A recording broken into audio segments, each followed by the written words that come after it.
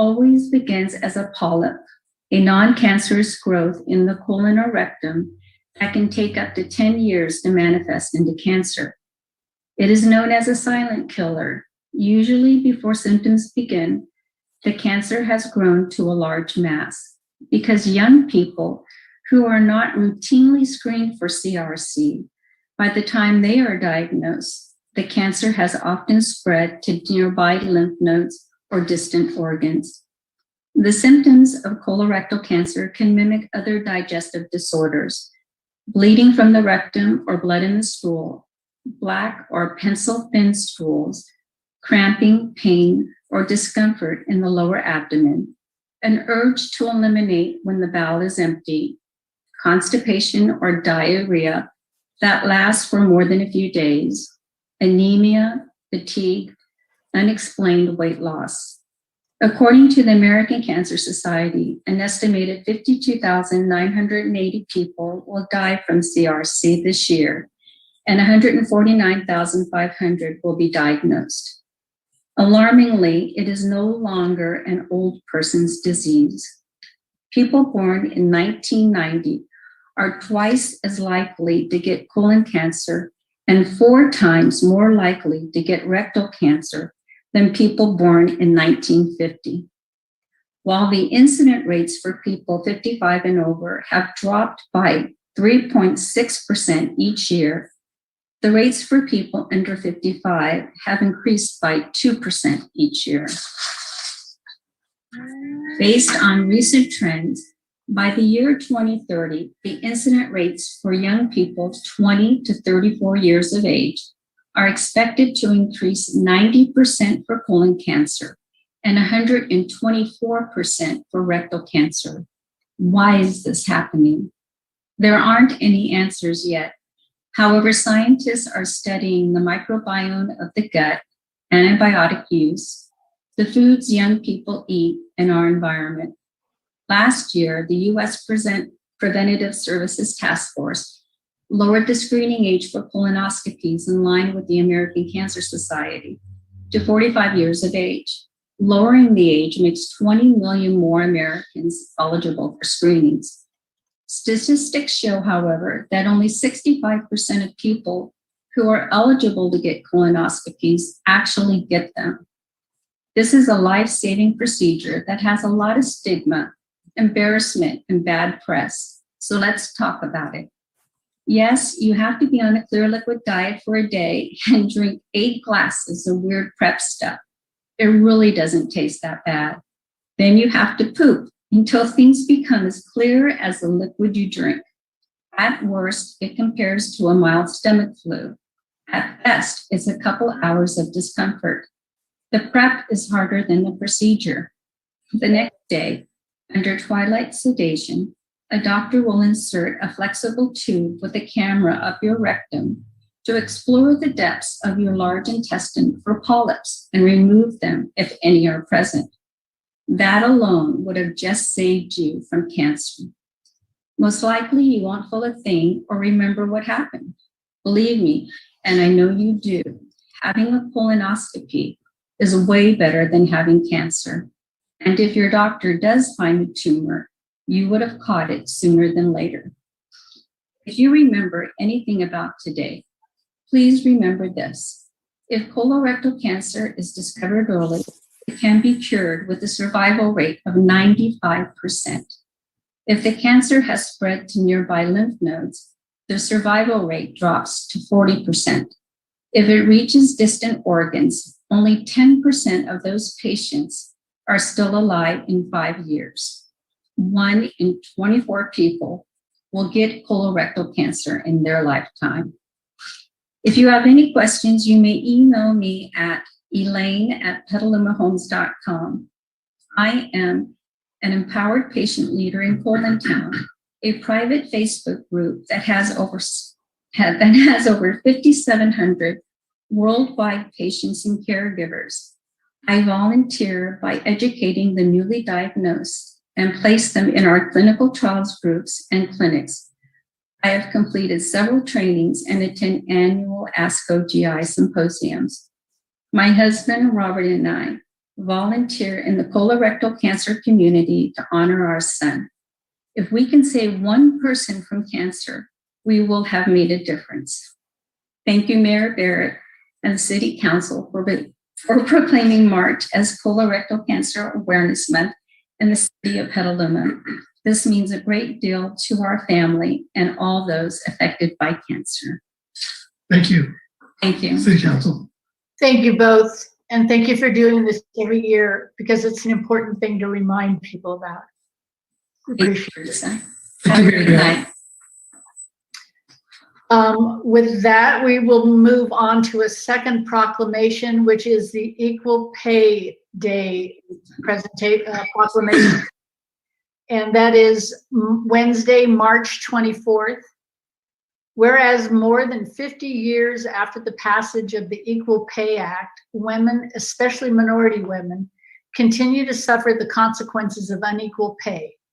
And whereas according to the U.S. Census Bureau, women working full-time year-round in 2020 typically earned 82% of what men earned, indicating little change or progress in pay equity.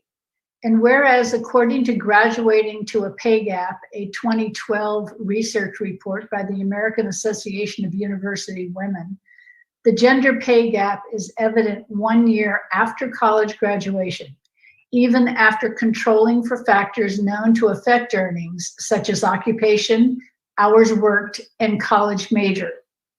And whereas the 2009, the Lilly Ledbetter Fair Pay Act was signed into law, which gives back to employees their day in court to challenge a pay gap.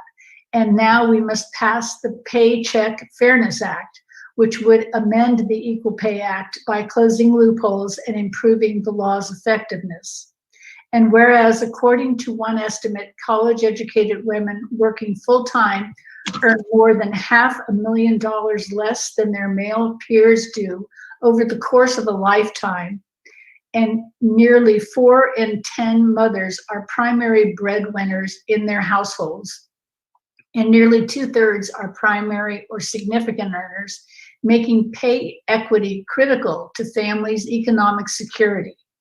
And whereas a lifetime of lower pay means women have less income to save for retirement and less income counted in the Social Security or pension benefit formula, fair pay strengthens the security of families today and eases future retirement costs while enhancing the American economy.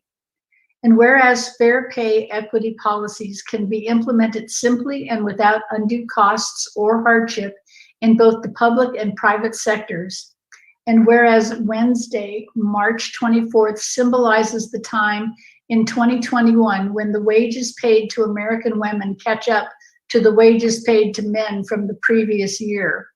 Now, therefore, be it resolved that I, Teresa Barrett, Mayor of Petaluma, along with the members of the City Council, do hereby proclaim Wednesday, March 24th, 2021 as Equal Pay Day. The Petaluma City Council urges the residents of Petaluma, California, to recognize the full value of women's skills and significant contributions to the labor force, and further encourages businesses to conduct an internal pay evaluation to ensure women are being paid fairly. So we have to accept this proclamation with us today. Pam Granger from the American Association of University Women Petaluma Chapter. Hi, thank you so much, Mayor Barrett and council members. Women's Equal Pay Day marks the day into the next year when a woman, on average, finally earns what a man did in 2020. This year, that's 15 months. Or if you look at a typical 9-to-5 workday, women start working without pay at 2:40 in the afternoon. March 24th may be the Equal Pay Day average, where women make 82 cents on the dollar. For Black women, Equal Pay Day isn't until August 3rd. Native American women earning 60 cents on the dollar have their equal pay day September 8th. And Latina women wait until October 21st. It's almost the trick part of Halloween, earning 55 cents on the dollar. Money is power, and women will never be equal to men unless they achieve full parity in earnings and wealth. So thank you so very much to the council for helping us to call attention to this so that we can all work on equal pay every day for everyone. And while I'm saying thank you, I'd like to give a long overdue shout out, since we're resting on public comment, to our City Hall for the assistance they gave our branch last October when we struggled wildly with how we were going to do our customary candidates forum night, with an okay from the city manager, Peggy Flynn, and able assistance, volunteer time from Patrick Carter. We were able to use the city's Zoom platform and learn how to do our first Zoom candidates forum. We also had backroom support from Technology Committee member Joshua Simmons and his partner, Christopher Nuggenbauer. So this is a night of thank yous from AEUW, 65 years in Petaluma, and we're happy to be partnering once again with City Hall. Thank you. Thank you, Pam. We appreciate that. And we are now going to move on to general public comment. I will ask our city clerk if she has received any general public comments. Madam Mayor, we received one general public comment, which is posted to the website with the agenda packet. Thank you very much. And so now I will ask our moderator, Patrick Carter, if he will open general public comment. Thank you, Madam Mayor. I'm going to share my screen. Members of the public wishing to speak in general public comments, so items that are not on the current agenda, I'm going to start this 30-second timer. And at the end of that, we will see how many hands we have raised and divide the time out from there. During general public comment, the public is invited to make comments on items of public interest that are within the City Council's subject matter jurisdiction and are not listed on the current agenda. Public comments are limited to up to 3 minutes per person. Depending on the number of persons wishing to address the council, the time will be allocated in equal shares, totaling no more than 20 minutes, subject to the council's discretion. And I will stop the timer there. And we have 6 hands raised. Ending with Raisa. Okay, so I believe that we will do 3 minutes. Looks like somebody lowered their hand. We'll do 3 minutes on the timer, Madam Mayor, unless there's an objection from council. No, we'll go ahead with that. Thank you. Okay, so I'm reset the 3-minute timer. First speaker is Mr. Springhorn, followed by John Hanania. Mr. Springhorn, you may unmute yourself and begin your comments. Thank you very much. Over the last 6 months, myself and other neighbors have been calling for the city to review and strengthen our wireless ordinances to ensure that our city and residents are protected. City staff and council have stated that you have heard us and that we need to trust you to do this work. So now we are going to do that. We now hand this over to you and are relying on you to 100% come through and produce a rock solid review and strengthening of our wireless ordinances. We ask you to ensure every opportunity is taken to push the envelope to give the city and its residents the very strongest possible protection against cell tower radiation and without any degree of compromise from cell tower developers and telecom corporations. Citizens are counting on you to follow through with your ask for us to trust you. Tomorrow, we will be sending you a petition that many hundred Petalumans have signed and continue to sign that echo what I am saying here tonight. With that, I cede the rest of my time. Thank you for your hard work and doing what is best for Petaluma. Thank you for your time. Thank you, Mr. Springhorn. Next speaker is John Hanania, followed by Drea Jean. John, you may unmute yourself and begin your comments. Greeting. I don't know how many of you know who Garbarino is. Garbarino in San Rafael owns the garbage company. I very highly recommend all of you to go and give a visit. If you go there, you'll see he have some peacocks If you watch the peacock, especially the male peacock, he'll be doing a beautiful dance with the feather around the female till he gets what he wants. And I don't know if you get my point. That's you guys, a politician. During an election, you make all kinds of promises.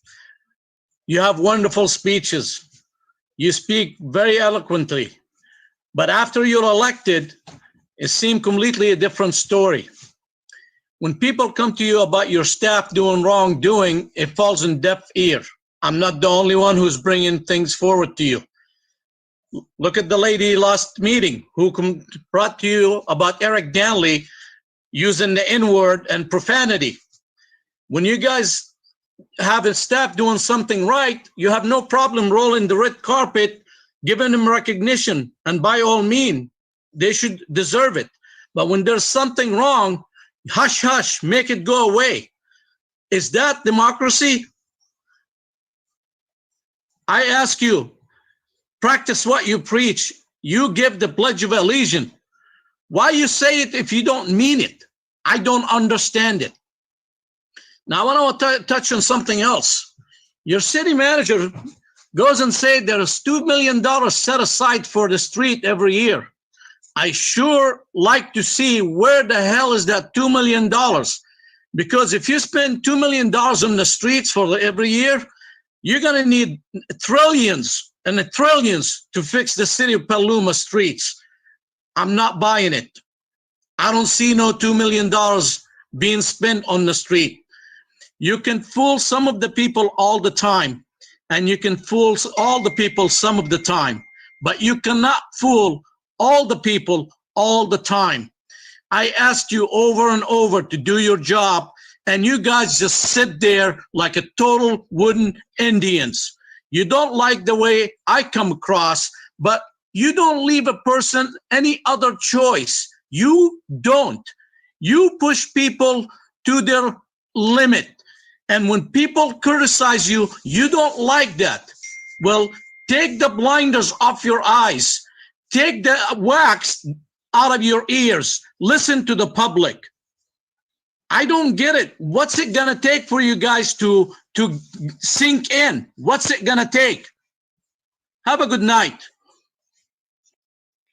Thank you for your comments, Mr. Hanania. Next speaker is Drea Jean, followed by Kylie Giovando. Drea, you may unmute yourself and begin your comments. Thank you, Council. I'm speaking tonight from the fairgrounds, along with some other members of our community who find that the fairgrounds is a very special place to our hearts. And, you know, I'm watching it and I'm looking at the sun set upon it, and I really don't want to see the sunset upon it and it go away someday and we never have it. So one of the things I wanted to bring up tonight is the fact that Petaluma keeps wanting to add more dense residential developments in our town. And with more people and the population increase, the city is going to need more open space and public recreation space, public gathering and community centers to accommodate the increase in the population. With denser communities, the need for land uses such that the current fairground supplies will be vital and necessary. The fairground supplies a myriad of uses to our community, and everyone benefits from it, even outside of our city. It brings much needed revenue and tourism as well. The fairgrounds is the heart of the city. It's where we all come together for all kinds of events. Planning its future needs to be inclusive to all that benefit from it. It needs to be thoughtfully done. We don't want a plan that takes away the integrity of what our fairgrounds offers today, but rather builds upon its current successes, uses, and makes it better. Thank you. Thank you for your comments, Drea. The next speaker is Kylie Giovando, followed by Tricia Ingerson. Kylie, you may unmute yourself and begin your comments. As a lifetime member of Petaluma Community, I would really like to see the City Council create and execute a long-term lease for our fairgrounds. The fairgrounds is not just about the fair, but it's a huge part of our community. It houses schools, is a place for events. You can spend a Saturday evening with your family at the Speedway, and so much more. A huge impact of this place provides a safe haven for those that have to flee from fires. In all reality, fires in California aren't going away.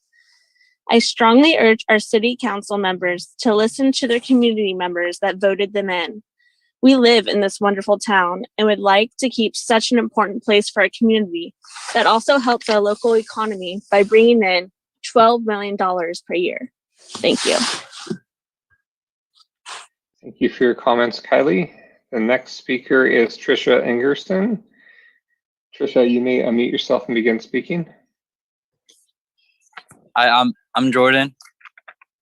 The Sonoma Marine Fair and the city of Petaluma have always been connected from the start. Petaluma was incorporated in 1858, and the fair first started the next year in 1859. The fairgrounds is and will always be the heart of Petaluma, and one without the other is a sign of damage and failure. The city purchased an existing property of the Sonoma Marine Fairgrounds and Event Center from Harry Stover Estate in 1911, with plans of keeping the property as a recreational area as it had been for so many years. In years past, it was the fairgrounds, horse track, and emergency shelter for 210 orphans during the 1906 San Francisco earthquake, and recreational park for the community. The names of all the people involved with the fairgrounds over the years reads like a list of founding individuals of this beautiful city. In 1936, the city entered into an agreement with the 4th District Fair Board to give them full control of the property. This agreement is allowed for the property to get funding from the government through the Fair Board. And the improvement started in 1936. The fairgrounds is not to a burden on the city, but an asset, and it stimulates and creates economic growth in the city. It is an attraction all year round and brings $12 million a year into the local economy.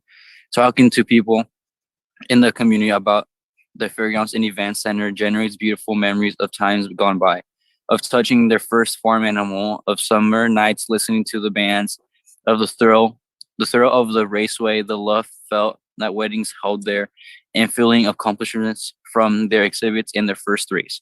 They remember as a child holding the hands of their grandparents and parents, looking up through the crowds at the rides. The fairgrounds and event center has different meanings for everyone in town, but they are crowds that they are the wholesome and wonderful. The more I walk through the community and more I talk to the people, the more I find it troubling that there are so many that are unaware that the city council is discussing development the fairgrounds property. They are troubling and concerned that the city council is not acting in the best interest of the community, especially after the council's comments from the January 21st, 2021 meeting.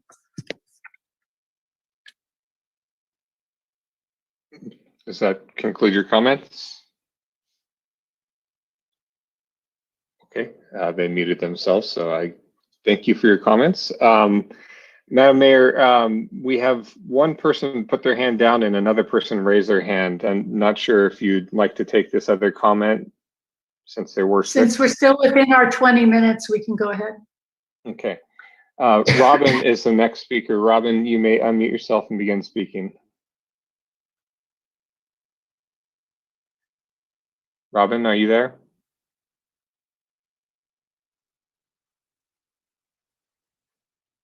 How about now?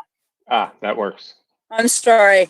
Thank you for giving me the opportunity to ask a question of the City Council. I do understand that you're planning on not renewing the fairgrounds lease. Not only am I concerned about the fair and youth involvement through 4-H and FFA, I'm also concerned about where Petaluma fire victims will be able to safely house their livestock in the event of a catastrophic fires that we've seen over the past several years.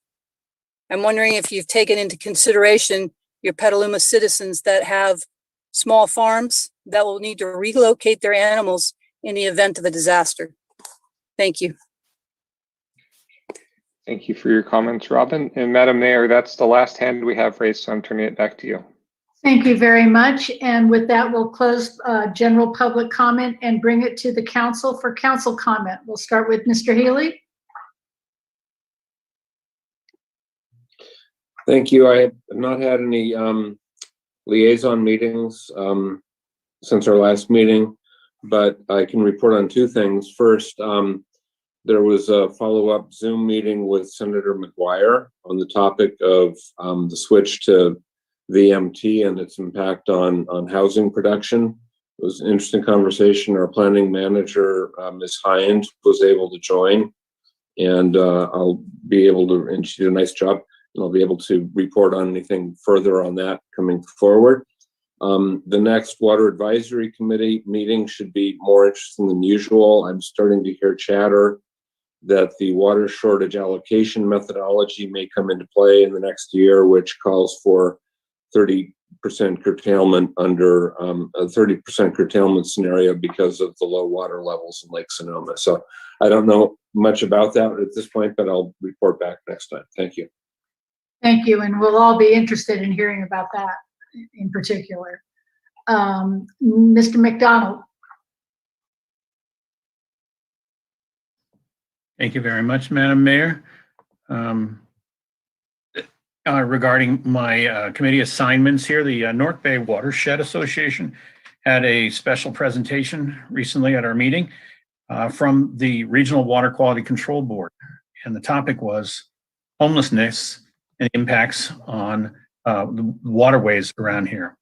And it's interesting how a regulatory water authority like that is involved in trying to find solutions for homelessness. It was a real positive on how many folks are trying to come up with what the answer is for our homelessness problem. The other boards that I'm affiliated with, the Continuum of Care, which is the county's HUD mandated system of care for homelessness, is looking to get the county to provide more focused leadership. And to that end, they met on March 10th regarding funding decisions. And there is a lot of funding coming down from the Fed and state to make changes. And the question is what's the most effective way to make those changes? The cities collectively are concerned about this and have formed a group of ad hoc city council members. And they met on March 12th with similar concerns and efforts to improve the situation. The county has recently updated their strategic plan, and they're reaching out to the cities and the city managers as to how to improve the coordination and collaboration. And the city managers pointed out a couple of key areas. County needs to place housing and homelessness in the right structure within the county to be effective. And they need to clearly emphasize the role of this public board, the Continuum of Care. And also important is third-party review of the lead agency options and the way we do business now. So it's a big time at the county and regarding funding for possibly gaining some ground on this horrible problem. And in addition to that, the county health department and CDC has had significant turnover, and this makes it an opportune time to take a big step forward. I'm also digressing a little here, but housing is very key to homelessness solutions. And we talk a lot about affordable housing, but that cost is now reaching $750,000 per unit of new affordable housing. And that's shocking. We're losing ground on this effort to house people. We need to take bold and different actions. The status quo is failing us. We need the county to collaborate here as well as in the homeless continuum of care efforts. Another group I'm liaison to is the Pedestrian and Bicycle Advisory Committee. They met on March 3rd, and amongst the topics brought up there, we talk about the condition of sidewalks in Petaluma and the poor condition of sidewalks in Petaluma, and the fact that it is the responsibility of the homeowners to maintain sidewalks. The city has a program where they will finance homeowner improvements, and I'm encouraging all to participate in improving their sidewalks. But I think that the program we have is not quite reaching as far as it should, and I'd like to see the city come up with a little better program, an incentive-driven program to bring homeowners into having a good, walkable, bikeable city. Thank you very much. Thank you, council member. Council member. Thank you, Madam Mayor. Both of my liaison assignments met since our last meeting. Sonoma Clean Power Board met on March 4th. A couple of the highlights were the Advanced Energy Center that's being constructed in downtown Santa Rosa is nearing completion. Probably toward hopefully from their perspective, in the time frame of the summer. I'll be getting a tour of the center later on this month, along with some other board members and members of the Community Advisory Committee. And I'll report back on what I see. I've been hearing about this for quite a while, but haven't had a chance to take a close look. Petaluma going evergreen was met with much delight and happiness and Zoom applause. So all of you got cheers in absentia. The 1 megawatt Sonoma Clean Power project under its Profit program is completed. It's outside Petaluma. It's called Petaluma Energy East. It's actually located west of Petaluma. I'm not quite sure how that happened. I was not consulted on the name, but it's 1 megawatt, and it has solar panels that are mechanically rotated throughout the day to follow the sun's path to generate more energy. And that is the third Sonoma Clean Power solar project within a short distance of the city of Petaluma, all within the city of Petaluma or Petaluma zip codes. Jeff Cyphers, our CEO, participated in the first meeting of the California Community Power, also known as CC Power, the JPA that was entered into. And they had a long discussion on how to establish and create battery programs and others to create long-term energy storage. The next wave of trying to figure out how to power ourselves through some of the clean energy that's being produced. Although it was a very minor part of our report, there was a lengthy discussion on electronic bikes and the regulations related to it. This was in part responding to the 200 electric bike that have incentives to income qualified Sonoma Clean Power customers. So trying to get some more bikes out there, and also some attention to the use of electronic bikes. But as noted in public comment 2 weeks ago, the regulations surrounding that seem to be a pretty garbled mess, and probably in need of some attention, certainly at the county level, at some point in the very near future. So people that are commuting on e-bikes, using them for their transit, or just using them for enjoyment, have some sense of what the rules are as they go from city to city. And then lastly, the Sonoma Clean Power Board took a position of support for SB 612, which is called the Ratepayer Equity Act, relating to how investor-owned utilities charge CCA customers for some of their transmission services, as well as their extra charge for contracts entered into prior to the existence of CCAs. And it reiterated support for HR 763, which is the carbon tax that this council supported probably about 2 years ago, but apparently has a little more life right now in Congress.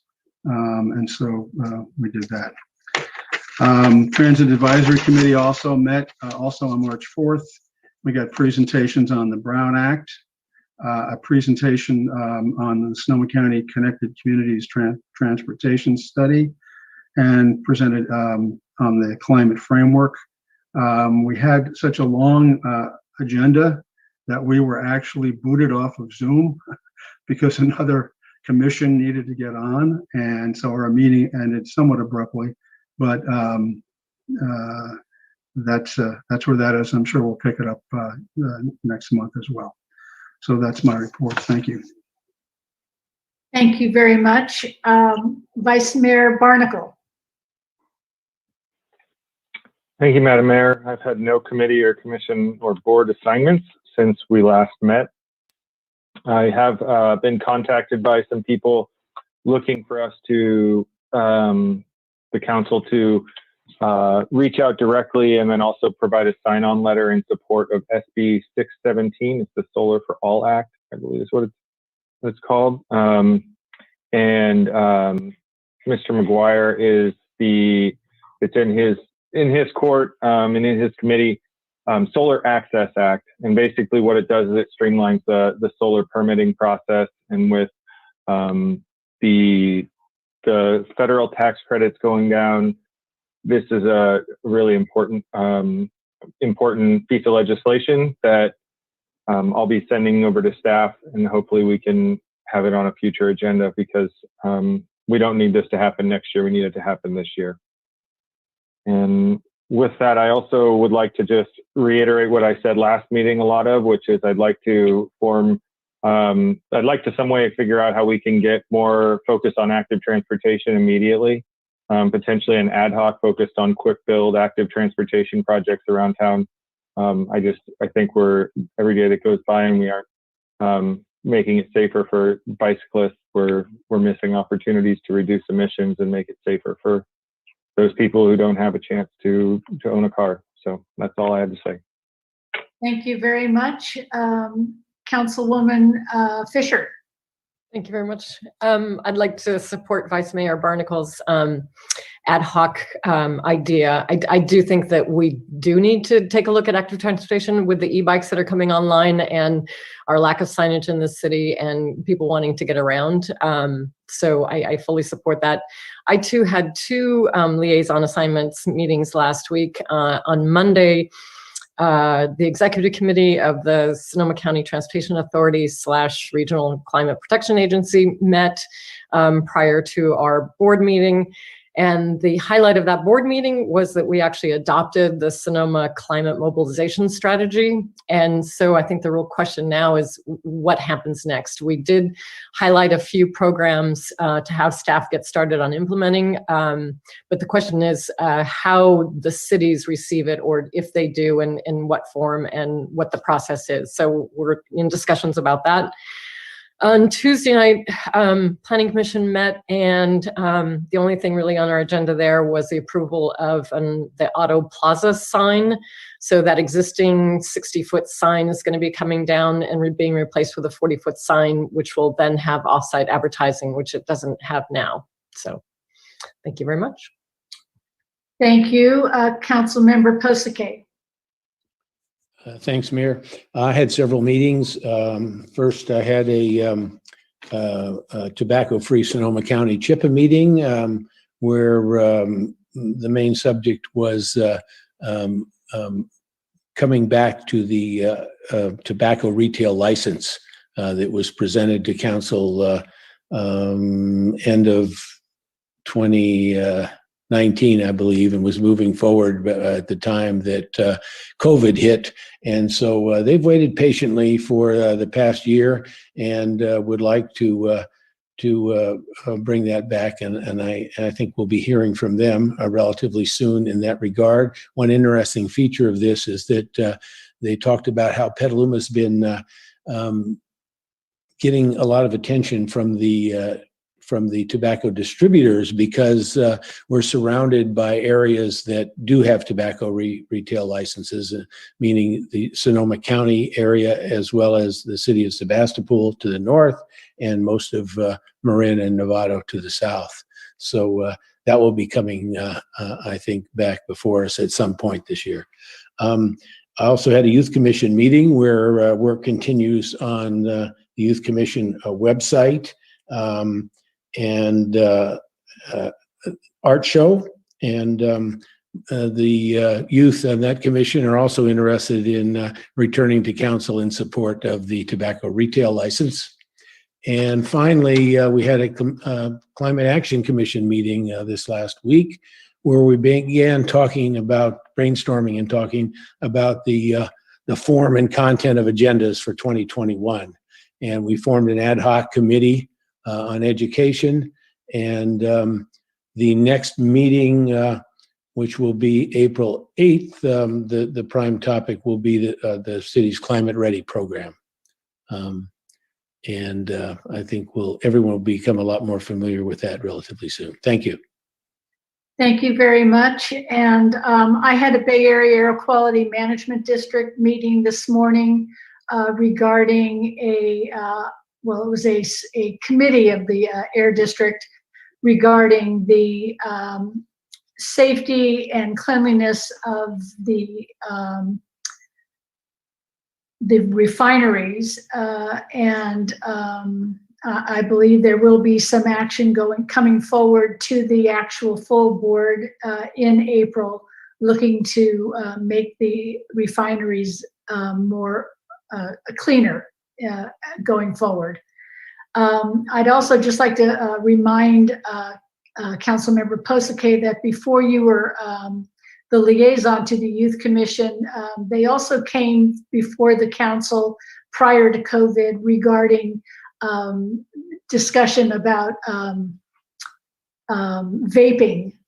So if they're going to come to us about tobacco, they might want to roll those two back in together, because I don't believe we took any action regarding the vaping issue. Yes? I'm sorry, I didn't use that word, but this is the exact same license as before, with vaping rolled into it as well. Oh, okay, great, thank you. All right, with that, we will go to our city manager, Peggy Flynn. Thank you, Mayor, City Council members, and community. Yesterday, Sonoma County officially entered the red tier of the state's blueprint for a safer economy. And as we look forward to the opportunities this affords our local businesses, residents, and economy, it remains imperative that we continue mitigation measures such as vaccinations, social distancing, and masking, along with widespread testing. These are important steps on the road to complete reopening, and there's a bright light at the end of the tunnel, but it's important that we remain vigilant in our efforts so that we can keep moving in the right direction. For more information, you can go to our website at cityofpetaluma.org and hit latest news and get the latest information for both businesses and residents, vaccinations, information on vaccinations, testing, and what the red tier means. Just to respond to Councilmember Posake's request on the TRL, the tobacco retail licensing, we have a number of legislative priorities in the queue. This May, we will be bringing the all-electric code to council. In addition, we're targeting late April for the right of retention. And I would imagine the TRL will have to come sometime after that, but we are working diligently to get through our legislative priorities now that the city attorney's office is staffing up.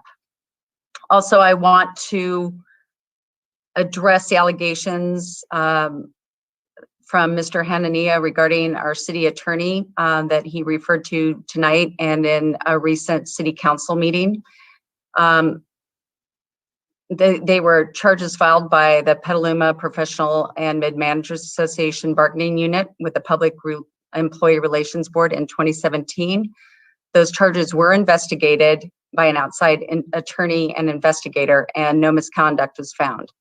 And just another point of fact is that anytime there is any question about misconduct by a city employee, that gets investigated and taken seriously. So nothing gets excused or swept under the rug. We deal with it directly. So thank you. Thank you very much. Now we're going on to the approval of minutes. We have minutes for January 21st, February 22nd, and March 1st of 2021. Is there anyone who has any corrections? Okay, I'm not seeing any hands, so we will adopt the minutes as submitted. Now we will move on to approval of the proposed agenda for April 5th. I will need a motion for this. Councilmember Fisher, I'll move approval of the proposed agenda. Councilmember McDonald, And second, thank you so much. And we'll have a roll call vote. Crick, Yes. Barnacle, Yes. Fisher, Yes. Healy, Yes. King, Yes. McDonald, yes. Hosaka. Yes. Motion passes unanimously. Thank you very much. And we're on to the consent calendar. Is there anyone on the council who would like to pull any item on the consent calendar? I'm not seeing any hands go up, so we can open it up to public comment. And City Clerk, have you received any public comment on the consent calendar? Madam Mayor, no public comments for the consent calendar. Okay, so moderator, do you want to open public comment on those people in attendance, please? Thank you, Madam Mayor. Members of the public wishing to speak on the consent calendar items, please raise your hand in Zoom and you'll be called on in turn. You'll have 3 minutes in which to give your comments, and speakers are encouraged to be respectful. Threats of violence and obscenity are grounds for removal from the meeting. I see 2 hands currently raised. First is Ben Peters, followed by Sheila Baker. Ben, you may unmute yourself and begin your comments. And congratulations on your child, I hear. Yeah, thanks everyone. Hopefully you can hear me. So this is a public comment I sent in at 4:20 p.m. today. So hopefully it does get posted to the city website in meeting the deadline. So I'm not sure if there was an oversight there. Anyway, this is my comment regarding low-income housing. So this report represents an opportunity for the Petaluma City Council and citizens to further understand and clarify our low-income housing and homeless funding allocations. The report states that the amount deposited into the fund was $241,000. Of that amount, $228,000 were transferred to the city housing funds to support administrative costs. The report also confirms on page 8 that spending on homeless prevention and rapid rehousing services was $0. So I have 3 questions. Question 1, will this funding stream remain stable, i.e. the income from the 22.8 million notes receivable? Question 2, is it possible to reduce the flow or transfer of funds into other housing administration funds so we can create and improve our rapid rehousing programs? Question number 3, describe the city's current rapid rehousing strategy and programs and what it would take to create a suite of programs to meet our actual needs.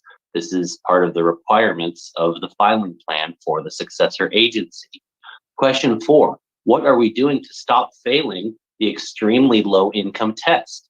This test was a requirement as part of the legislation for dissolving the successor agencies. We are not currently meeting this test. What we need is a diverse variety of programs so we are ready and well positioned when funding becomes available. We should use the successor agency as one tool in our tool belt so that when funding becomes available, we'll be ready. This funding can come from the state of the feds, county measure O, the city measure CC hospital sale income. We already have one sale, that's the auto dealer lot next to the old Petaluma Valley Athletic Club. So that's several $100,000 that's going to go into the successor agency. And hopefully we don't get another $0 amount for our extremely low income housing population. With the fund transfer to other housing admin, it might likely support some low-income housing and rehousing effort. Report gives us an opportunity to consider alternatives. The city of Petaluma owns several properties already. There are great candidates for low-income housing. For example, we can add 3 ADUs to the single-family housing on Payran Bridge, and we can use successor agency housing funding to do that. Let's stop using the old. Sorry about that, Ben. Your time ran out. Next speaker is Sheila Baker. Sheila, you may unmute yourself and begin your comments. Hi, thank you very much. I just wanted to register my appreciation for agenda item 3A, and that I'm really pleased to read about the funds that will come, the road maintenance and rehabilitation account funds to roads and streets. And I'm pretty sure that I speak for the whole city of Petaluma, that how delightful it is that some work will be done on McDowell. And it sounds like it's going to, really also these funds will open up the door for road repairs and street repairs that we need. And this is really, really necessary for our city. So this is good news. And I just want to say thank you very much for including this as an agenda item and for this little gift to the city. Thank you. Thank you, Sheila. And Madam Mayor, there are no other hands raised, so I will turn it back to you. Okay, thank you very much. And with that, I will ask if there is a motion. Oops, I'm sorry. I'm on the wrong page. Okay, Councilmember McDonald. Yes, I'd be happy to motion this. And I also did want to slip in a little comment before motion the item. We're talking a lot about McDowell at item 3A, both at this meeting and at the next meeting.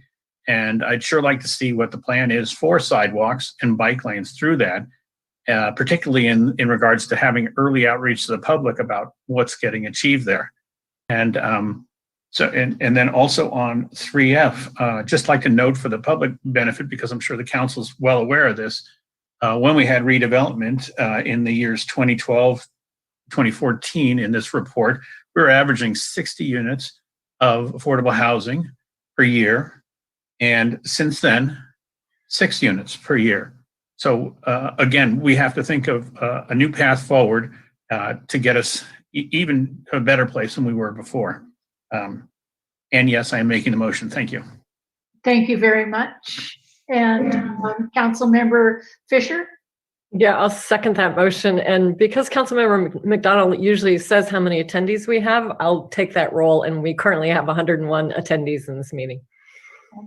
Thank you both very much. We have a motion by McDonald and a second by Fisher, and we'll have a roll call vote. Barrett? Yes. Barnacle? Yes. Fisher? Yes. Healy? Yes. King? Yes. McDonald? Yes. Kosake? Yes. Motion passes unanimously. And Madam Mayor, for the record, we did receive Mr. Peters' letter that will be posted to the website tomorrow. We received a large volume at the end of the day that have not all made it to the website quite yet. Okay, thank you for that clarification.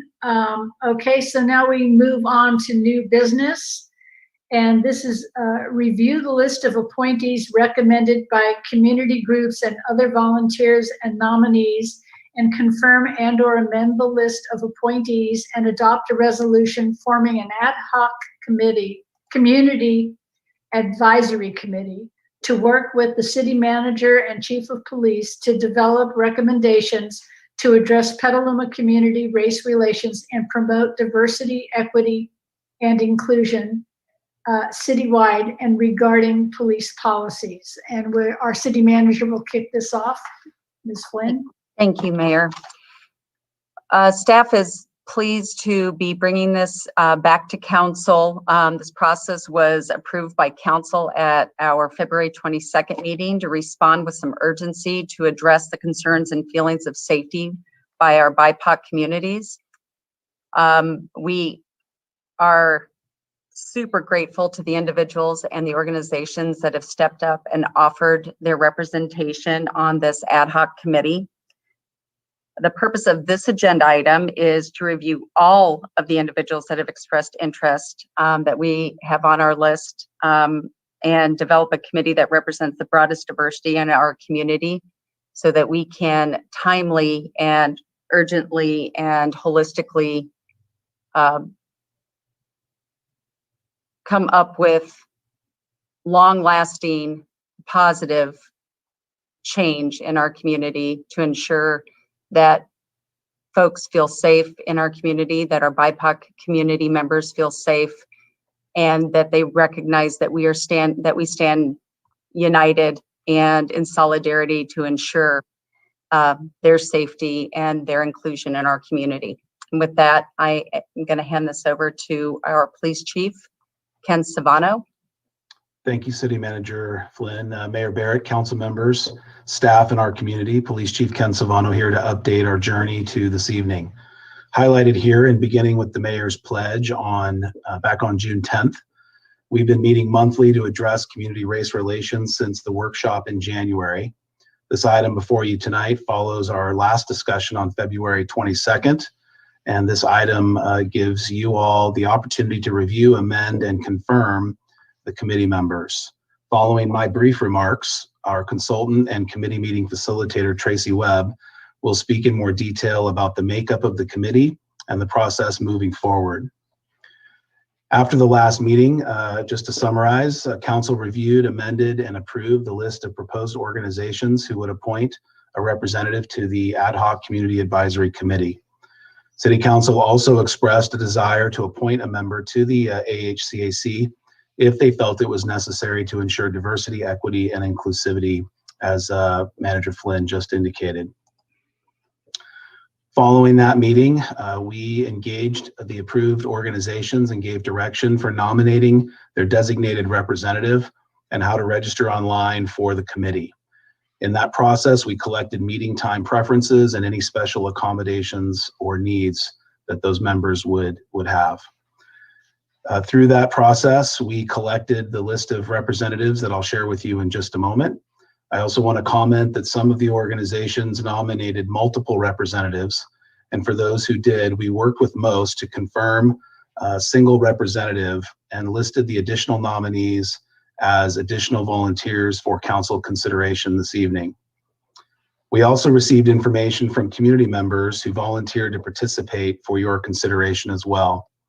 And then we received nominations for additional community members who were also nominated by other community members that will be listed for you in just a moment for consideration as well.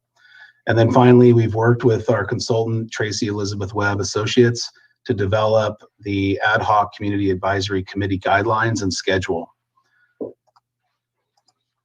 Here is the list of organizations that we discussed back on February 22nd. And here is the list of organizations with their designated representatives. You'll note that there are 22 individual representatives. And then below that list of 22, you'll see the additional volunteers and nominated community members for your consideration. And with that, I'll turn it over to Tracy Elizabeth Webb Associates, our facilitator, to take it from here. Thank you. I think Aaron needs to turn my video on. Okay, let me see. Here we go. Yeah, gave me the. All right, how's that? Can everyone see me? All right. Well, hello, Madam Mayor and council members and all of the audience that's here with us. It is a pleasure to be back with you. The main point that I want to make before we go through a few of the 3 more slides actually, is that it's very, very important that this committee be inclusive. It's also important that it be at a manageable size so that we can actually engage in dialogue. You know, we're in this very strange Zoom world, and I'd much rather do this in person, but we can't safely right now. So it makes handling a big group, when I say handling, I mean facilitating a big group so that everyone gets a chance to speak and really speak authentically. We need to keep it at a certain level, and I'll talk about that in a second. So if we can go to the next slide, which is the first pie chart, please. Thank you. So this shows the composition of the committee as it stands so far with the 22 people that have been put forth, either community volunteers or put forth by the various organizations. So mixed race, 9%, Latinx, 18%, Caucasian, 23%, Asian, 5%, and Black or African American or of African descent, the balance. So it's a fairly well-balanced group, particularly in terms of BIPOC, the BIPOC population, because we absolutely need to hear from everyone, but we really need to hear the stories and the opinions from the people who this really impacts. So let's go to the next slide, please. The other data that's of use here is the LGBTQI members are 23% and all other members are 77%. So we have some representation there. And may we go to the last slide, please. So here that we look at the how people represent or present themselves by pronoun, and for she, her, we have 61%, he, him, 39%. Okay, so you can, that's the end of the slides there. I just want to talk with you for a second. So it's really important, as I mentioned, that we have a manageable size. And ideally, it's 20 to 25 when we want to facilitate conversation.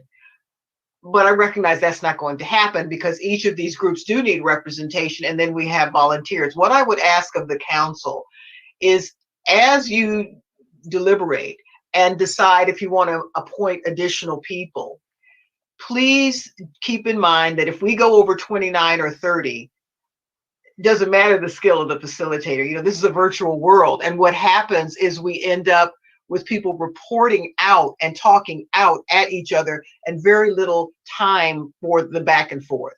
We want to be respectful of people's time and keep these meetings to, you know, an hour and a half, 2 hours max, because people are giving up their time for this. But yet we want those conversations to be full and meaningful, because at the end of the day, we need to come out of these meetings with action plans for the council to consider. In order to do that, we have to have the space to do it and the time. So if I can ask if you can keep it to ideal, if I could wave my magic wand, it would be 25, but no more than 29. That would be really helpful. I'm open to questions if you have any, if the council or the mayor has any questions. Okay, thank you. And Patrick, can we stop having that up so I can see everybody? Thank you.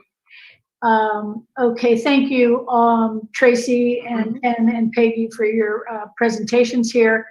And I will ask the council if there's any questions about what is here, what you've heard so far. Then I'll just kick it off with a couple questions.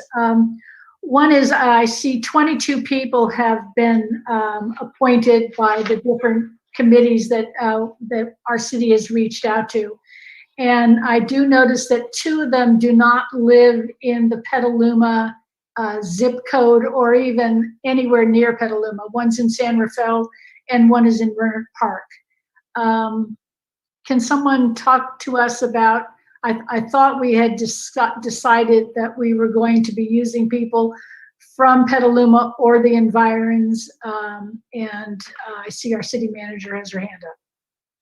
The mayor, when we did reach out to the organizations, we expressed a preference for Petaluma zip code, and that the committee be composed of diverse and represent members of various ethnic groups, gender identities, sexual orientation, age, but not every organization offered or had individuals who could meet those guidelines. So we wanted to float those names so you had an option, but okay, that's what we were given. Okay, thank you, and I appreciate that. And since there's only 2 that really don't meet that qualification, that's not that many. I'd also like to ask the council members if anybody has someone that they would like to see also added to that group. And I see the vice mayor's hand just jumped up. Yes, Madam Mayor. There's actually 3 people on the list that don't have a Petaluma, that aren't listed in Petaluma, but neither here nor there. I would like to. Sorry. I'd like to suggest Eric Leland. Since I've known Eric, he's done a lot of research on this. He's talked to people. I think he's an outstanding listener. I've worked with him on numerous things, and I think he's a great listener. I think he does his homework and he asks good questions, and I would like to recommend him. He'd be added to the group. Thank you. Council Member Posake, followed by Council Member Healy and King. I'm coming, here I am. I just wanted to bring up Claudia Della Pena is on the list as from Santa Rosa, and she states that was an error, that because the group is in Santa Rosa, they put that down, but that she lives in Petaluma. Thank you. Okay, so we're back to 2. That's still good. Okay, and Councilmember Healy, did you have anyone you wanted to suggest, Councilmember Puscake? Sure. I would, well, no, not anyone that's not on the list. I was going to. Okay, thank you. Yeah, if they're on the list, they don't need 2. Even the bottom list as well? No, just the 22. Okay. I would suggest that I'd like to have consideration for Zaira Garcia from the bottom list. Okay, and Councilmember Healy. Thank you. So my understanding is that Ms. Garcia lives in the East Bay these days, but I could be wrong and people can correct me on that. But in terms of the folks that I would like to see added, there's 2. One is Rabbi Feldman, or his designee, in light of the anti-Semitic things that my former colleague Janice Cater Thompson has been sharing with the council lately. And the second person would be Stefan Perez, because I don't see anyone else on the top list who's Native American. Thank you. Councilmember Healy, we're just putting in 1 name. So would you like to choose between those 2, or? No, I didn't realize it was a 1-name thing, but those are the ones I'd like to see. Well, okay, I guess we're just going to have to see about that voting then. I'm not sure how that would work. We did ask each person to submit 1 name. So Councilmember King. Yes, thank you, Madam Mayor. I believe North Bay Animal Services should be represented on this group, and Mark Scott has been their designee. You know, the North Bay Animal Services is almost quasi-police in some respect, but also interact with the police department and interact quite a bit with the public. I think it would be important to have a representative from that group, and their executive director, Mark Scott, is the person I think that they have put forth. So that would be the name that I would have, and that's not at the exclusion of others on the list, but certainly North Bay Animal Services, in my view, should be on there. Thank you. Councilmember Puscake, is your hand still up, or is it up again? You're muted. Hey, but now I would like to keep it up, have it up again. If I have to wait my turn, it's okay. So go ahead. No, just wanted to add that I was unclear as well as where Zaira was living these days, but she says I asked her 2 days ago. She says she's living in Petaluma again. Okay, thank you.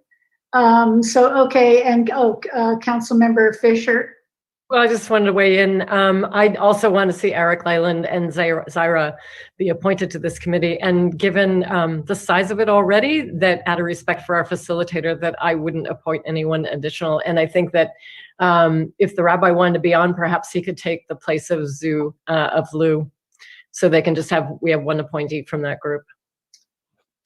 Okay, and I would like to nominate Sadie Martinez. I have spoken with her, and I think she has a very unique experience in our community, and I think she is willing to serve on this group, and so I would put her name in nomination. And Councilmember McDonald, did you have anyone you wanted to put on? Thank you very much. We're already reaching the near maximum. I appreciate the 29, allowing for 1 council appointment each to get from 22 to 29. But I support most of the names that are up there now and don't see a need for 1 more. I like all the names we're adding. Thank you. Okay, thank you. So there are 22 names. Plus we have 1, 2, 3, 4, and possibly, 5 or 6 names here. And there's been a point that I'm not really comfortable with one council member making two recommendations. I just don't really feel that, There is already a representative from the Petaluma, what is it, the Council on Community Relations, I believe is what it's called, which is also what Mr. Feldman is on. So, you know, and we haven't let other groups have 2 people on their list. So I would like to keep it at 1 per group. But I'm not sure Mr. Healy's hand is back up or is just still up. Did you want to speak to that? Sure. So if I'm limited to 1, I would support Rabbi Feldman. Okay, thank you for that. I appreciate your cooperation on that. And City Manager. I would just add that I believe that Rabbi Feldman is representing the B'nai Israel faith community and not PCRC. Just as a clarification.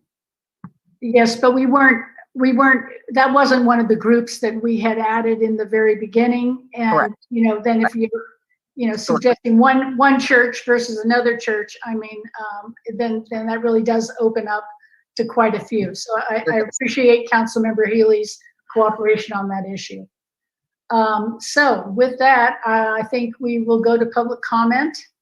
And as City Clerk, have you received any public comment on this item? Madam Mayor, we have 6 public comments posted to the website. Okay, thank you. And Patrick, could we open public comment for those in attendance?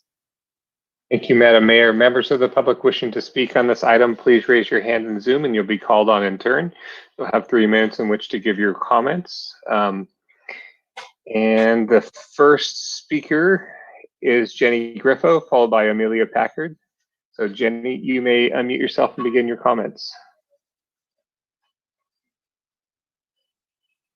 Jenny, are you there? Yes, hi, sorry. Thank you. You know, I think tonight it is important to remember the advocacy and effort that went into getting us to this very important point. It started with creating the listening circles over the summer of 2020. The main people and groups that made this important and successful step happen were Sonoma County Black Coalition, the Petaluma Chapter of the North Bay Organizing Project, Indivisible Petaluma, Petaluma Tide, and in particular, a few people really drove it forward. Zyra, Amber, Aaron, Claudia, Faith, and so many others who tirelessly advocate for equity and justice in Petaluma. The listening circles were carefully executed to make sure the widest part of our community were heard and a safe space for BIPOC community members was created. And then the data had to be carefully analyzed, discussed, and reported with specific recommendations. Hundreds of hours were volunteered and donated by our community members, with the only goal of ensuring equity and justice is at the forefront of our community and policing. We are literally here tonight because of them, and I am so thankful for all of the hard work it took and takes every day. I want to commend the city and staff and elected officials for showing up to those listening circles, supporting the work that followed, and driving it forward this year. And I want to encourage you to stay the course and remember that there will always be voices that seek to limit progress in the name of whatever excuse they find in that moment. And those voices can be very loud, harmful, and frankly annoying. But they represent such a small part of our population. The vast majority of Petalumans have huge hearts, support this work, and know that we are better and stronger when we ensure we are safe for all. I am proud tonight to see so many incredible community members appointed, and I hope the additional appointments reflect those that truly seek to move Petaluma forward for all Petalumans. I hope this committee is given real powers and ability to execute effectively on the goals they've been given. They should have a subpoena powers over law enforcement to investigate and discipline acts of police abuse. And I hope that we return to the report from the listening circles to ensure that the many other reforms that are critical to ensuring equity and justice are pursued. We're already on our way, and I commend the council for additionally exploring the CAHOOTS model as an alternative to policing for mental health calls. This is a profound, solemn, and critical moment for all of us in Petaluma. We need this ad hoc committee to be aware, competent, responsive, anti-racist, transparent, accountable, and to work to create racial equity. I hope each of your appointments reflects those goals and helps us to become the best Petaluma we can be. Our children and the Kindness Committee are watching. Thank you. Thank you, Jenny. Next speaker is Amelia Packard, followed by Stefan Perez. Amelia, you may unmute yourself and begin your comments. Hi, this is Amelia. I'm speaking on behalf of Petaluma Youth for Cahoots. We, both Risa and I, submitted applications for this ad hoc committee, and we were under the impression that because we're both youth and our leadership team is so small, that we would perhaps both be allowed to be on this commission. We have been working closely and diligently since October to bring awareness to the City Council for the Cahoots program. Being young people in an adult dominated atmosphere can be highly intimidating. So 2 people from our organization would be really beneficial. We just wanted you to consider both of us for this position and not just take one out of the 2 without further consideration. We really would both like to be represented on this council. We both want to have a say in what happens with the future of Cahoots in this town, and it would be really important to have us both represented in the change making process. So if there's any way that we can both be on the council, even though we're representing the same group, that would be amazing. Thank you, Amelia. Next speaker is Stefan Perez, followed by Eric Schultz. Stefan, you may unmute yourself and begin speaking. Hello, I'm Stefan Perez. Firstly, I would like to thank the council for responding to my emails and the emails of my fellow Petalumans who asked that I have a seat on this ad hoc committee. I just thought I would introduce myself to the other council members who I haven't met and everybody who's watching. I'm a small business owner, I'm a teacher, I'm by POC, and along with a number of Petalumans, I deeply care about the future for our city. Petaluma is very special to all of us, and that's obvious, or else we wouldn't all be here. But I have a kind of a special connection that's a little different. You know, the name Petaluma comes from the name of a Coast Miwok village that used to be on the east side of our river, and that's where my ancestors lived. And my tribe is part of that. You know, I'm part of the Federated Indians of Great Rancheria. And if the list of names was any indicator, I think I'm the only Indigenous person being considered so far. But my identity isn't the only reason I feel that I should be considered. But part of what I believe I can bring to this committee is an outsider perspective. I'm not associated with any of the organizations that were pulled from to form this committee. And I don't have any endorsements from any of them either. I only have the backing of regular Petalumans, and we all met online during the 2020 lockdown. So, we've just been discussing issues, across the political spectrum and discuss challenges facing our community. And eventually we knew that we wanted to be included with forming our city's future without having to belong to one of these organizations in order to be heard. I attended the community forum on racism and police interactions in July of last year. But I didn't have any negative interactions with the police to share. And I talked to Dr. Poske about this on the phone. I understand that my experience as a BIPOC in Petaluma isn't the same as other BIPOC Petalumans. And that is something that I think I could bring, that we're not a monolith that all think the same. We have different experiences and different lives. Being open with our varying interactions will, I think, only lead to an effective solution that I think the council is looking for. And so I want to be a part of that change and something that lasts and can be a model for other cities to look forward to. And we can only achieve that with open dialogue and open minds. So thank you again for your consideration. Thank you, Stefan. Next speaker is Eric Schultz, followed by Blake Hooper. Eric, you may unmute yourself and begin speaking. Hello, thank you. My name is Eric Schultz, and I'm speaking on behalf of Stefan Perez. My perception of him is that he represents a group that should be reflected on any sort of a committee that is reflecting diversity, equity, and inclusion is concerned with policing, and that's the people that are older in this community, like myself, retired. We predate the internet. We're not that skilled with community organizing. I needed help even to get onto this Zoom meeting and talk to you all. Stefan Perez is, of course, younger than I am. He's BIPOC, and I'm not. However, he has shown the ability to speak to me and address the concerns that I have about policing and public safety. There's a lot of us out here who are very interested and concerned about equity, inclusion, but also safety. And I think it's important that our concerns, even if we're not that noticeable, that our concerns are taken into account. And I believe that Stefan has shown the ability to talk with me in a way that makes me feel heard, even if I'm a little older. And I really appreciate that coming from him. So thank you. Thank you, Eric. Next speaker is Blake Hooper, followed by Jerry Threet. Blake, you may unmute yourself and begin speaking. Thank you. I wanted to echo Jenny Griffith's comments and thank everyone who was involved in ensuring the formation of this ad hoc committee. And I wanted to highlight the work done by community organizations to ensure that this advisory committee is actually represented, at least majority, by people of color.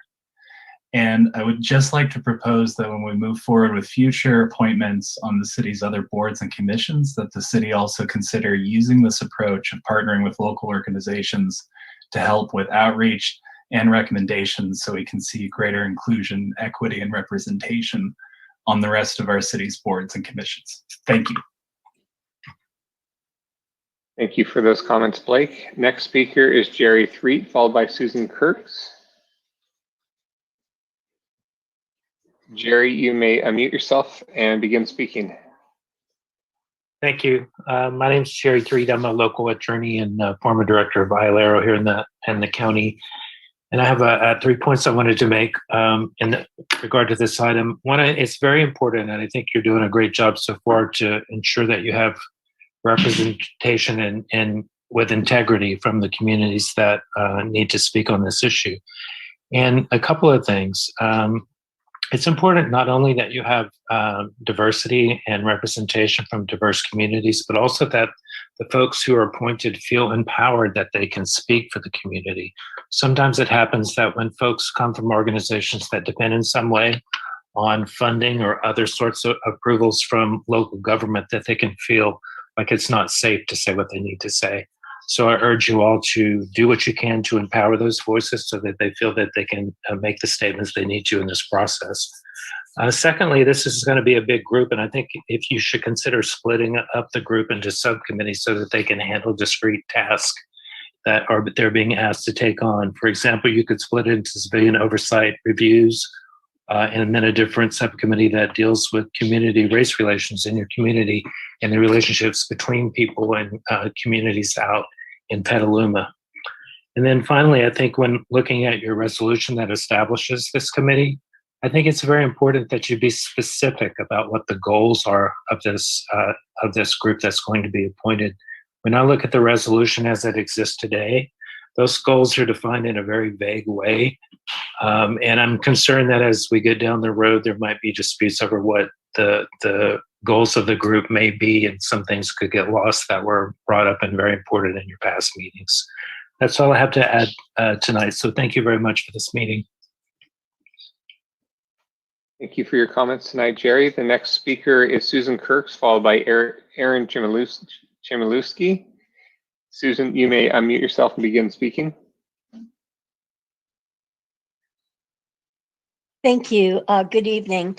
I appreciate the opportunity to ask a question first and then make a few observations. I wanted to be sure I understood correctly that this is an advisory committee that's being formed to bring guidance and advice to the council, and that after this committee does its work, that there will be an oversight committee for community safety that comes out of this process. So I wanted to be sure I understood the difference between the oversight committee that's been advocated for, and of course we really need, and the advisory committee's role, if someone could address that.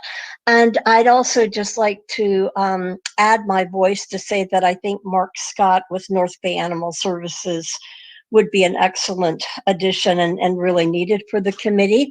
Ms. Garcia has been a very authentic advocate, and I think is also an excellent addition to the good list that you have. And I agree that Rabbi Feldman should also be on this committee.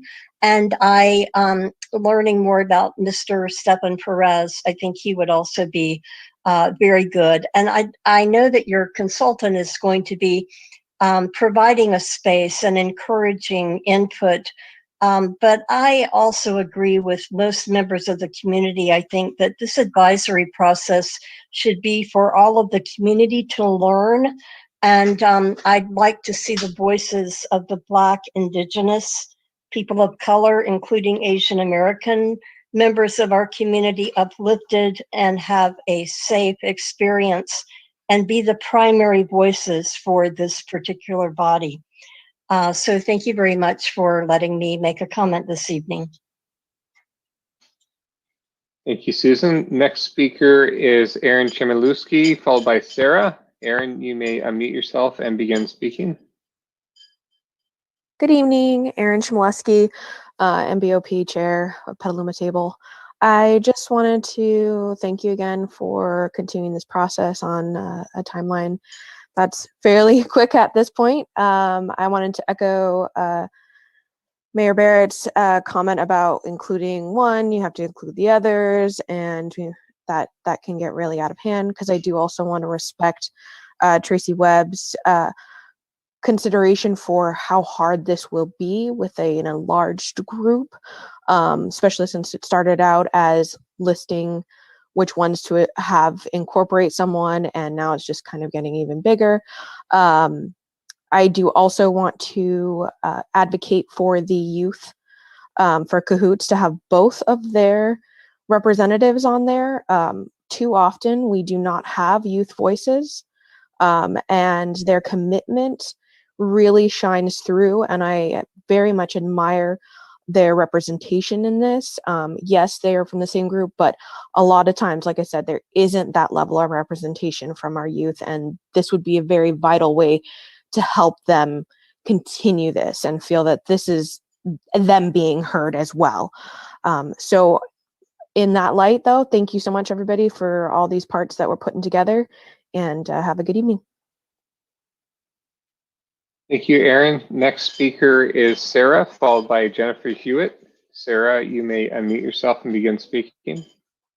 Good evening, everyone. My name is Sarah. I use she, ella, they, el pronouns. I wanted to, I'm representing Petaluma Tide, Team for Inclusivity, Diversity, and Equity. I want to thank all of you who have been doing this work, North Bay Organizing Project, Sonoma County Blacks for Community, Petaluma Blacks for Community Development, Sonoma County Black Coalition, and North Bay Organizing Project. I think that having everyone who was involved from the beginning be a part of this is vital. Another point that I want to raise up is that I understand that the choices we have for the committee is really created on an equality basis, that each organization should have one member, that each city council member should pick one person. And I think it's also really important to understand the difference between equality and equity. If our eventual goal in town is equality, where everyone has a fair share, we use the tools of equity to get there. In that vein, I think I echo those who have spoken about in having the Petaluma Youth for Cahoots, having both of their members and their voices heard. Students are the people who will be inheriting what it is that you create in this committee going forward. It is vital that we have as many youth voices as possible. I also think that, and I didn't catch his name, it may have been Stephan Perez, the member from the Native American community who came forward. I think it's also vital to always acknowledge and have as many Native voices in our dialogue as possible. Thank you all for what you're doing. Thank you, Tracy, for coming, Tracy Webb for coming and doing the work that you do. We are so thankful for all of you taking this forward. This is really unprecedented and a move forward in our community. Thank you so much. Have a good evening. Thank you, Sarah. Next speaker is Jennifer Hewitt. Jennifer, you may unmute yourself and begin speaking. Hi, I'm Jennifer Hewitt, and I'm here to lend my support to Stephen Perez. And that's all I have to say. I think he's a very good choice for everybody. And I hope you make that choice. Thank you very much. Thank you for those comments. Madam Mayor, that's the last hand we have raised, so I'll turn it back to you. Thank you. And with that, we'll close public comment and bring it back to the council. Madam Mayor, would you like me to share the screen that has the community members for consideration? I don't think we need that. If someone else does, can you raise your hand? No, I think we all have that in front of us in some way or another. So I guess I just want to reiterate Ms. Webb's request that we make this as manageable as possible for her. And I certainly respect, I think we all respect her abilities, but we don't want to challenge them. And I also, I should take this moment to just respond to Susan Kirks, who this is not the committee that is the oversight committee. What comes out of the work of this ad hoc committee will determine whether or not that is a direction that the city is being recommended or not. That's my understanding for what that is. So right now we have in front of us 22 people 22 organizations that submitted the name of a representative, and we have 2, 4, 5 that have been suggested by the council, with Rabbi Ted Feldman replacing Luz Wire, which is number 8 on that Petaluma Community Relations Council. So we can either have more discussion or we can have a motion, and I'll just look to the council if you want to raise a hand.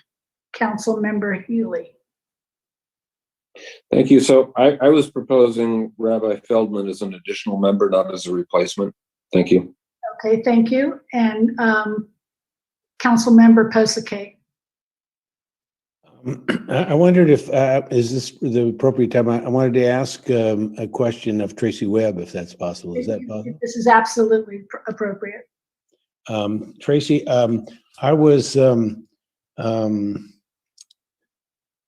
I like the comment from Mr. Threet about this group having some breakup into ad hoc groups when it's this big, and I'm wondering your thoughts about whether that would help the work along or just make your job more difficult. You know, when Attorney Threet made that comment, I have big notes and big yellow circles around it. I think it's a great idea if we were physically together in a room where I could float between the groups and be present. The reason I worry about doing that online, and I have had real-time experience with a very large Fortune 100 company doing this, harm can be done because these topics are so emotionally charged that things can be said that if they are not caught in real time can shut down conversation and cause harm. And if I'm not there, if we're not all in the room together to hear it, then we can't learn from it and we can't deal with it. I would not advocate that. I would say if we get to the point, as my grandmother from the South used to say, God willing and the creek, don't rise, that we can get together face to face at some point in this process. I would love to, in the room, have, pods, 3 tables of 10 or whatnot. But short of that, I would not recommend it. Thank you for asking. Any further question, Council Member Posake? Not right now, thanks. Okay, Council Member King. Yes, Madam Mayor, I just have a couple of comments. With a couple of exceptions of some of the names that have been put forth by council members, the individuals listed here are representing groups. And I wonder if we could have a brief discussion on permitting these groups to have an alternate if the individual who's listed cannot attend a meeting, gets sick, something like that. We have alternates that we use here in the council for our committee and commissions and regional boards and so forth. It may be too unwieldy, and maybe that's more of a question for Ms. Webb than it is for anybody. But it would seem to me something for us to consider. That would be one comment. And my other comment is to the public at large, in that these are going to be, as I understand it, public meetings that allow for public comment and input. So I would encourage those folks who have something to say once this committee gets up and running to attend, whether you're on the committee or not. So I guess I had one question and one comment. Thank you, and I'll let Ms. Webb answer that question. Okay. Can you rephrase the question, please? I want to make sure I answered properly, Councilman King. Yeah, and just the context is, for the council, we're appointed to, you heard our council reports. Right. We all have alternates if one of us can't attend. Mm-hmm. So I was wondering, and this obviously would have to go out to the rest of the folks, what your thoughts on permitting the people that are representing a group, that if they cannot attend a meeting, they're a designated person, that an alternate from the group attend one meeting to fill in. Two considerations. Thank you for the question. One is, you all are very familiar with the storming, forming, norming, performing process, right? So every time you have a new person come, we have to go through that again.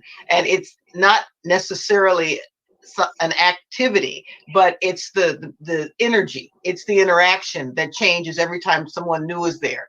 So on the one hand, I'm very concerned because we only have 6 meetings at this point, probably every 3 weeks or so, or once a month, however we do it. On the other hand, right, we want these groups to have representation. We want everyone in the community. This has to be an inclusive conversation. And if someone's sick or if something happens with one of their children or whatever, and they can't make it, we don't want the group penalized. So I'm thinking out loud, so you all see how I think.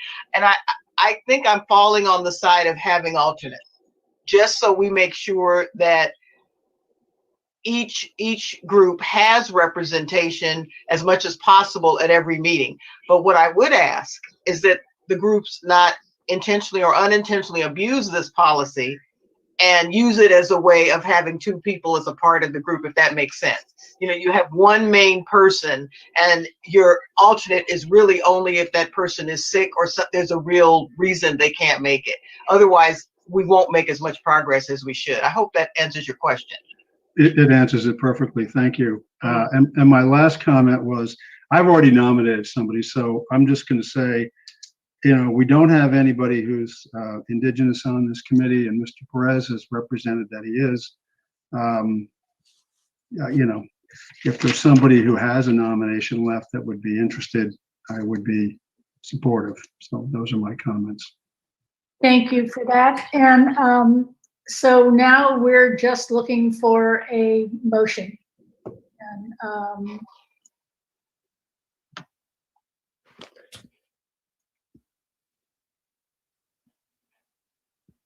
Mr. Healy is raising his hand.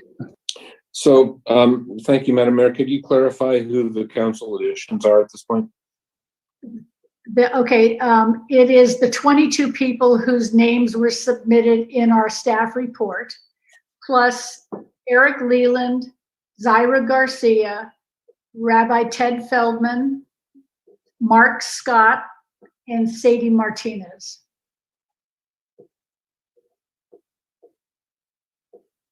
Okay, and I guess I would just ask if anyone on the council who hasn't nominated someone yet would be willing to take Mr. Councilmember King's invitation to nominate Stephen Perez. Okay, thank you. And I will call on Vice Mayor Barnacle and then Councilmember Kosake. Yes, thank you, Madam Mayor. One of the areas that I'm very interested in, it's not in the initial agenda, and I know doesn't have to be in the initial agenda, but I'm looking at item 12 in the resolution, and I'd really like to have some dedicated focus on the officers themselves and a day in the life, and the an understanding of the trauma and experience that they go through every day. I've had a few conversations that have been fairly eye-opening to me as a relatively uninformed citizen, and I just want to make sure that mental health, wellness, things like that are something that we're looking at. And I know our chief, I've talked with the chief, and he takes this stuff very seriously, and I just want to make sure that it's also front of mind that the police officers are people, they're our community members, and we should be doing everything that we can as the government, the governing body, to be taking care of them. So just that's my 2 cents on the agenda. Thank you. Okay, and so Councilmember Postcay. I was going to suggest that if Council Member Fisher, who just seconded 2 nominations, if she would become the suggester of Ms. Garcia, then I would nominate Mr. Stefan Perez for that position, since we've had several people stand up on his behalf and the rest of his history. Councilmember Fisher. I'd be happy to nominate Zaira Garcia. Okay, so now we need, let's see, I have both of you there. So now we need a motion. With that, shall I go ahead and make a motion? I think that would be very nice. So I move approval of this ad hoc committee with the 22 persons that were recommended by their individual groups, along with the addition of Eric Leyland, Zaira Garcia, Mark Scott, Rabbi Ted Feldman, Sadie Martinez, and Stefan Perez. And do I have a second? Second. Councilmember McDonald, okay. And so we will have a roll call vote. Barrett, Yes. Barnacle, Yes. Fisher, Yes. Healy. Sorry, I didn't hear. Councilmember Healy, Yes. King, Yes. McDonald, Yes. Osaka. Yes. Motion passes unanimously. Okay, thank you very much for that, and good luck to this committee. And I do hope that any organization that wants to put in an alternate, please do that. But as our facilitator pointed out, continuity is going to be extremely important in this group, and coming together as a group, even if it is going to be virtual, is really going to be important. And I hope everybody who has said they wanted to be on this will make every effort they can to be on it for every single meeting. So with that, we will move on to our public hearing. And this is consideration of the revised draft environmental impact report for the Scott Ranch project and possible direction to prepare a final environmental impact report. As we start this, I would like to call on Councilmember Posake. Yes, I need to recuse myself from this hearing due to my living within 500 feet of the property under consideration. Okay, thank you very much. And with that, thank you. All right. Okay, I'm sharing my screen. I trust everyone can see it. Good evening. I'm Olivia Urban. I'm a principal environmental planner. The item before you is consideration of the revised draft environmental impact report for Scott Ranch. There are no project entitlements that are being acted upon this evening. Rather, the purpose of this hearing is to receive comments on the environmental review document. I will be briefly touching on each of the items here during this presentation. The project has quite a history. I'll sum up by saying that the 2 prior EIRs were prepared and circulated first on a 93 lot subdivision shown here that proposed development over a majority of the site. And in 2017 on a 66 lot subdivision on a reduced footprint. Both of these went before Planning Commission and Council during the public comment period and faced substantial opposition. And in both instances, direction was given to pursue a reduced project alternative. The applicant has taken that direction and reduced the subdivision to the lowest density range for the land use designation. And in partnership with the Kelly Creek Protection Project has proposed the Scott Ranch project, which is conceptualized here. It's comprised of a 28 lot subdivision and 44 acres of public open space and amenities through an extension of Helen Putnam Park. There's also a related project, a new off-site trail connection of a half mile that would connect the property to the existing ridge trail within Helen Putnam. This slide provides a visual of the CEQA review process, and where we are currently is considering the draft EIR, which was released on December 31st for a 60-day public comment period extending to March 1st. And on request that public comment was extended to March 8th. In practice, the city continues to accept public comment up into this evening's hearing, and we will be hearing public comments and making note of those as we proceed. The Planning Commission did consider and receive comments on the draft environmental impact report at the February 9th Commission hearing and forwarded a unanimous recommendation to the council directing preparation of a final, responding to comments that have been raised. Following the draft EIR stage, the final EIR will be prepared, which is the document that responds to the environmental comments that were raised on the draft document. And that will be considered, the final will be considered by the Planning Commission for recommendation to council, and staff anticipates that project entitlements will be brought forward along with the final EIR at a future hearing date.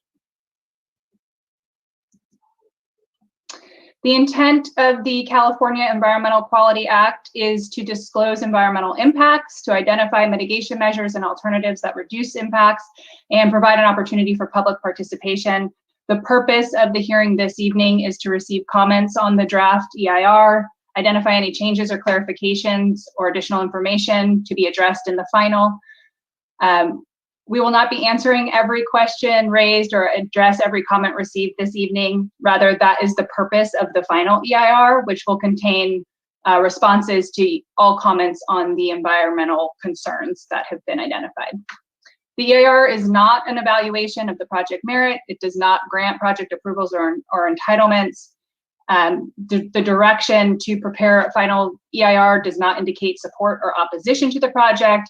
The environmental review is a distinct process that must be completed prior to taking any action on project entitlements.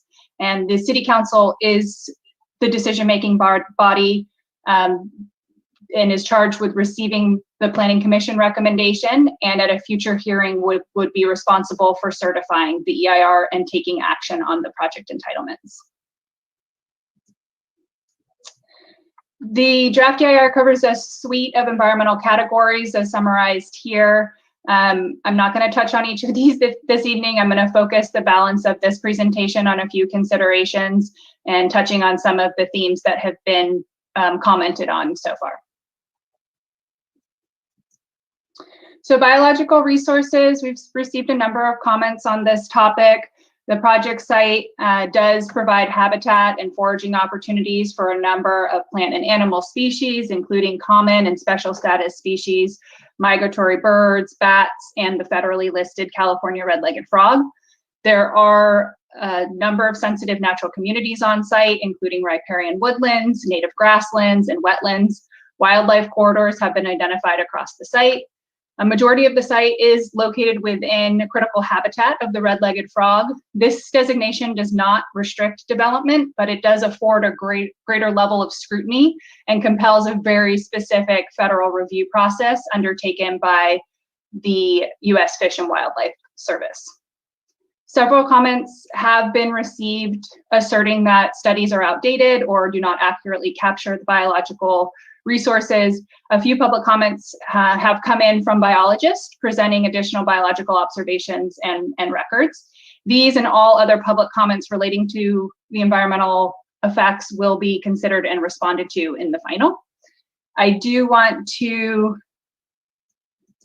show here this extensive list of the biological resources that have been documented. These are the studies that document those. It covers nearly 2 decades of biological investigation on the site, peer reviews, field reconnaissance, and surveys.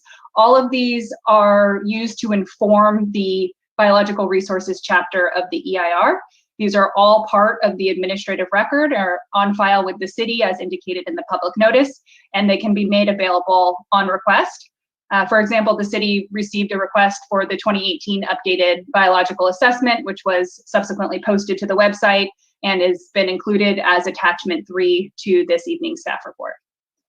I think it's important to note that throughout this environmental review process, the city has been consulting with the regulatory agencies, and including the U.S. Fish and Wildlife Service and the Department of Fish and Wildlife.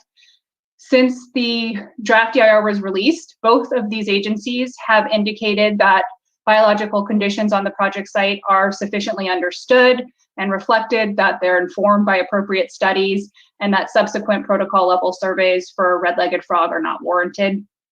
Correspondence with these agencies is included in attachment 4. The EIR assesses transportation impacts in accordance with Senate Bill 743 using the Office of Planning and Research's recommended threshold of 15% below the citywide per capita average. The project site is located in a traffic analysis zone of the city with a higher per capita VMT than the citywide average. And this is largely due to the location, which is in an established low and very low density residential area. And that prompts longer commute trips compared to the citywide average. The open space component of the project as an extension of Helen Putnam screens out from VMT since it's not considered a VMT generator and rather is understood to redistribute trips. But the VMT generated by the 28 homes does exceed the citywide per capita due to project location and characteristics. A higher density alternative would also exceed the citywide per capita average. And if ADUs were added to each lot, the per capita VMT would continue to be exceeded. So I wanted to make that clear as well. That came up in Planning Commission. Currently, there are no established local or regional VMT reduction programs to which the project can contribute. And there are limited opportunities for residential projects located in higher than average travel zones to realize reductions at the project level. As explained in the EIR, project level VMT reduction strategies were closely examined, including a laundry list of those from the California Air Pollution Control Officers Association, but their effectiveness due to the project's scale and location are negligible. The project does offer a number of enhancements to the pedestrian network, multi-use paths, bike and ped facilities along D and Windsor, off-site sidewalk gap closures, the traffic calming through the roundabout, and controlled pedestrian crossings. And additionally, it's located within the urban growth boundary. All of these support a shift to bike and pedestrian modes, but the effectiveness of these project level improvements do not achieve that 15% reduction that's needed to fall below levels of significance. So absent a citywide BMT program, the EIR does impose a performance-based mitigation measure that requires a fair share contribution to fund an off-site citywide BMT reduction at amount equivalent to the project generated BMT, such as by purchasing transit passes for an identified commuter group. That's an example of what could be funded through that fair share contribution. So although this measure is designed to offset the VMT impact and in practice could achieve the necessary reduction, the effectiveness of such a contribution is not easily measurable and has not been tested or verified through an established program. And so because of this, the EIR identifies a potentially significant and unavoidable VMT impact. VMT is such a moving target. It is so new. Travel behavior is changing, and the statewide VMT programs are starting to come online, and they're just beginning to be trialed. So as part of the final EIR, the VMT determination will be further explored, but the significant and unavoidable finding may persist. Staff is particularly interested in receiving input from council on this item and any additional information that would help the council make a VMT finding. The EIR does include a standalone wildfire chapter, which is informed by wildfire modeling, a fuel management plan, and a wildfire evacuation assessment, which were all of which were subject to peer review. Comments have been raised on some of the assumptions of the evacuation modeling, the Public Utility Commission map on fire hazards, and several clarifications regarding wildfire management at the city level. Those responses and additional information have been provided in the staff report this evening, addressing the intent of the CUP map and providing additional information about the city's weed abatement program and the requirements for enhanced fire resiliency within the building and fire code for projects within the wildland urban interface area.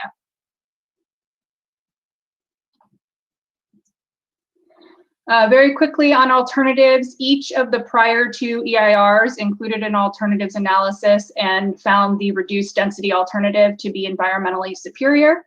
The proposed project is itself an alternative to the 2017 DEIR at the 28 lot level. This EIR concludes that the parks only alternative would result in the fewest environmental impacts and finds that the no project alternative would be environmentally superior. However, the proposed Scott Ranch project is the only alternative that meets all of the project objectives and is expected to be identified as the environmentally preferred alternative. The climate emergency framework is intended to guide the city's ongoing response to and discussion about the climate crisis and to inform subsequent policies and implementation strategies. That was adopted recently by council after the EIR was published, but the project does make several commitments to advance the city in reaching its climate goals, which are listed here.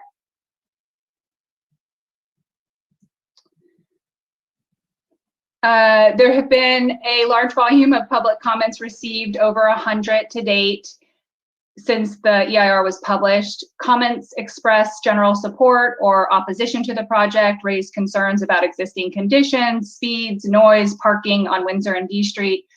They question the age of and accuracy of the biological studies, project alignment with the climate emergency framework, and meeting the city's RENA allocation.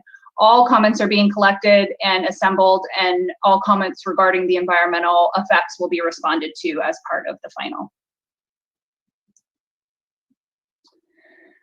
So with that, it is recommended that the City Council receive comments on the revised draft EIR for Scott Ranch, provide input on the environmental document, and identify any clarification or additional information to be included in the final.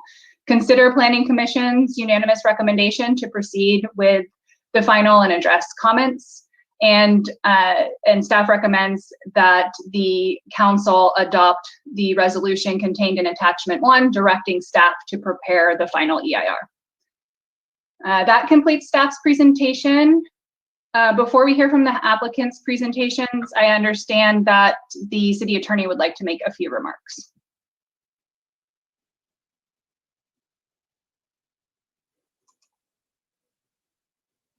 Eric, are you there? I am. Shall I proceed, Madam Mayor? Thank you. Yes. I think you're muted. Thanks, Olivia. Thank you, Madam Mayor. I just wanted to touch on the city's CEQA guidelines concerning tonight's action of the council with respect to directing the preparation of the FEIR. They're in section 12.8.0 of the city CEQA guidelines that provide for the council considering the adequacy of the draft EIR, identifying any changes, clarifications, or additional information that should be incorporated into the final EIR, and authorizing the planning director to supervise preparation of a final EIR. Thus, the guidelines anticipate that the council will respond to the DEIR by directing preparation of the FEIR with or without direction to address the adequacy of the draft EIR. This is an important step by the council because an FEIR will be necessary for the city's continued processing of the application as it's obligated to do, and for the council ultimately to be able to consider the entitlements that are being sought. But I'll also note that when the FEIR returns for city council consideration and possible certification along with the entitlements sought by the project, at that time, the city council's action on the FEIR and the project entitlements will be subject to the council's discretion to approve or disapprove based on the record. So hopefully those are helpful comments, and I'd be happy to answer any questions. Thank you, Madam Mayor. Thank you. I have a hand up from Council Member Fisher. Yeah, I just wanted to clarify because in the staff report, the option tonight is for us to direct that the draft EIR be revised and recirculated, that it's not really ready to go to a final EIR. Is that, again, one of our options here? That is not the recommendation. There would need to be some pretty clear information provided about what was so severely lacking to preclude advancing to the final at this point. Yeah, actually, I thought that Eric was going to answer that question, but thank you. Sorry. I agree with Olivia's answer in terms of the recommendation, and also that that it's important that the council's action be supported by the record and evidence in the record. That is an option if there's evidence, substantial evidence in the record supporting that. My remarks were intended to be directed particularly with respect to the importance of the city being able to continue processing the application, which requires council action on the DEIR. Thank you. So just to follow up on that, the council action is that it's adequate and that it goes on to a final EIR, or that it's not adequate and these are the changes or clarifications or additional work that needs to be done, or that it is adequate if that work gets done. So is that right? I think that's well said, Madam Mayor. Yes, thank you. So there are those options for us. Okay, so with that, we'll turn it back over to Ms. Irvin. At this time, we would like to hear from the applicants. There are 2 applicants this evening, and both of them have presentations. I believe Greg Colvin will be presenting first.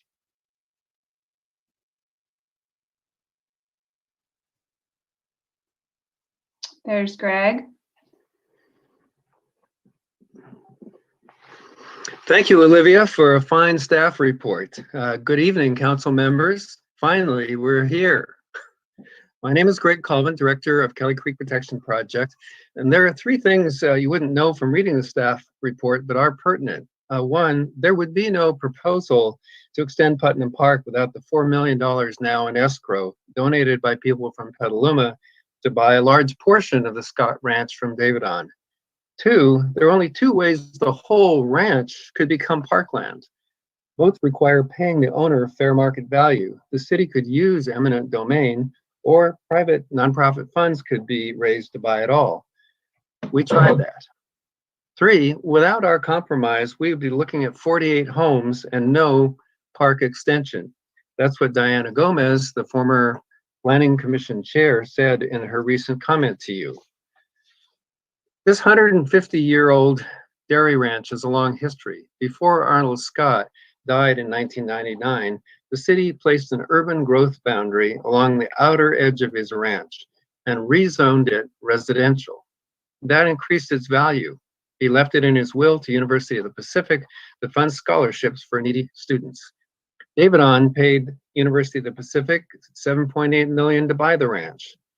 In 2008, we lobbied the city council to limit the houses built in this valley to 340 in the new general plan so that Davidon could not build more than 43.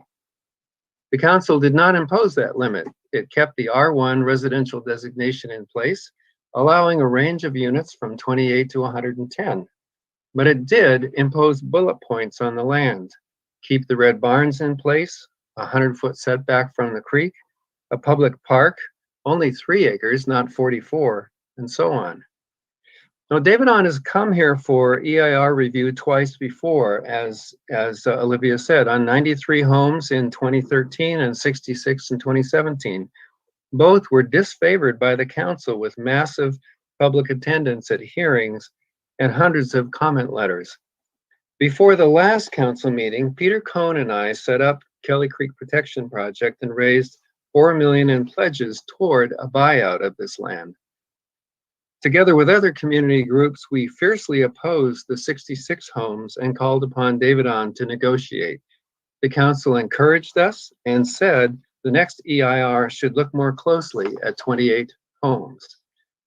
This was a critical moment in time. After 13 years of confrontation, we were in the strongest position yet to forge a compromise, building on a huge amount of public input. I feel like you have to know when you've won. Fighting on and on may delay development for a while, but you just cannot secure the future that way. So we put all the issues on the table with Davidon. Wildlife corridors, size and location of the homes, downstream flows, frog habitat, trails, and bridges. Davidon bargained in good faith. The result was an agreement with far more concessions and protections and public benefits than could have ever resulted from open combat. This EIR is a product of that and the community's generosity. Olivia, the concept map, please. I'd like to take a moment to show you what our landscape architect has designed. This will bring Putnam Park a half-mile closer to the rest of the city with a new entrance at the Red Barns, a 20-minute walk from the post office. A gentle stroll along Kelly Creek will connect to more than 6 miles of trails up in the park's rolling hills. It will be an outdoor museum to educate people about Petaluma's historic dairy industry and environmental values, including healthy watersheds, livestock grazing, and red-legged frog habitat. The stock pond and both creeks will be restored, erosion reduced, the understory replanted, and a group picnic area will welcome families to gather in the shade of a double row of old cypress trees. From every angle, the views here are simply breathtaking. Turning to the draft EIR, it states that all environmental impacts can and will be mitigated to an insignificant level, with one exception, vehicle miles traveled, which we, with Davidon, are totally committed to resolve during the next phase of work, which is preparation of the final EIR for your review. Stepping back for a moment, I'd like to address you as the council, not just the 7 of you or 6 of you tonight, but the institution of elected officials that has governed the city for many decades. When you rezoned this area of the city residential in the 1980s, you created legal rights and real value for the landowners. That is how Arnold Scott was able to create an $8 million scholarship fund by donating his ranch to his alma mater. That is how this valley was subdivided. And 300 of us in Victoria and West Haven were able to buy houses in a beautiful place. So how can we in good conscience deny 28 new families the opportunity to live here in houses smaller than ours? Let me leave you with this thought. Our community is about to receive an enormous gift resulting from an unprecedented collaboration between a for-profit landowner and a local nonprofit led by many of its former opponents. This preserves 84% of the Scott Ranch's open space forever. And it adds 44 acres to our nearest county park at no cost to the city. Thank you. It's now up to you. Next, you will hear from Tamara Gallanter, our land use attorney, on what has changed since she came before you 4 years ago. Then, Peter Cohn, our co-founder, will speak on what's at stake for our entire diverse community. You'll also be able to hear later from Bert Whitaker, Director of Sonoma County Regional Parks. He filed a substantial letter on our behalf earlier today, and he will speak during the public comment. Thank you very much, Tamara. Good evening, council members. My name is Tamara Gallanter, and I've been an environmental land use attorney at Shute, Mohali, and Weinberger for 31 years. Now, some of you might recall that in 2017, I wrote a more than 75-page comment letter on the EIR for the prior 66-home proposal. And I was one of those asking for more red-legged frog studies and more biological review. But after meeting with the California Department of Fish and Wildlife, I now understand why the resource agencies don't want new studies. We know the frogs are there, and additional studies could only harm the frogs.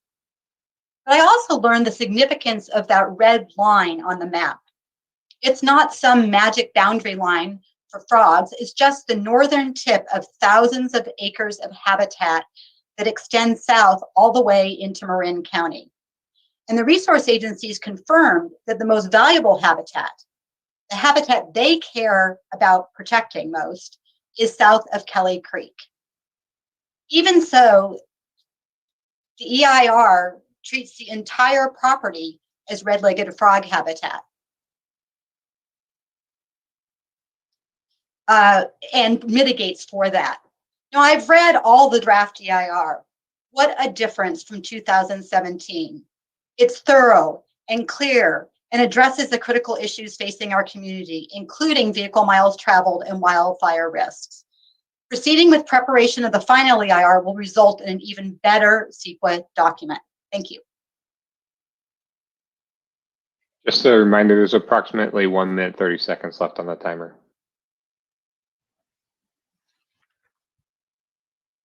Is there some other part of your presentation, Mr. Colvin?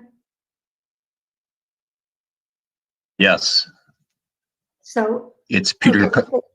You have a minute and 30 seconds. Good evening, Madam Mayor and members of the City Council. I'm Peter Cohn, a 34-year resident of Petaluma. As a church worker, I've been asked to start my video. I'm a 34-year resident of Petaluma. As a church worker, social worker, and civil rights lawyer with 45 years of experience with the NAACP, I've had the pleasure of working on many projects to advance racial and cultural equity and inclusion. Through this life lens, I helped to found the Kelly Creek Protection Project. I ask you tonight to base your decision on advancing the Scott Ranch project to a final EIR on the reality of what's at stake for all the residents of Petaluma and our county. 84% of the ranch land you've seen in person or in photos is actually protected under this plan, not destroyed. Due to our generous Petaluma neighbors and philanthropists, we have $4 million in escrow to buy the 44 acres for public parkland. I'm sorry, Madam Mayor, the 10 minutes is up. Excuse me? Your time is up for your group. So thank you. And we're going to. Thank you for having us. Okay. And I'll turn it over to Olivia again. Next, Steve Abbs with Davidon Homes will be speaking. Good evening. I'm trying to share my screen real quick here. There we go. Can everyone see that? Yes. Hi, good evening, and thank you, Mayor Barrett, members of the council. I'm Steve Abbs with Davidon Homes, and it's a pleasure to be here this evening. First off, I just want to thank you for your time this evening and then also the time that you spent on reviewing this revised draft. Also, I want to thank Olivia for a great presentation.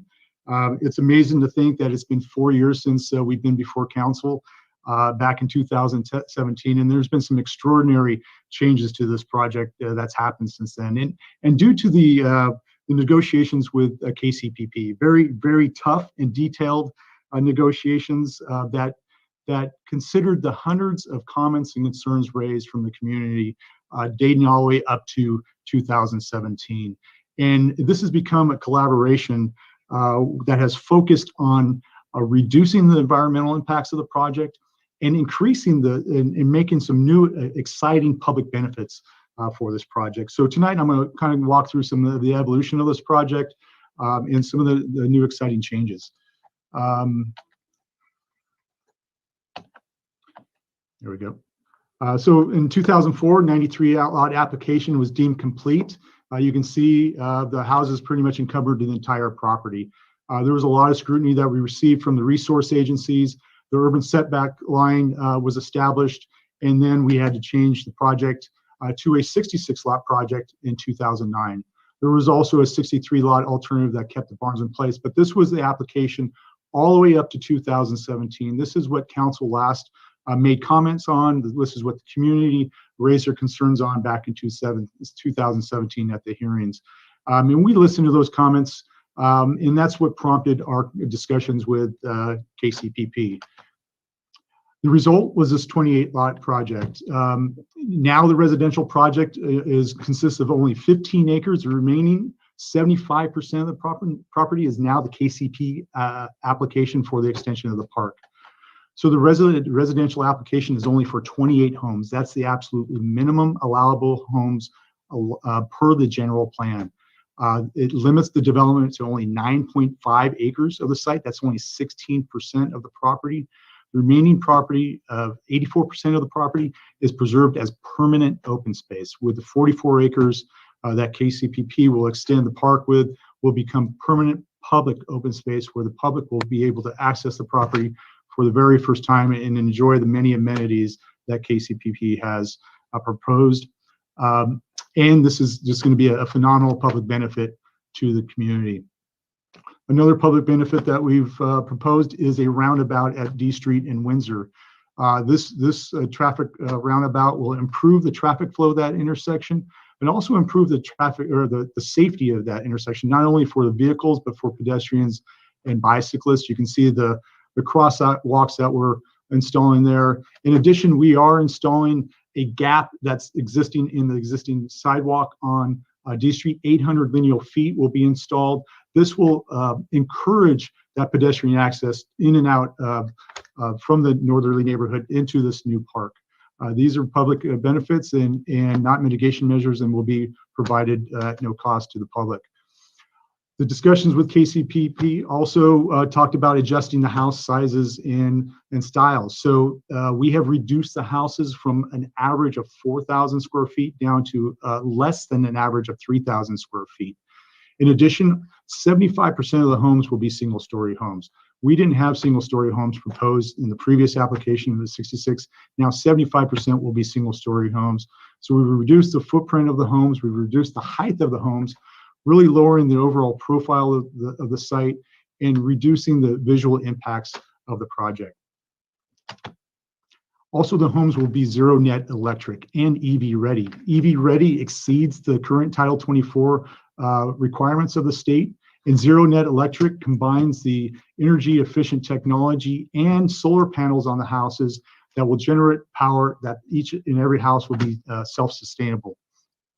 So also, we've included a lot of additional permanent open space in and around the residential project. You can see here in yellow. Now there's a significant buffer between D Street, and up here on the top here, you can see what the previous application looked like. All these homes that fronted Windsor Drive, those were two-story homes that backed and loomed, basically hovered over Windsor Drive. You can see the rear fencing that basically came all the way down to the street level. Now there's a significant setback with the fence line at the top of the slope, and the homes are really set back. We've added some additional buffers between the neighbors to the north and to the neighbors to the Oxford Court here. Also, we added a landscape parcel between the houses within the cluster that adds some additional soft landscape to soften the visibility of the project. Then also, most importantly, we added an additional 50 feet setback from the creek, as you can see, different from what we had before. And these open spaces are very important in maintaining the wildlife corridors and allowing for planting of hundreds of native trees and plants, not only for the benefit of the environment, but also to soften the visibility of the homes and the view shed. So now I'm going to show you a drive-through, a three-dimensional drive-through. It'll have the previous application of 66 lots on the left and our current application of 28 lots on the right. We're driving south on Windsor Drive right now. We're driving south on D Street, approaching Windsor Drive. Here's the proposed roundabout, and on the right here you can see the barns. And as we turn right you'll immediately see the open space on both sides. Versus the left on the previous application, you're immediately hit with homes on both sides of the street, large two-story homes that are hovering over you with the fence lines along the street. Versus on the right, you can see the current application with the major setback from the street, the fences at the top, and you can barely see the rooftops of the homes on the right side. As you drive along Windsor, we'll have some park benches added. There'll be a staging area here on the corner. And if you stop here, we can see the really difference in visible impacts of the project. On the left is basically a wall of large two-story down split homes versus now the single-story homes on flat lots with landscape buffers in between. This roundabout was eliminated and relocated down to D Street. And again, you can see the setback from Windsor versus what we had here before. So as we pan out here, you notice the huge difference in the development footprint. This reduction by default reduces the environmental impacts across the board. For biology, the environmental impacts to the red-legged frog have been reduced by 51%. The native grassland impacts have reduced by 76%. The tree impacts have been reduced by 86%, and the wetland impacts have reduced by 99%. I'm sorry to interrupt. You have about 2 minutes left. Now we're going to fly in from Helen Putnam Park. You can see the amenities that KCPP is providing with a major setback from the creek. And you can see the cattle grazing over there. It's important to note that this entire property would adhere to a fuel management plan, which implements a very stringent vegetation monitoring and maintenance program over the entire property and requires the homes to be constructed with fire-resistant materials and fire sprinklers throughout, making this property and the surrounding neighborhoods safer from wildfires, safer than the current condition. As far as VMT is concerned, which is a very important issue, the proposed homes have actually add a very small amount to the vehicle miles traveled in Petaluma, but the impact evaluated in the EIR is measured not by current conditions, it's measured by the city's goals of 15% reduction. The city does not yet have a program to achieve a measurable reduction in VMT to which Davidon or any home builder within the city can contribute.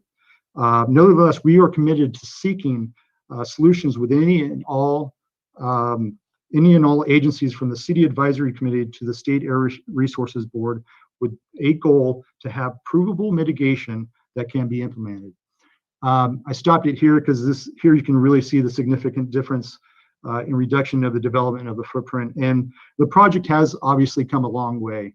The evolution of this project is a result of listening and addressing many concerns raised by the community over the past several years, and obviously due to KCP's vision and the generosity of those who have donated to implement that vision.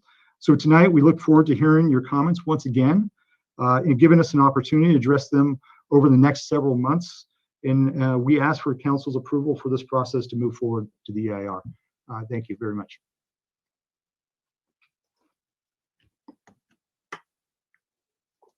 All right, thank you very much for both of those sets of presentations. Do we have any comments or questions of either staff or the applicant at this point before we go to comment from the public? I'm not seeing hands raised, but I do have a question, it sort of piggybacks off a comment that Councilmember Healy said during council comment and was brought up by both of the applicant presentations, and that was about the VMT. I believe Mr. Colvin said that we are dedicated to addressing the VMT, and I'm just wondering if if there is some new way that is possible to do that, because I do believe that this is the bar that this EIR needs to address. And so I'm just wondering if there is something about the VMT that we would be helpful for us to know at this time. I know Mr. Healy said that he and our planning manager, Heather Hines, were in a meeting with State Senator McGuire. And so I just really would like to know if there is some change about that will help us, because as been pointed out by the Mr. Abbs and Mr. Colvin, the city does not have an adopted program yet. So, you know, that jumped out at me. That was one of the very first things that jumped out at me in reading this draft EIR. And in some ways, you know, it does feel that because we don't have a citywide program, there's sort of a catch-22 here, that you can't meet what we don't have. So I see Mr. Colvin's hand is up, but I will hope to hear from staff as well. Mr. Colvin? Yes, we're trying to attack this problem at all levels. One is, to begin with, to understand the profile of it. It's about 230 miles per day that need to be reduced. And if half a dozen people commuting from Petaluma to San Francisco were to take Golden Gate Transit, as I did for 30 years instead, that would get us to the necessary reduction. Now, that sort of horseback way of looking at it may seem a bit crude, but it does indicate that if some mitigation program can be designed, we wouldn't have to do that much to meet the VMT reduction that is required for these 28 homes. So we have been in touch with the city transit manager. We've heard about the work of the Technical Advisory Committee on VMT, and we've also last Thursday started brainstorming with officials that we've met at the California Air Resources Board about what they may be aware of that it's occurring in other communities. We do have a time frame between now and when the EIR is finalized, but also a time frame of a year or two before houses would begin to be occupied. So climate change and vehicle miles traveled, as Councilmember Barnacle and others have said, it is a challenge for right now, for today. And we have the extra impetus of having that being a part of what we need to try to resolve between now and when this is finalized and entitlements are awarded. So we're on it. Thank you very much. So with that, I will go to Vice Mayor Barnacle. Yeah, a couple of clarifying questions before we head off to public comment. Does this project have fossil gas in it? They are proposing to extend the existing natural gas that is already out there to serve the new homes. All new utilities will be undergrounded. Got you. And so we would be essentially, in order for us to hit our climate goals, this thing would be built maybe by 2025, and we'd be ripping appliances that are still good out of people's homes by 2030. Is that how we'd hit our climate goals of 2030, fossil, just carbon neutral? I'm just trying to understand. Is that the plan? Okay. And then other comment, just to clarify, so I know this was asked, but I want the public to hear it as well. So each one of these units would also have by right ADUs in their backyard? That's correct? There's not a proposal right now to have ADUs. The state and city provisions for ADUs allow any and all single family homes everywhere throughout the city to have an ADU by right. Understood. Thank you. And then final comment or question, if we're purchasing transit passes for people, how are we making sure that we're not just giving people free transit passes and we're actually eliminating vehicle trips with the transit passes?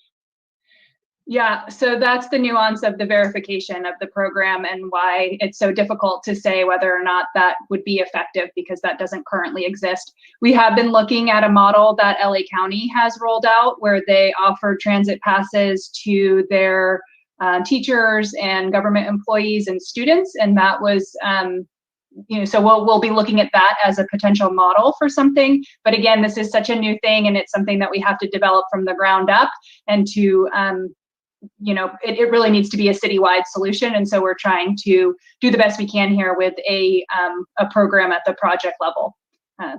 Certainly. One last question I caught on here. One of the entitlements sought is a PUD. And if there's already a plan to seek an entitlement for a PUD, is there a reason why we are limiting ourselves to the existing zoning that's on the site? Just that we tend to align it with the underlying zoning as a starting point. But I don't know, Heather, do you want to add on? Well, it's the PUD that they are proposing is consistent with the underlying land use designation, which I believe is a very low density. Is that correct? Very low density, I believe. So that's why the PUD is proposed consistent with that, as opposed to something completely different that would be looking at a change to the land use designation. Got you. But there shouldn't be, if we're going for a PUD, there shouldn't be anything prohibiting us, or it's not incrementally more work to ask for a PUD that could change the zoning to something that's less environmentally taxing as well, correct? No, as long as it's consistent with the general plan designation or a change in the general plan designation.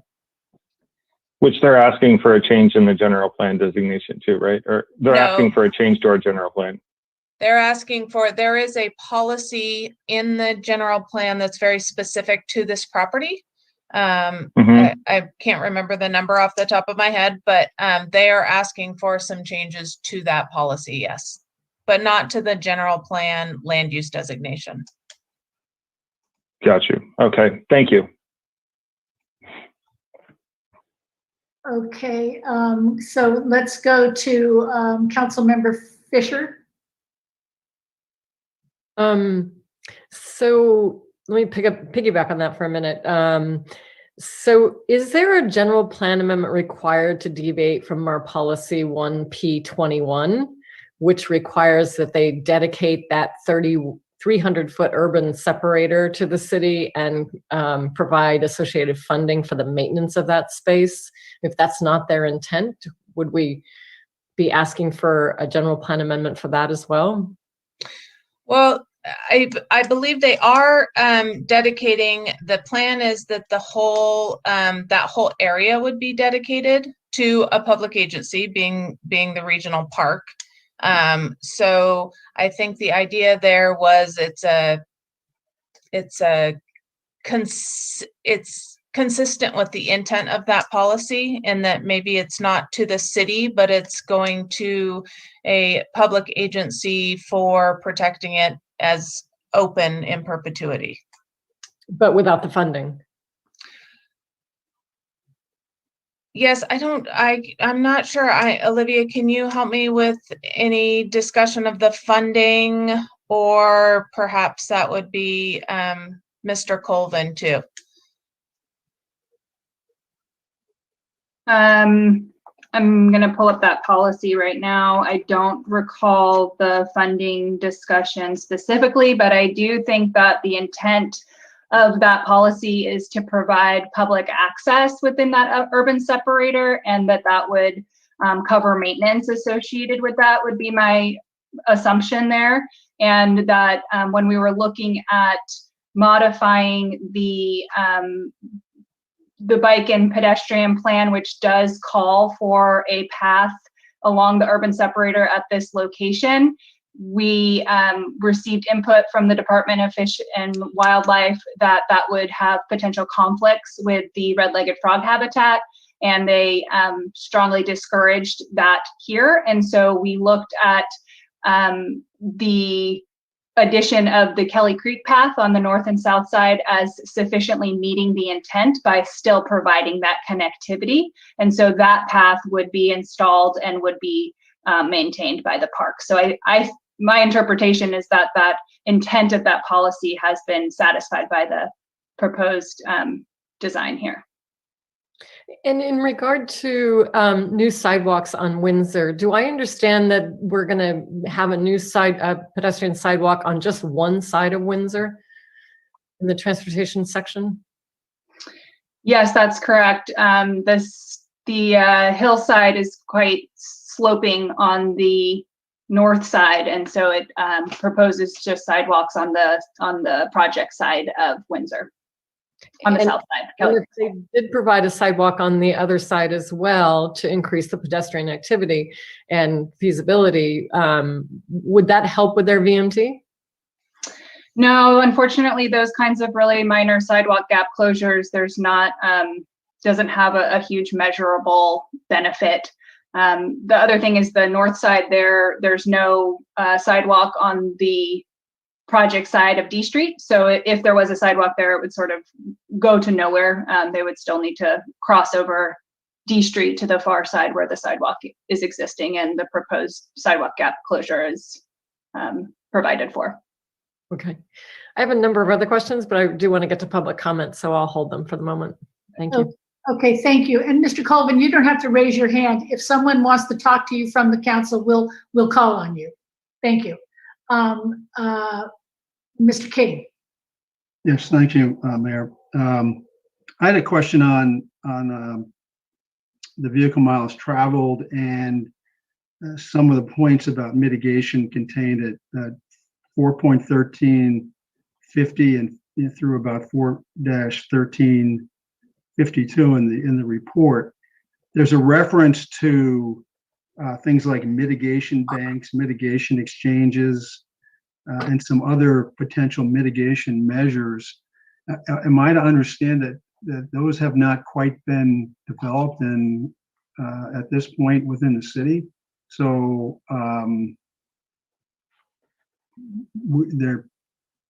they could present at some point something that potentially mitigates, but we would not have a specific framework to look at this point. That's right. The city does not currently have a VMT reduction program in any way, shape, or form. There's no exchanges, there's no banks. That this is such a new thing that all of the jurisdictions in statewide, frankly, are struggling to come up to speed with that. This is something that SCTA, the Sonoma County Transportation Authority, is also actively considering and looking at and identifying opportunities that there might be for some sort of regional programs as well. So that does not currently exist, but I expect that as we advance through the VMT Technical Advisory Committee, that will be one of the outcomes, is to pursue those types of VMT reduction strategies. But really the best solution for a VMT strategy that aligns with sort of the city's goals is going to come from a citywide land use plan and a citywide program. And so that will likely emerge as the general plan update comes forward. That doesn't mean to say there's nothing that can be done in the near term, or that there aren't other opportunities that can't be advanced, but that's really where the evidence will come from to support a citywide VMT efficient plan. So we don't have that, and that is not something that this project will likely benefit from.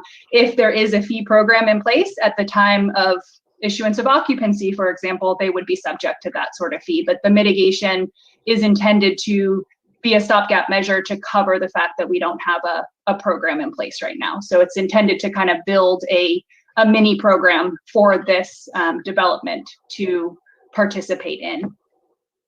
Is this the first project that's come forward with VMT as the transportation measure?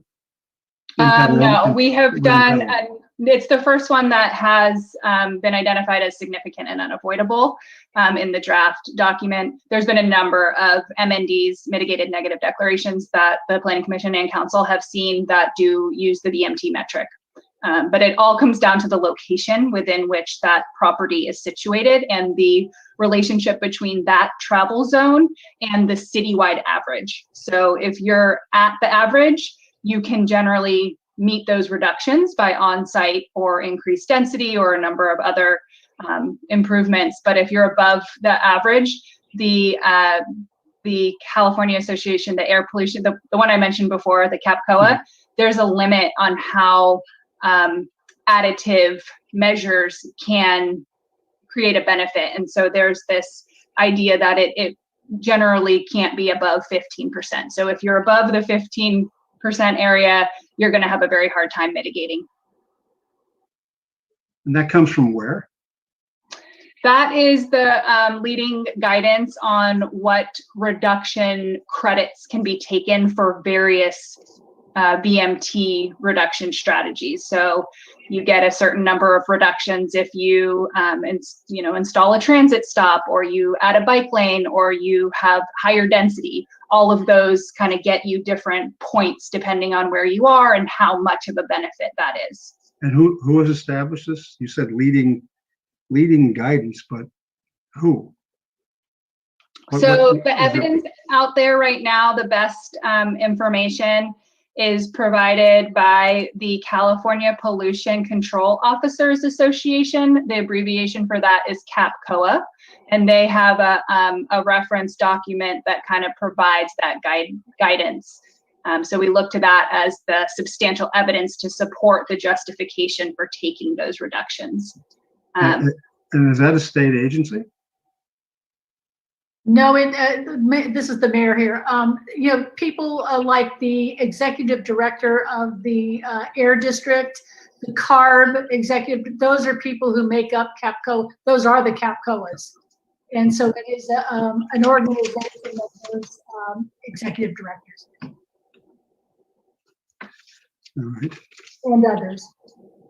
Thank you. I only have I have some other questions that I'll save for later. I have one other comment.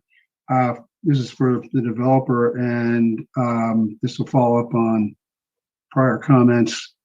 To the degree that you would do this, I would urge you to consider an all-electric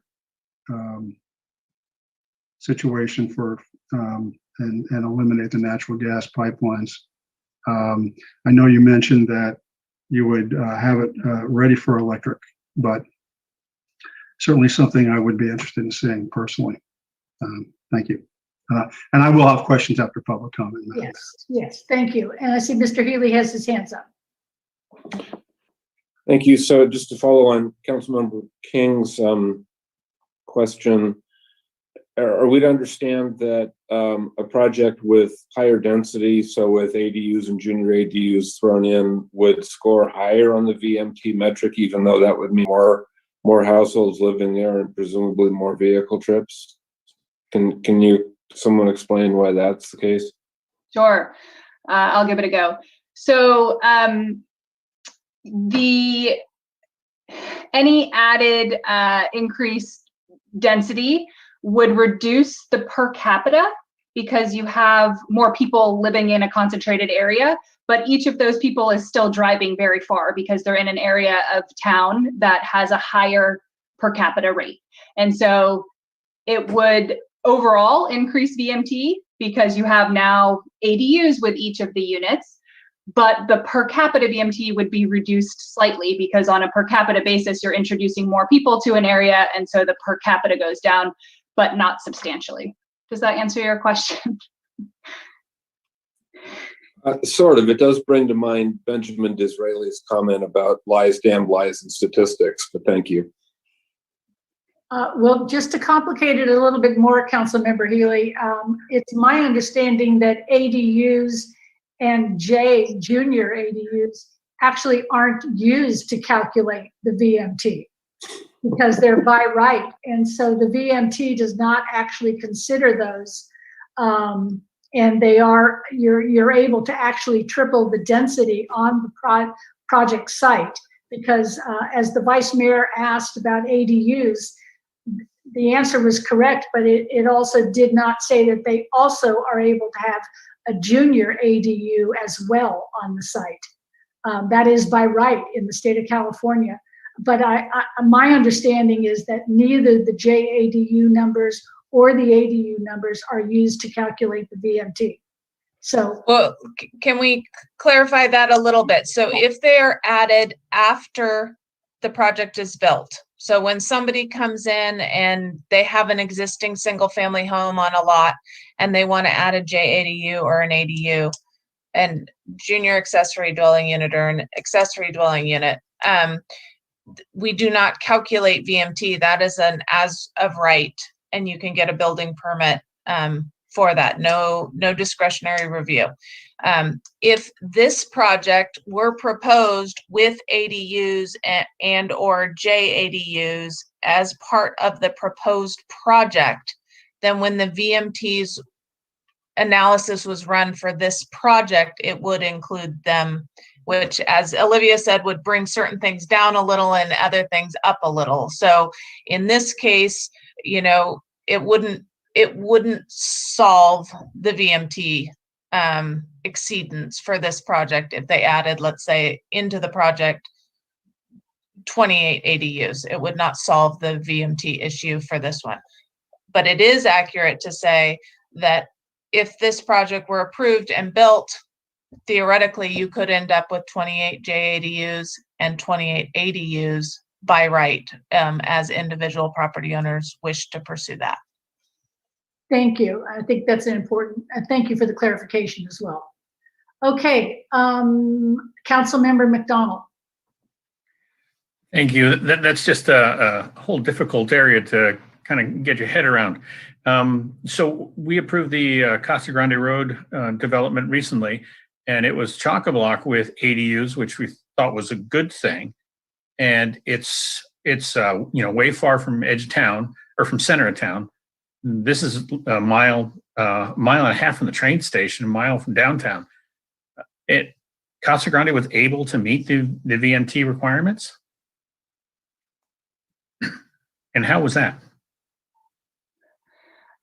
Well, that one had a much higher density. So they got a huge credit from having a very high density. So you can get between 0.4 and up to 10% towards your reduction by having an increased density, and the maximum was applied for that one. And they also installed a transit stop and pedestrian crossing to Casa. There was a couple other improvements as well. And so all of those added up to demonstrate the reduction below 15%. It's also really important to note that these are different TAZ zones. And so traffic analysis zones. So you are being compared relative to the zone within which you are located. So again, if you're in a very high miles traveled zone, it's going to be much, much harder to get the reduction. So the Casa example was in a slightly higher than the citywide, but not so high that they weren't able to bring that reduction down through the on-site project improvements. So the density we're talking about here is over all of the land of the 58 acres. So if the lot's smaller, did anything to make the house smaller, the lot smaller, they still wouldn't help their VMT. Correct. They're at the lowest density right now, 0.6 units to the acre. Thank you. Okay, thank you. So with that, everybody has more questions and comments, but we all want to hear from the public. And before we do that, it's 9:30 and I'm going to have us take a 5-minute break and then we will come back to public comment. Thank you.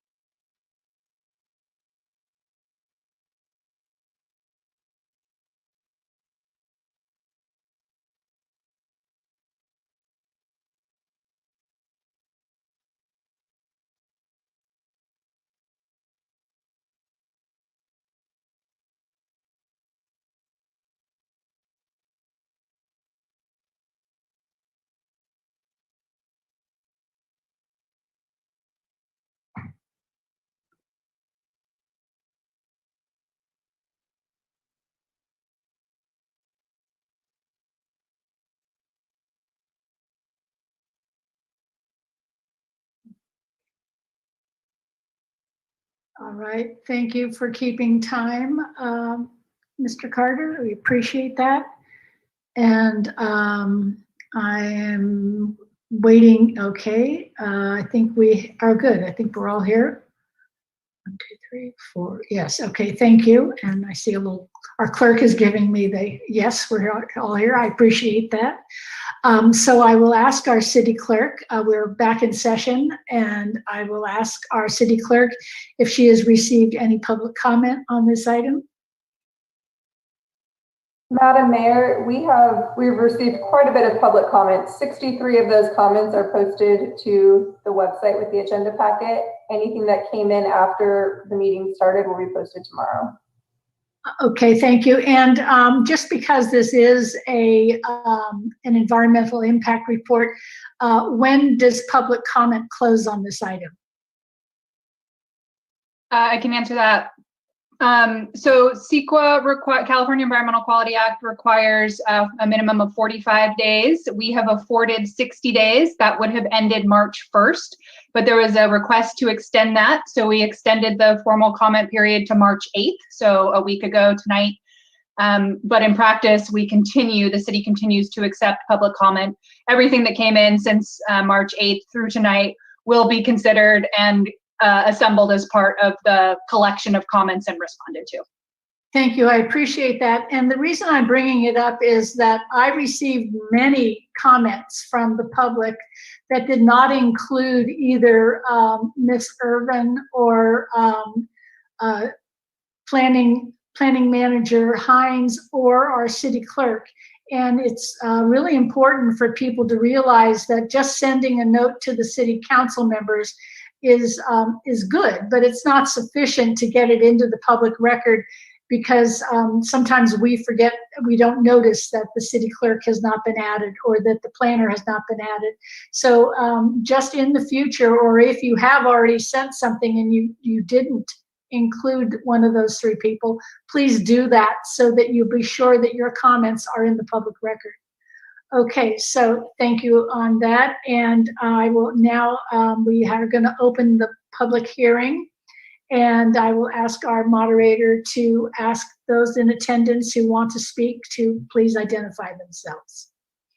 Thank you, Madam Mayor. Members of the public wishing to speak on this item, this public hearing, please raise your hand in Zoom and you'll be called on in turn. You'll have 3 minutes in which to give your comments. And again, speakers are encouraged to be respectful. Threats of violence and obscenity are grounds for removal from this meeting. The first speaker is Dave H., followed by Tina Anders. So Dave, I will unmute you and you may give your comments. Thank you. So good evening, Madam Mayor and City Council. I'm just here to voice my support and hope that you will adopt the resolution to move the EIR forward so we can get to the final version. Just provide some additional comments on the overall project itself. So I'm a 24-year Petaluma resident.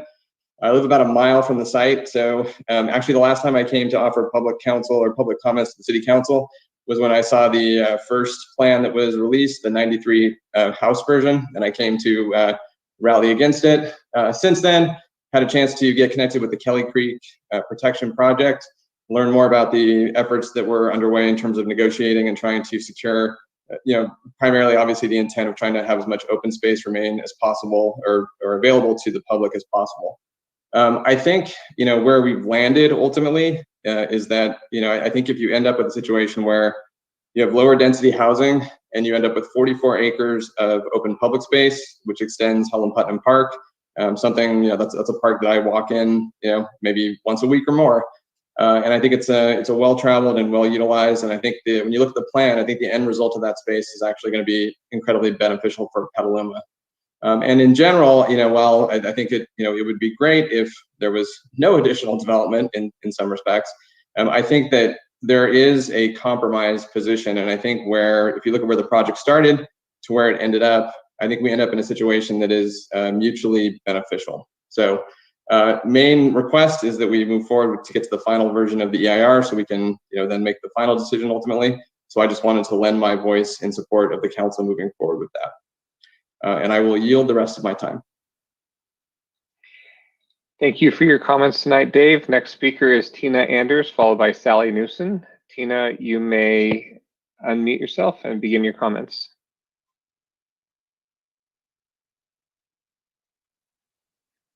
Tina, are you there? Tina Anders?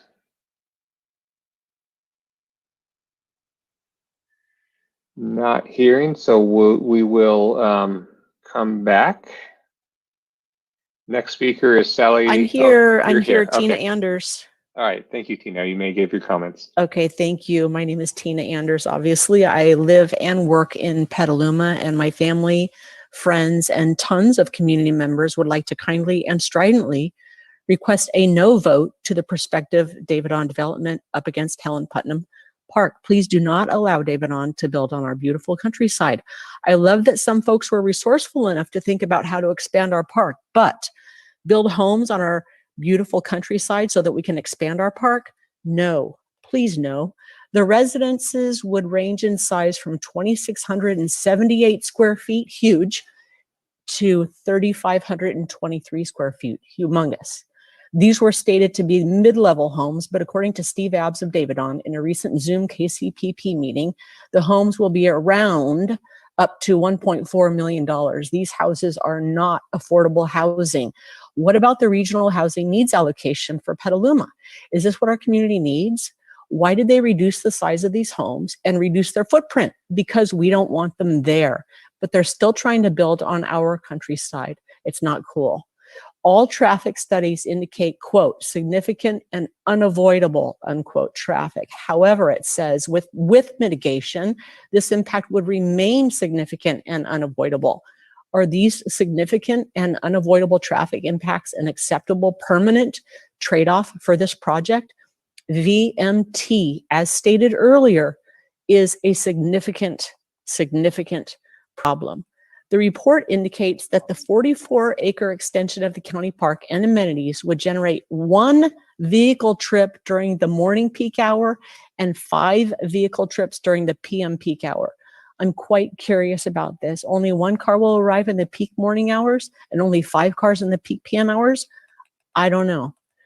Wildlife risk, where Davidon is in Tier 2. Tier 2 is the orange color elevated fire risk. In fact, it was stated by a council member a while back that one of the 2 areas that are highest fire risk in Petaluma is Helen Putnam area. The research from 2003 on biological resources is still being used. Peer biological reports from 2013 and 2017 were submitted to the city. However, none of that research is used, nor has any of the Davidon research been updated. Mention is made of a 2018 report that analyzed the environmental impact on the land where the homes would be located, but that research was not included in the revised report. It was way back in 2004 that the special plant species study was done.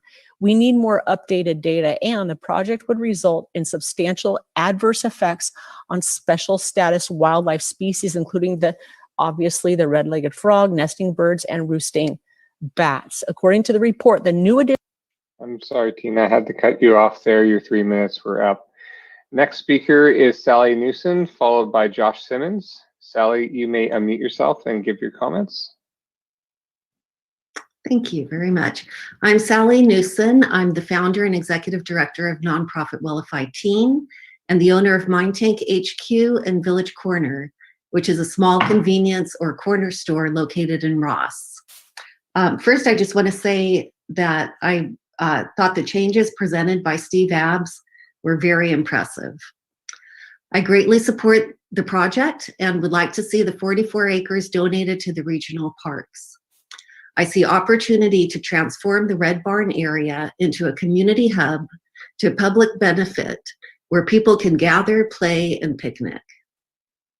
I envision 1 or 2 of the barns becoming shops with local offerings of to-go prepared food, drink, and basic staples to serve the neighborhood, visitors, and hikers. I envision visitors being able to enjoy Sonoma and Marin County curated and sourced items, such as coffee and tea, ice cream.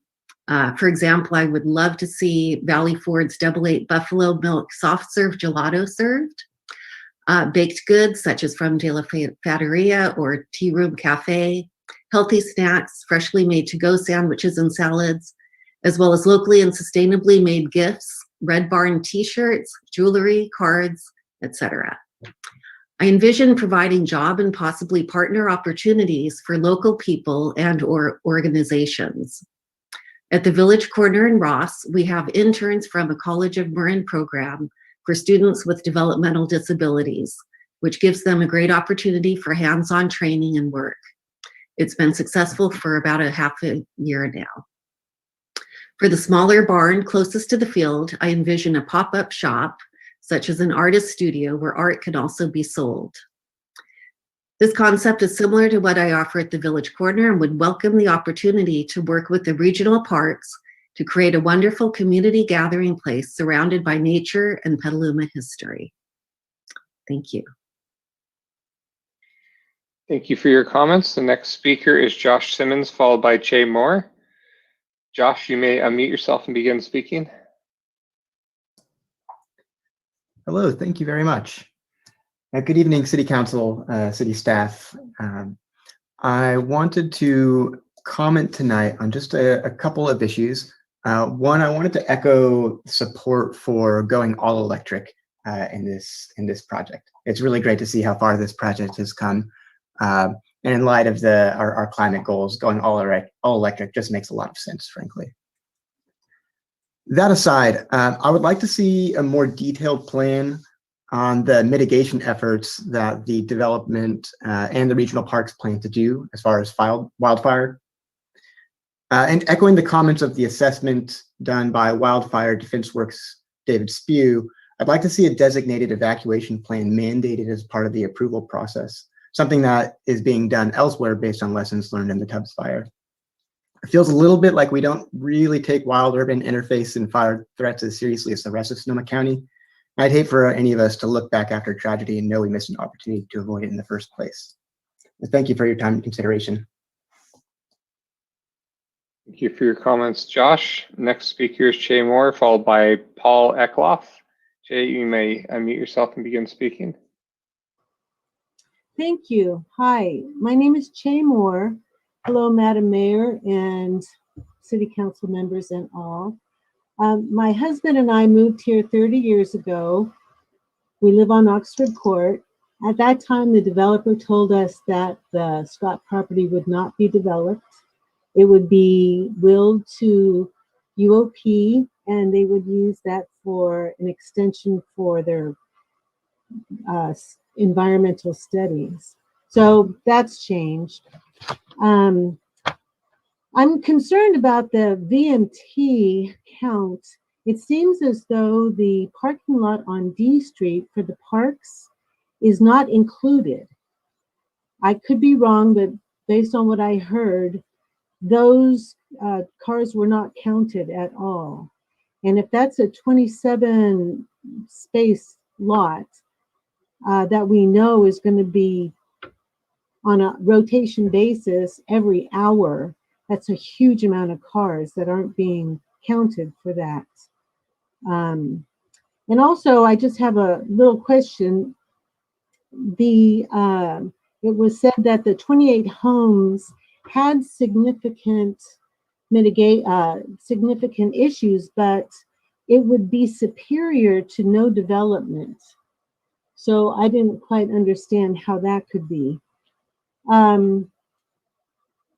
The plan, the Scott Ranch development and Putnam Park expansion has been given to us as one whole, but it's in fact two different projects.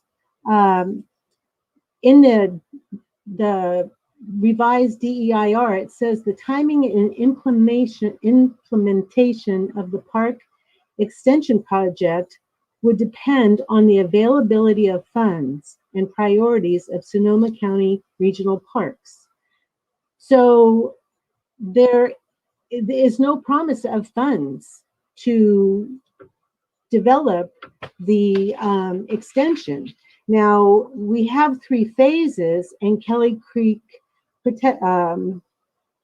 KCPP has said that they're going to develop these 3 phases partial phase 1 will be developed within the first, transfer of property, but from phase 2 and 3, there's no funding. That's going to have to be fundraised. And I've asked for a budget analysis of what all this is going to cost to see if we can even wrap our heads around the costs. Thank you very much. Thank you, Jay. Next speaker is Paul Eckloff, followed by Danielle Benton. Paul, you may unmute yourself and begin your comments.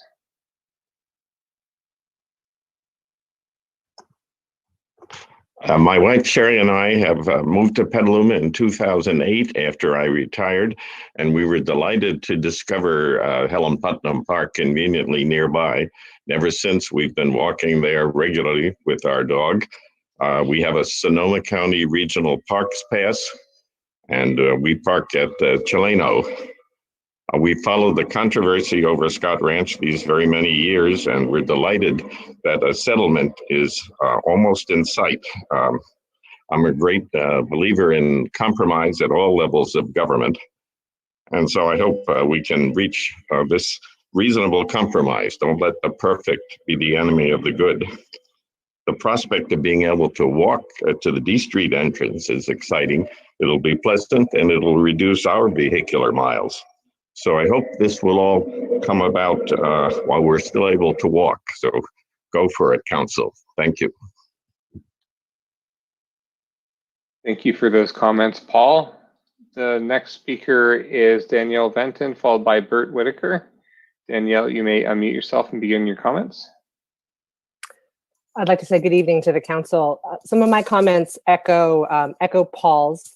Helen Putnam is just an incredible park. This property is so beautiful, and having them connected would be a real gift to Petaluma.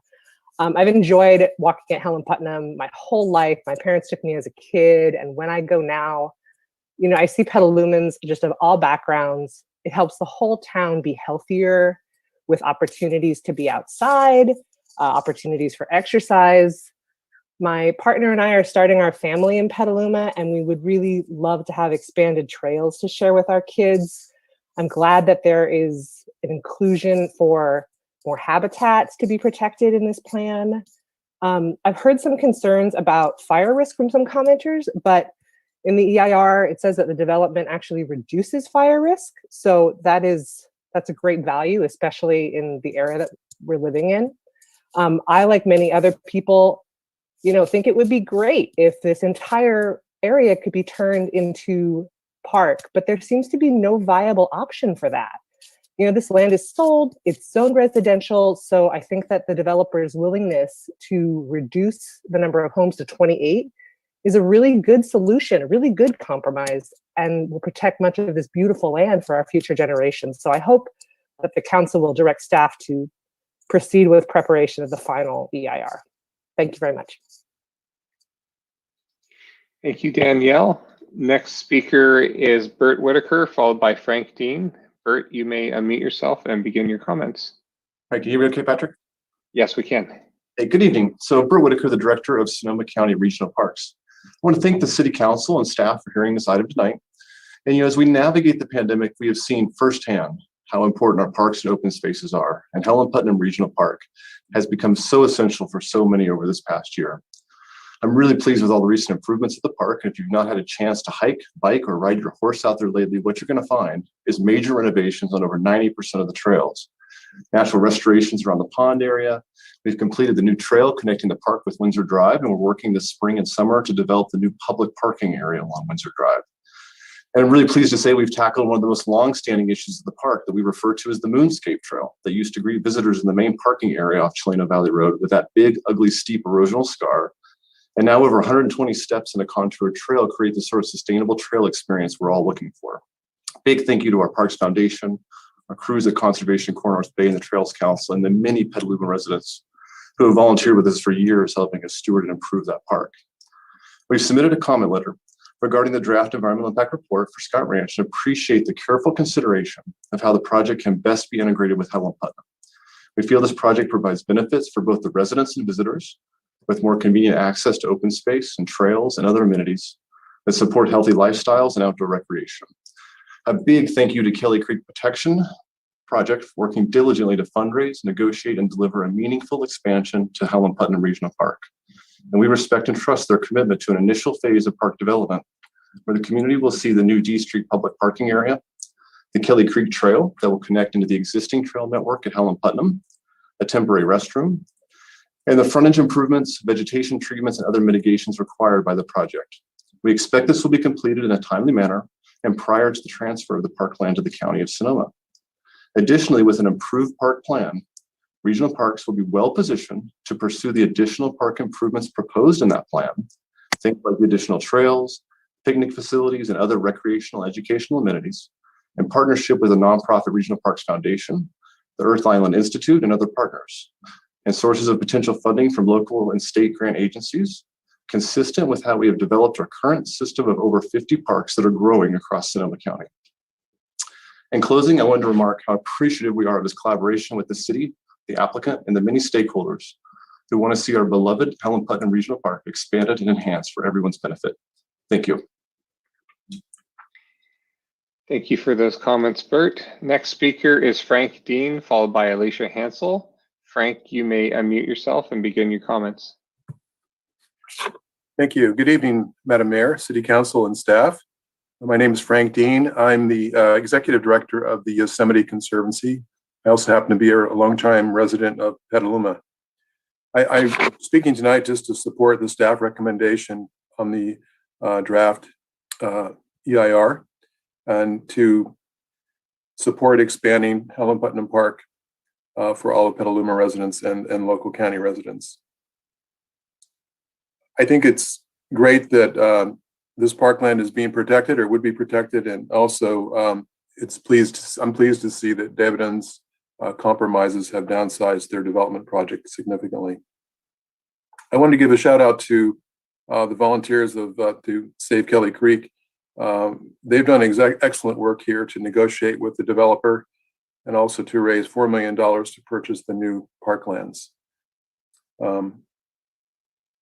I strongly recommend that the City Council recognize this great work and to request the staff to move forward and to prepare the final EIR. Thank you for your time. Thank you for your comments, Frank. Next speaker is Alicia Hansel, followed by Alex Sabo. Alicia, you may unmute yourself and begin your comments. Thank you. I just want to praise the work of Greg Colvin, the KCPP, and Davidon homes. This is a remarkable triumph of a group of concerned citizens and a developer actually working together, listening to each other, and coming to a compromise that is bringing a tremendous gift to our community in the enhancement of Helen Putnam Park, in infrastructure, and in really necessary housing. We need housing of all shapes and sizes in our community. And there is a true concern around not in my backyard and shoving development on the east side of Petaluma and hiding that agenda behind other issues. I am confident in the conversations that have happened tonight and the commitment by Mr. Colvin and Davidon and the KCPP that they will return with a final draft of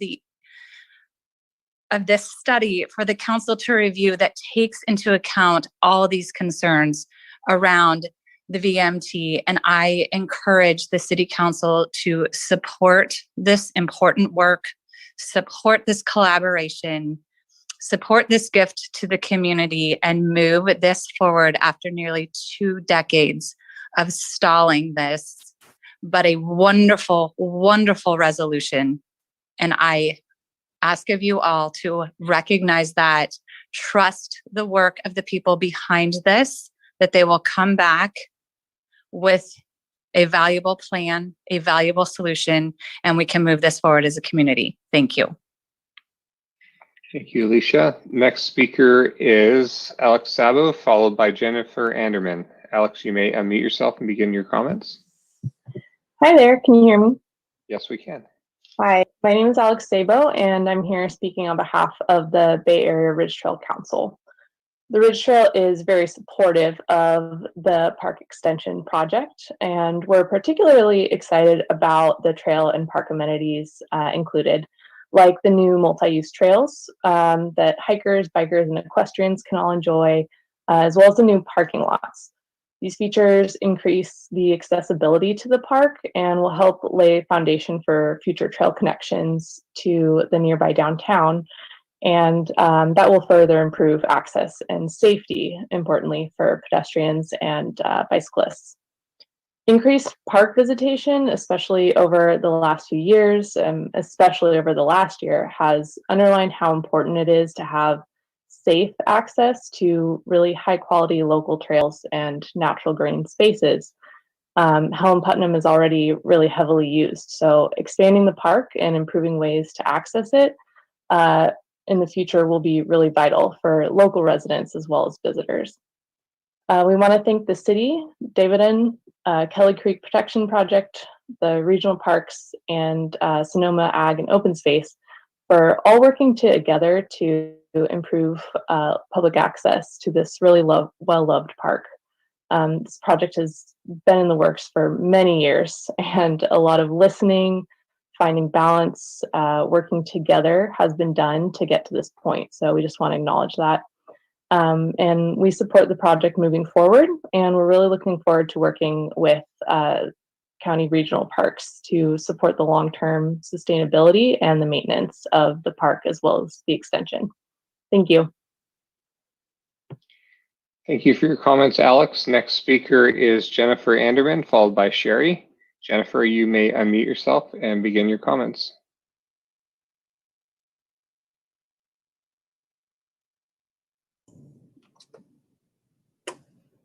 Yes.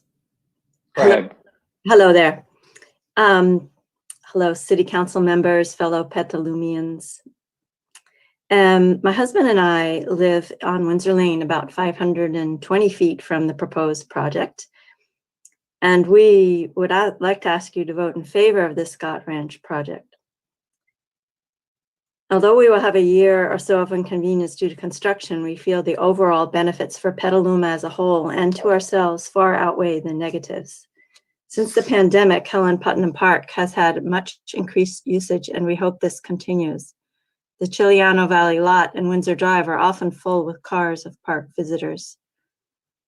This project will, among other things, improve traffic, pedestrian, cyclist safety by adding the roundabout, sidewalks, and pedestrian crossings at the D Street Windsor Drive intersection.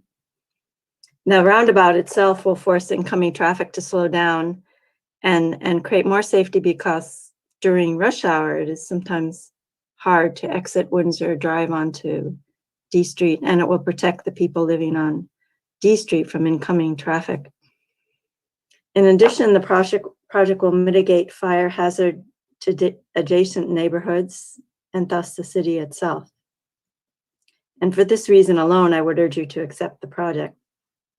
The plan shows that it will have a minimization of grass volume through grazing by four-legged crews. There'll be an area of low fuel in the residential portion and fire breaks in the form of parking lots and development of trails. The project will also create local construction and park trail improvement jobs. And it will add educational working farm that will be accessible for school trips. And this in itself is an amazing gift to our kids and grandkids. So I urge you actually to find a solution for offset of the VMT situation. Perhaps not thought about would be the mileage saved by people driving over to Chiliano Valley parking lot, the mileage saved by Petalumans who actually walk to the new entrance rather than drive even to the Windsor Drive, and school trips. For example, the McNear Elementary lives close enough that they could have a school trip to a working farm on foot without use of buses. The houses, as was reported, will be electric vehicle ready. And I don't know if that's in the calculations of how many people on that in the new buildings will have EV vehicles, and as the years go on, more and more will. So thank you. Those are my comments, and I hope you vote in favor of the Scott Ranch project. Thank you very much.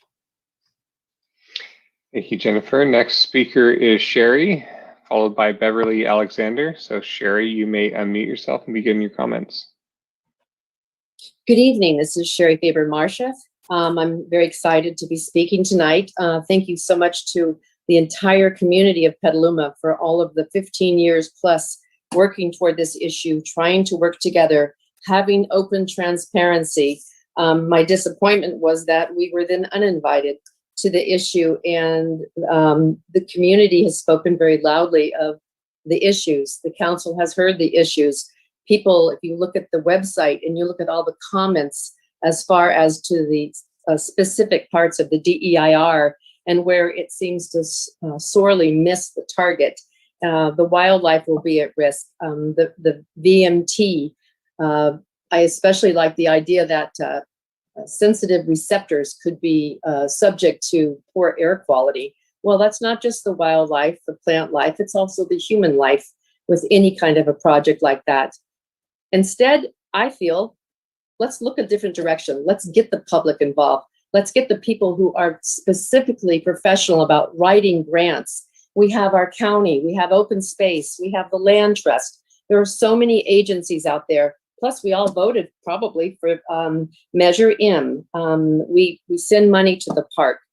We all want the park. The issue is not the park. The issue is have a much more improved park, trying to have community cohesion, just like they did up in Santa Rosa, right next to Taylor Mountain. There's something called Cooper's Creek Addition, and you need to satisfy the developer. You should certainly get his money, but also working with community agencies, state agencies, federal agencies, looking for philanthropic monies. This community could do it. We put our heads together, if it's what the common goal is, and to allow wild spaces to stay wild, people to enjoy the wild spaces, everyone to walk up in the park, have their horses, ride their bikes, say hi to each other, come out of COVID, where we've been isolated. Parks are important. That's not the issue.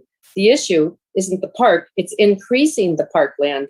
And we could come together with an open public process to be fair to all. That's all we're asking. That's what I have to say. Thank you.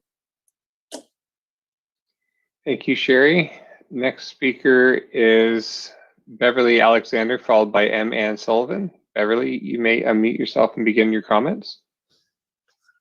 Okay, hello, City Council and everyone patiently listening. What I want to say is this is a very human-centric conversation, and it frightens me because we talk as if we expect everything to remain the same, and we're just moving these little chess pieces, these little houses, and it's all going to be fine. We're going to have park, we'll have trails, but it doesn't work that way. And we are really, to use an old cliche, we are rearranging the deck chairs on the Titanic, and the ship is going to be going down if we don't pay attention and get a little smarter and think about more than just what's convenient for human beings. So I appreciate the work that was done to get it down to 28 houses, but I don't think that's enough. Petaluma is a city that has long looked forward. Our little town, which was, I think, 35,000 or less, won the Supreme Court decision supporting the right of cities to determine how much they wanted to grow. And we have also built a beautiful water treatment plant. We have declared a climate emergency. We banned the permitting of new gas stations. So the question is, are we going to live up to our reputation and realize that what we do here is connected to the health of the whole world? We need to keep the Smith Ranch property in its natural state. We know that you can't take a living being apart, but taking this property apart has the same effect. It's Once we put housing on the site, it will no longer be whole. And like Humpty Dumpty, all the king's horses and all the king's men won't be able to put Scott Ranch together again. So will we speak for the plants and the animals who cannot speak for themselves? Are we really going to stand up for the climate and the beautiful world that we have? Or are we going to turn everything into entertainment for us human beings? That's all. Thank you. Thank you for your comments, Beverly. Next speaker is M. Ann Sullivan, followed by Betsy Burson. M. Ann Sullivan, you may unmute yourself and begin your comments. Yes, hi, I have a couple of comments. Firstly, this is a new city council that has never deliberated on this project. And we've also declared a climate emergency in this time frame since the DEIR came about, and human encroachment in this wildland urban interface is not smart. Just this month, Napa County told this developer, Davidon, no. It rejected having 80 acres of their oak-studded hillsides converted to luxury housing. We too want to maintain our innate character of rolling hills and open grasslands that support species that are found on this site, such as the golden eagle, the peregrine falcon, the screech owl, the northern harrier, and the red-tailed hawk, et cetera, et cetera. You can, in good conscience, deny this because it is not uninhabited open space. It is exceptionally high-value wildlife habitat, and it needs to remain as such. We must stop promoting the truly false narrative that projects such as this can be mitigated, and we must stop minimizing the potential of these projects' impacts. Per the EIR, this project would interfere with wildlife movement in the region, result in loss of sensitive habitat, imperil the many species that rely on the creek and related ecosystems that are located here. This project, in short, is an ecological travesty. Northern California is one of only 5 Mediterranean regions in the world, and Sonoma County is a global biological hotspot. This Scott Ranch project removes 22 acres of our native grasslands and cuts down approximately 18 trees, mostly mature native oaks. 90% of California's rare and endangered plant species live in grasslands. There are as many as 66 special status species on this site. And the U.S. Fish and Wildlife Service says we've lost 70% of the habitat for the California red-legged frog. There are only 3 locations on the planet that exceed 350 of these frogs. It is the California state amphibian. There are many other special status species on this site. Taking of habitats such as this translate into huge losses for wildlife. We're in an era of rapidly accelerating species extinction, and these losses are permanent. So grasslands sequester enormous amounts of carbon in the roots and the soil. They are a great protection against wildfires.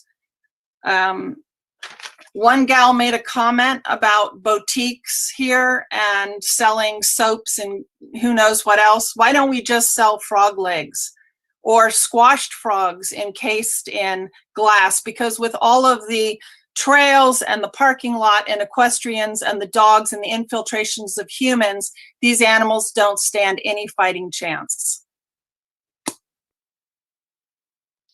Thank you for your comments tonight. Next speaker is Betsy Burson, followed by Susan Kirks. Betsy, you may unmute yourself and begin your comments. Great, thank you. And so I was one of those, as was his first speaker, one of those who showed up to protest the original development. And I came here loaded with skepticism, but I was really pleased to hear about the compromises. I've also been really informed by some of the comments against the project, and I can't really speak to that. But I would like to put it in a bee in somebody's bonnet about adding bus service to Helen Putnam. I'm within a mile. I'm right on the traffic route to Helen Putnam, and it seems to me that we're missing all bus service. So I guess that would be my primary comment. Before I heard all the negative comments, I was totally ready to go and sign on to it. And I just don't have enough information now, but that's my 2 cents worth. Thank you. Thank you for your comments tonight, Betsy. Next speaker is Susan Kirks. Susan, you may unmute yourself and begin speaking. Thank you. I'm glad to have the opportunity to follow up and comment. I submitted 2 letters, and I do hope the mayor and city council members had an opportunity to review them. I'm commenting in my capacity as a naturalist with 21 years of experience, particularly in this West Petaluma area. And I also hope that the council reviewed the updated report of Dr. Sean Smallwood, who is a biologist with an incredible amount of integrity as a human being. And so when you read his report, it actually is a report that reflects reality, as close to reality as we can get from February of 2021. In terms of the wildlife corridor that is mentioned in my comment letter, I shared that I am the individual who actually identified and documented the primary wildlife corridor in which Kelly Creek property exists. And the applicants and proponents' descriptions of the wildlife corridor actually is expanded and clarified in Dr. Smallwood's report. If the city council reviews the biological resources element of the revised DEIR, honestly, there's no way that you can find findings to certify or move forward for a final. And I do believe that as much as I appreciate all that Kelly Creek Project has done, or Kelly Creek Extension Project has done, I'm sorry, Putnam Park Extension Project has done, that there are a lot of people in the community who have been involved in this property for many, many, many years. And as leaders, I hope that you as a city council will look at the findings that are before you in the DEIR and make the right decision for the greater community, for our future, for ensuring that the incredible number of species, the grassland habitat and open space are considered to the point where it actually is quite possible to adopt a position of looking for additional funding to preserve this whole property, and also to work with regional parks in that regard. So thank you very much for the opportunity to comment. Thank you for your comments tonight. And there's Veronica O has just raised her hand, followed by Pam Granger. So Veronica, you may unmute yourself and begin your comment. Good evening, Council. I just wanted to highlight, I sent a letter in, but I just wanted to highlight that although I appreciate all the efforts to focus on a park, which would be great for the community, and a project to go with it, I think we still have to work on this. We need to look at what sort of impacts this project is going to do on our wildlife, and how important wildlife is in terms of our climate goals. And I do not think that the impacts have been made to be very clear in terms of their irreversible negative impacts on the native habitat and wildlife. From the earth moving, grading, water diversions, paving, and constructions of the home and the trails and the roads and the parking lots. The proposed park on the 1 mile loop, it's presented as serving a purpose for the community and preserving habitat, when in fact, the constant usage by humans and the vehicles and the dogs would destroy the sensitive habitat for the 66 special status species. So that disturbs me as a person who really cares about a holistic view about how we're going to address our climate goals. We cannot just go in and think that we're going to win by taking out habitat. We need to work around it. We need to work with nature. I think we can get a better project. I think we can work with parks. I think we can change some of the footprint of the housing that's proposed. I think we need to get off of Windsor South because that's where most of the habitat area is. Yeah, so I appreciate everyone's efforts. I just think we need to get closer to working in a more holistic way. Thank you so much. Thank you for your comments, Veronica. Next speaker is Pam Granger, followed by Charles Little. Pam, you may unmute yourself and begin your comments. Good evening. I feel like a bookend from today's meeting. So just a couple of observations based on comments. I know tonight we're supposed to talk about the adequacy of the DEIR, not about whether we're enthralled or not with the actual proposals. A couple of things that seem to be missing, but I didn't know what to refer to in the DEIR. I don't know where it would go. I share with Sherry Faber-Marcia that would be great.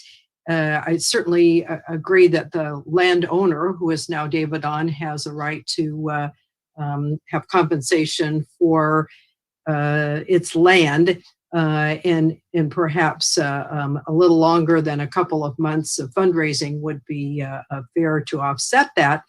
But what I really see, and based on knowledge of being a Victoria resident, is that if indeed some of these proposals come to fruition, there will be a tremendous amount of increase in people that come, which is great. I love the park. I think it's great that people love the park.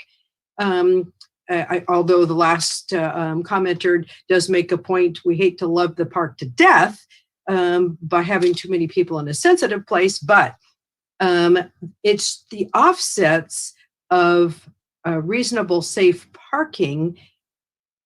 Experience shows will not be sufficient. And I'm really concerned for proposed possible neighbors. What will happen, because it is, just like Jay Moore said, this is two separate things.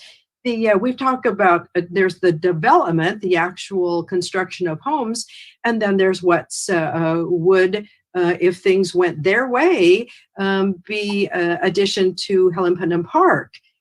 The trouble is what will happen to our possible new neighbors if fundraising isn't able to happen? I mean, we've seen down on up on Western that there's not been a parking lot there since West Haven was developed. You know, so if there aren't funds or the energy or the urgency to work with the Red Barn, what are those neighbors going to be dealt with? I just don't see in the DEIR where you have information about what will they have to deal with if the Red Barns decay, if a path gets partially developed. You know, so that's something that's missing that perhaps would benefit to be addressed. And of course, fire is, I think when you add additional people and there's a possibility of fire, that's a residential concern. So thank you so much. Thank you, Pam. Next speaker is Charles Little. So Charles, you may unmute yourself and begin your comments. Thank you. My name is Charles Little, and Madam Mayor and Council.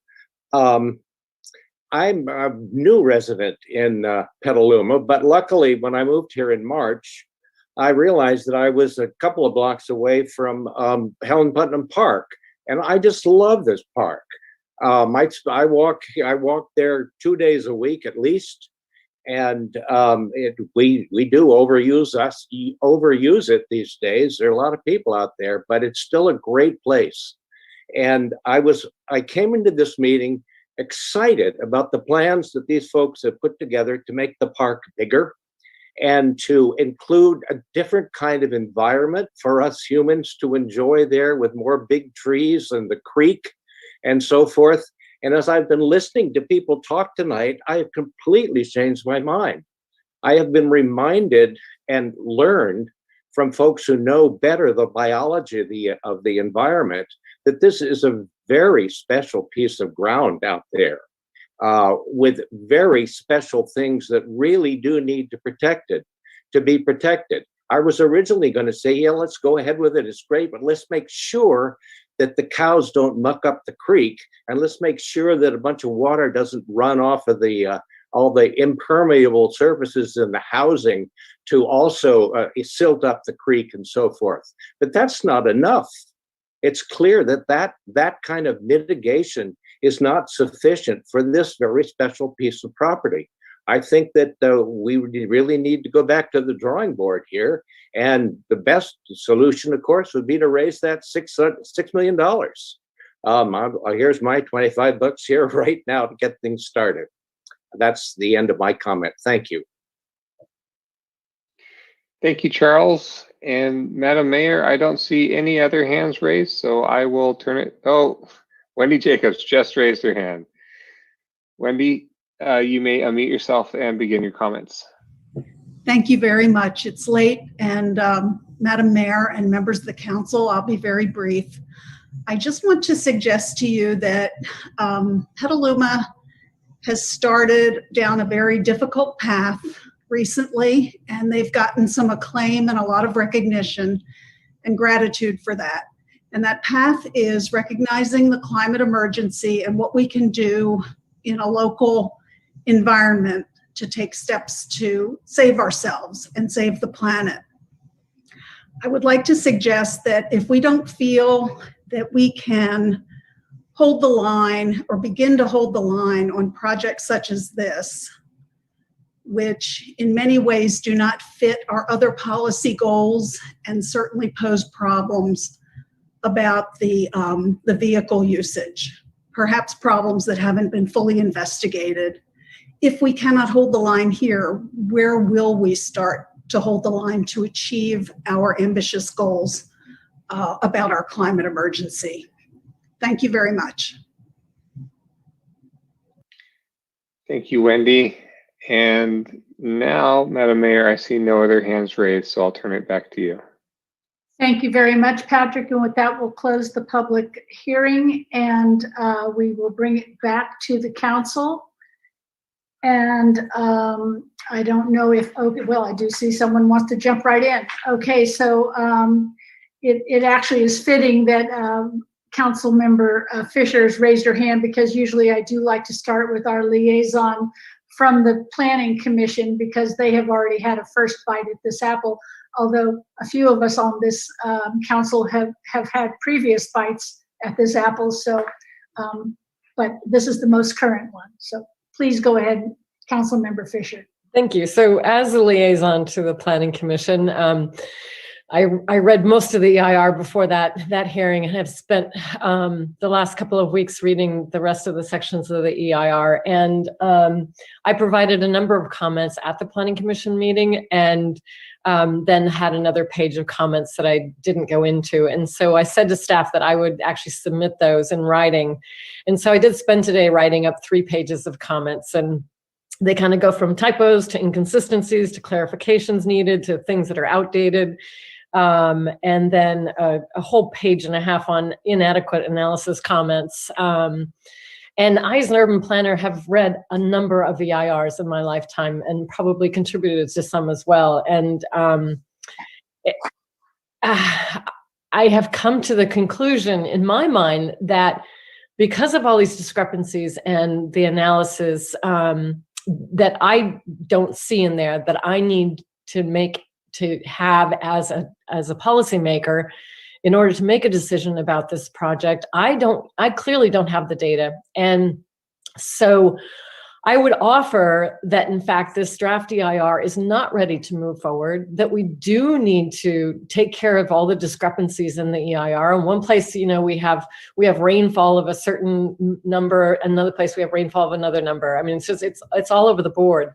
And what I really want to see in particular is an alternative, because yes, this is the first time I've been here reviewing this particular project as a council member. And I understand the history of this and how it started, but right now I have an option of either approving 28 single-family homes and a park or nothing at all. And I would suggest that, given the sensitivity of the property on the south side of Windsor, and whether you call it the south or the east, depends on which section of the AR you're in, actually. But I would offer that we need to look at an alternative project that is on the northern side of Windsor, so the opposite side of the street, the almost 6 acres, and something that is not single-family homes, but is something more dense, something that doesn't level out. Right now, what's proposed in these single-family homes is a heck of a lot of grading in order to create these flat areas for the house. And instead, I'd like to see something that tears up that gentle hillside on the other side of the street, and that doesn't necessarily have single-family cars. Perhaps it's townhome development or a condo development that faces down onto the park, and that parking is more centralized. So you don't have individual driveways going off of a single driveway on the site, which I don't think that topography lends itself for that. And I'm not a developer, so I don't really understand this. I know that we did have a comment letter that came in from Allie Gaylord sort of outlining a similar sort of project. And so I don't know if there's support in this council for that, but it is what I need as a decision maker. And again, I still have a list of 4 or 5 questions, but I'll stop there and come back to them. Thank you. Thank you. Okay, so does anybody else have any questions or comments they want to jump in with? Because I can, if you don't. Okay, I'm not seeing anybody, so I'm going to. I just have some questions that I thought were not very clear, and actually several people brought them up in the public comment. So perhaps Mr. Colvin, I think, would be the best person to answer this, but anyone from that team is certainly welcome, or staff. I read that the proposed project develops the Barnes Center, restoration of the barns, and cleaning shed, and demonstration working corrals.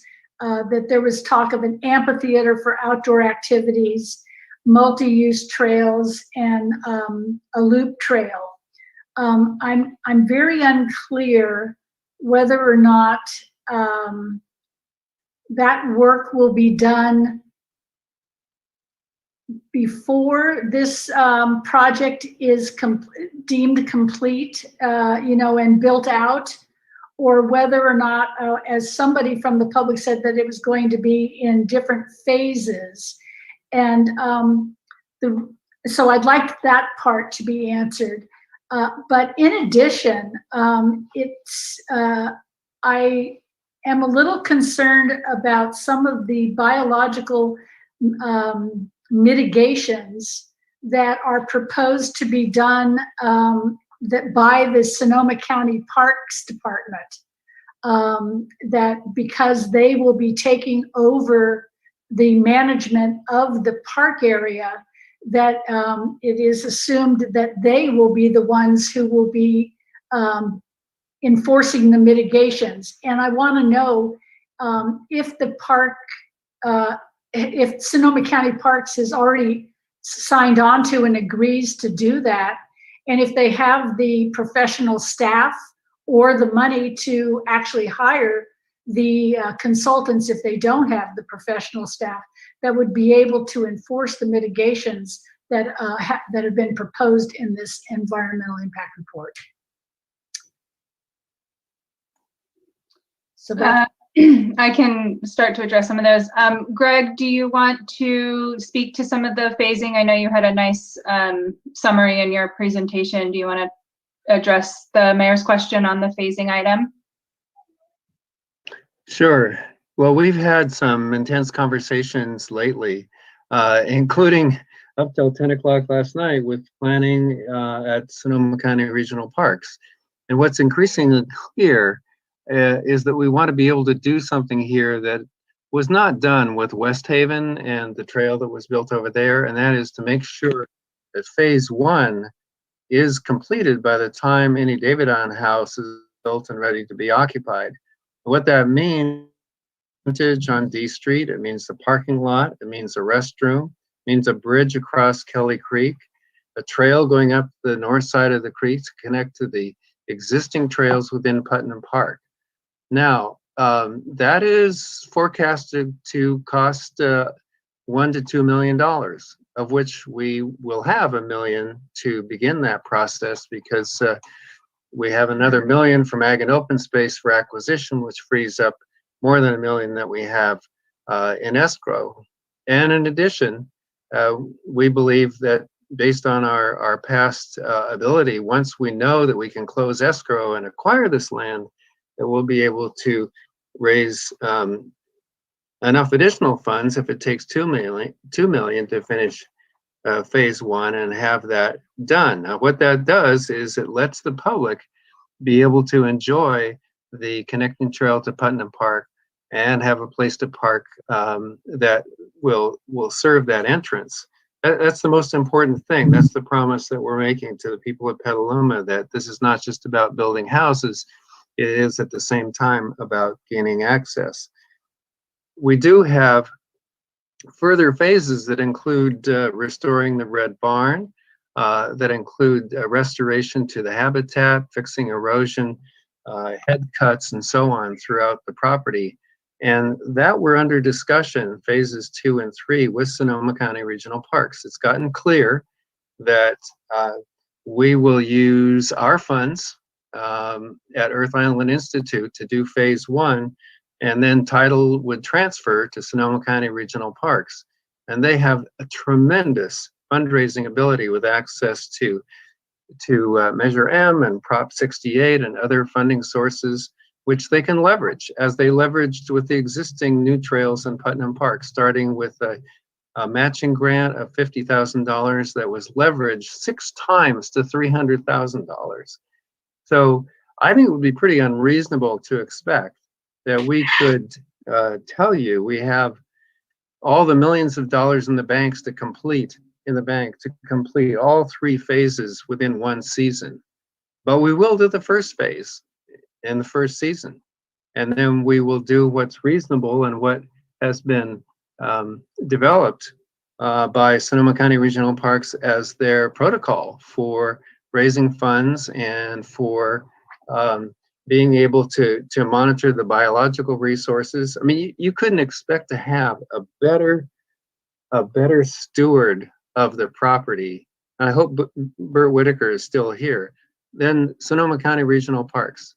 I mean, they have 50 of these resources throughout the county in which they face many of the same problems. So I don't think we could do better.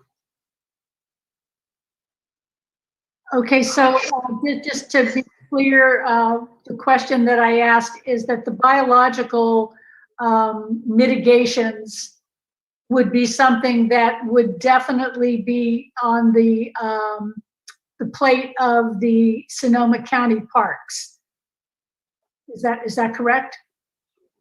The ongoing maintenance and implementation would be, but the original agreements would have to be made prior to by the regulatory agencies. So those would be all of the kind of action plans, and all of those would be in effect. So what is to be done would be in effect ahead of time, but how it is managed and how the mitigation is well, basically made happen, would be done by the Sonoma County Parks. There certainly would be a component that would extend beyond that. A lot of the performance requirements by the regulatory agencies have, to demonstrate 5 years of success for replanting, for example. So you can easily see that would certainly extend well into the park transfer.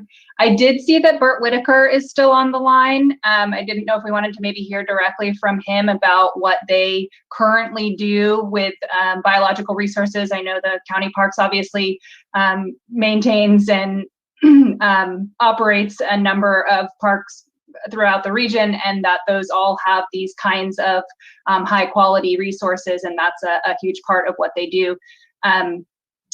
Bert, if you are able to, yes, thank you. If you could raise your hand, and if we could get allow Bert Whitaker to speak, that would be fantastic. I'm promoting him to a panelist, so hold on just a second while he rejoins. Bert, are you there? Yeah, can you hear me? Yes, we can. Great, thank you. So I appreciate the conversation, and certainly, you know, the conversations around this really revolve with the mitigation starting for phase one through the ownership of Earth Island or Davidon Homes as far as that phase being developed. And as described, yes, we're very familiar with developing park improvements in the landscapes across Sonoma County and working closely with the regulatory agencies and these types of requirements with improvements upon the land. And essentially we would, you know, be doing the mitigations and covering that for the later phases as owners of the park in partnership with our partners and regulatory agencies, consistent with our ownership of thousands of acres across the county. Thank you. That's what I wanted to hear. Okay, I appreciate that. And thank you for being willing to be an expert witness here. Thank you. Thank you. Okay, so on to our Vice Mayor and then Council Member Healy. Thank you, Madam Mayor. I want to start by acknowledging that whether you were for or against this project, you are doing it on the grounds of it being excited about preserving Petaluma and preserving the grasslands and preserving the farms. So I just think whatever happens at the end of this, let's just acknowledge that what's bringing us here tonight is our love for Petaluma's open spaces and the farms and the open spaces. So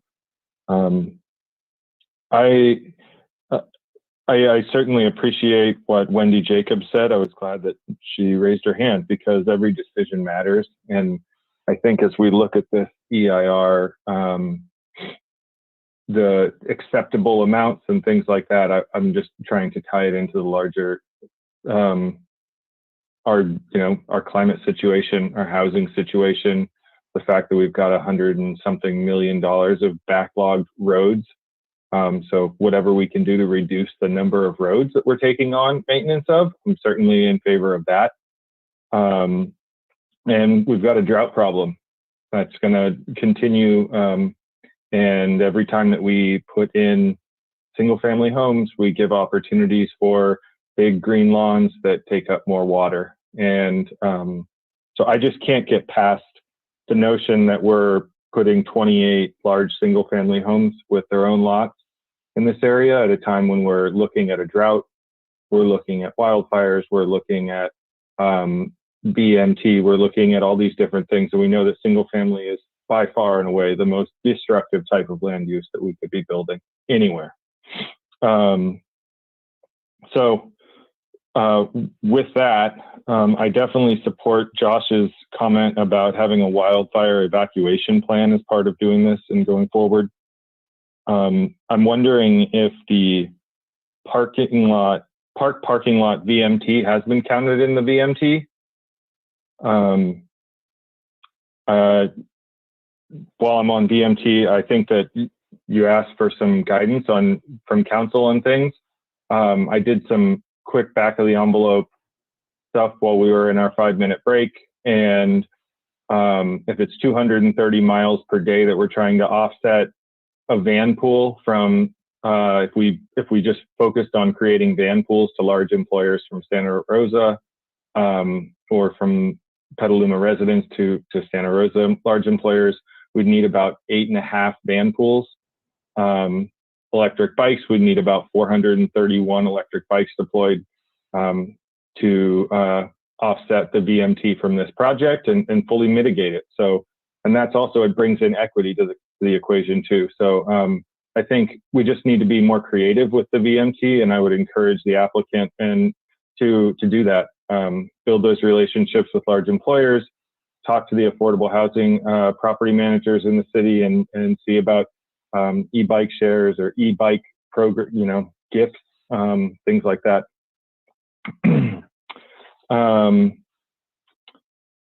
I sent some comments to Heather, and I'll just read them into the record so that folks know what I'm suggesting. I'd like to see a project that does not include any fossil gas in the homes or on-site amenities. So that includes if there's barbecues on site, no gas, no gas in homes. I'd like to see us eliminate the development where units 20 through 28 currently are. I think there's a hill that runs there, and the other units can kind of be mitigated to where the runoff goes into the infiltration basin based on what I've seen out on the site, but there's just no mitigating units 20 through 28. I'd like to see us cluster the development where units 1 through 10 and where units 15 through 19 are located on the site. I'd like to see us eliminate single family uses and replace them with either attached townhomes or apartments and condos. I'd like to see us minimize the potential for excessive irrigation by, again, getting rid of the single family zoning and moving towards something that the residents are not maintaining, and the possibility that they just put in large lawns. Maximize groundwater recharge and catchment, especially seeing if we can get 100% of the water into that infiltration basin, which I really love. Minimize and or eliminate the construction of new roads. Part of what has driven our road backlog, our VMT, all of that is our suburban cul-de-sac lifestyle. So I'd really like to see us get rid of and have no new roads in this project, if at all possible, in all projects going forward. Minimize cut and fill. And then the final one is the path that goes through the project. When I did the walk with Mr. Colvin, there was talk about how the path kind of goes away from the Oxford Court residents to provide the Oxford Court residents a buffer between the path and their backyards. But I'd like to see an an alternative that has the path closer to the Oxford Court residents, because what we're actually doing is just fracturing the wildlife corridor that's right there. And I think that we can do more by keeping, not walking hundreds of people right through the center of that corridor. So those are my comments right now. We heard a lot of comments about, we can get this or we can get that. Don't let the perfect be the enemy of the good.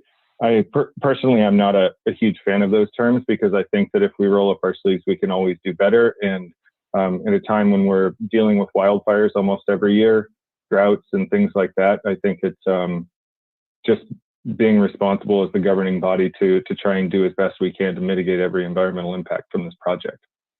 Thank you. Thank you. Councilmember Healy, followed by Councilmember Fisher.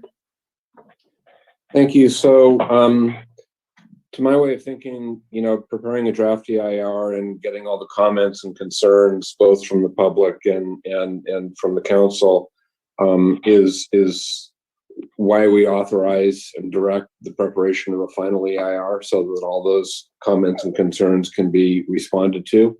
And then the ultimate decision is made once the final EIR comes back to us. There have been a lot of very valid concerns and interesting ideas thrown out, both by members of the public and by the council. At the appropriate point, I will be voting to support giving direction to prepare a final EIR. I just want to comment on two aspects of this. One, and I hope Mr. Whitaker's still on the line. I think this would be more successful if regional parks did not resort to its normal business model of trying to monetize parking everywhere it sees it. I think we would get more pressure off of the Oxford Court neighborhood if we were not charging for parking at these new entrances to Putnam Park, and I would like that explored. And then the other thing, in terms of the wildfire corridor coming up D Street into this area, that's a real concern. But it doesn't just impact this parcel, because if you look at the CPUC fire map, it comes further into the west side of the city and endangers other neighborhoods, existing neighborhoods. It barely avoids both McNair and Grant elementary schools. It comes into a very major part of the west side. And I think there's an opportunity here, if we do something more than what's in the draft EIR on fire safety, to actually make a substantial improvement for fire safety in the western part of our city. And I've shared that with the applicant and with staff, and I am happy to refresh staff on that going forward. But anyway, those are my comments. I would like to see this move forward to a final EIR. Thank you. Thank you. Councilmember Fisher. So I'm actually going to ask these couple of questions that I had for staff. In table 4.10-9 and 11, the existing traffic volumes, for what year were these counts? You could answer that. It's not indicated in the language or on the. Okay. On the table. I think I'm going to ask Matt Goin to jump in here. He's with Fair and Pearson, prepared the analysis. I am scrolling to those tables right now. It's been a little bit. Matt, do you have that on the tip of your tongue? I do, yes. Thanks, Olivia and council members and Madam Mayor. The counts were taken in 2019. And then Olivia, a question, page 4.14-8, now that you're at 415, you just back up a little bit. It indicates that that we operate a portion of Sonoma Clean Power. Do you know why that language is in there? What page is that? It's 4.14-8 under energy.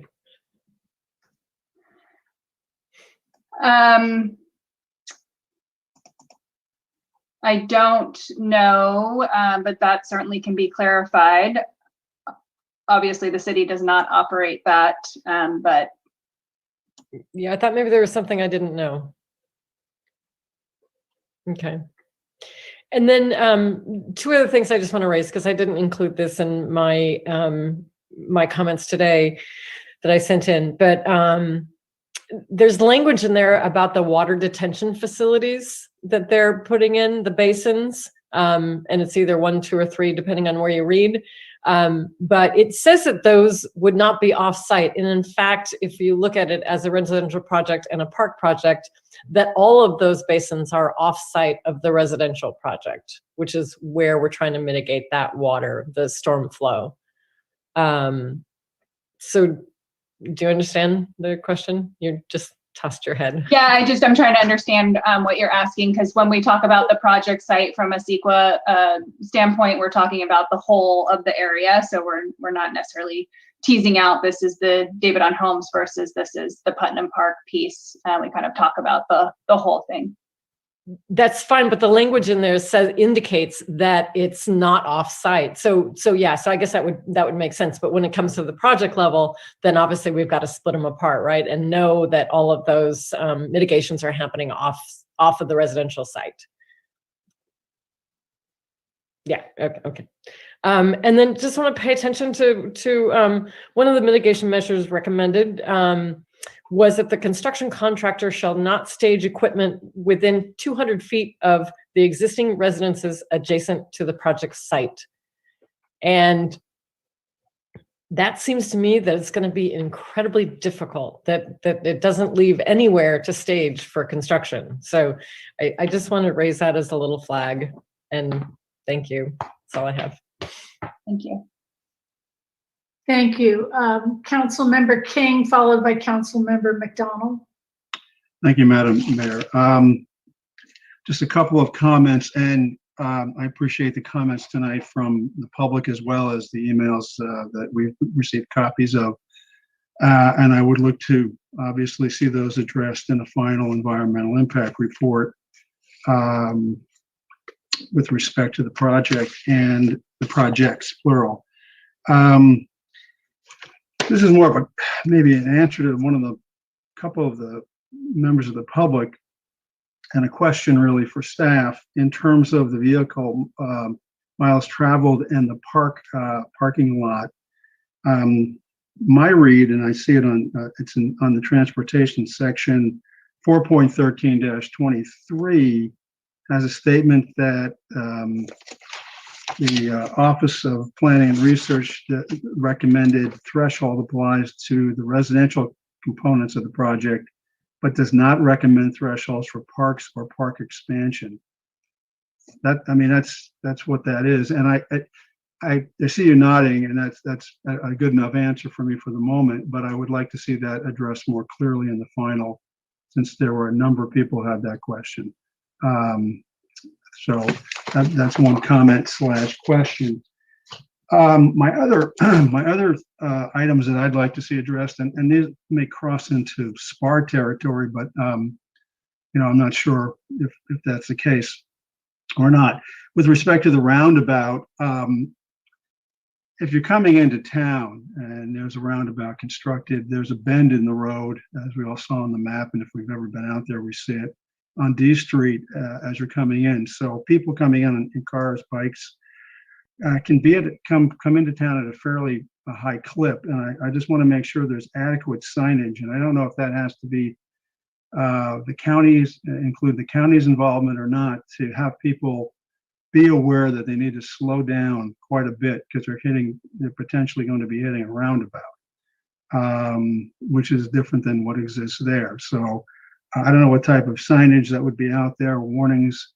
The same concern exists for me with respect to the crosswalks that are at the roundabout, that they're providing enough notice, for lack of a better phrase, to vehicles that people could be crossing here, because and I would like to see that addressed in the environmental impact report.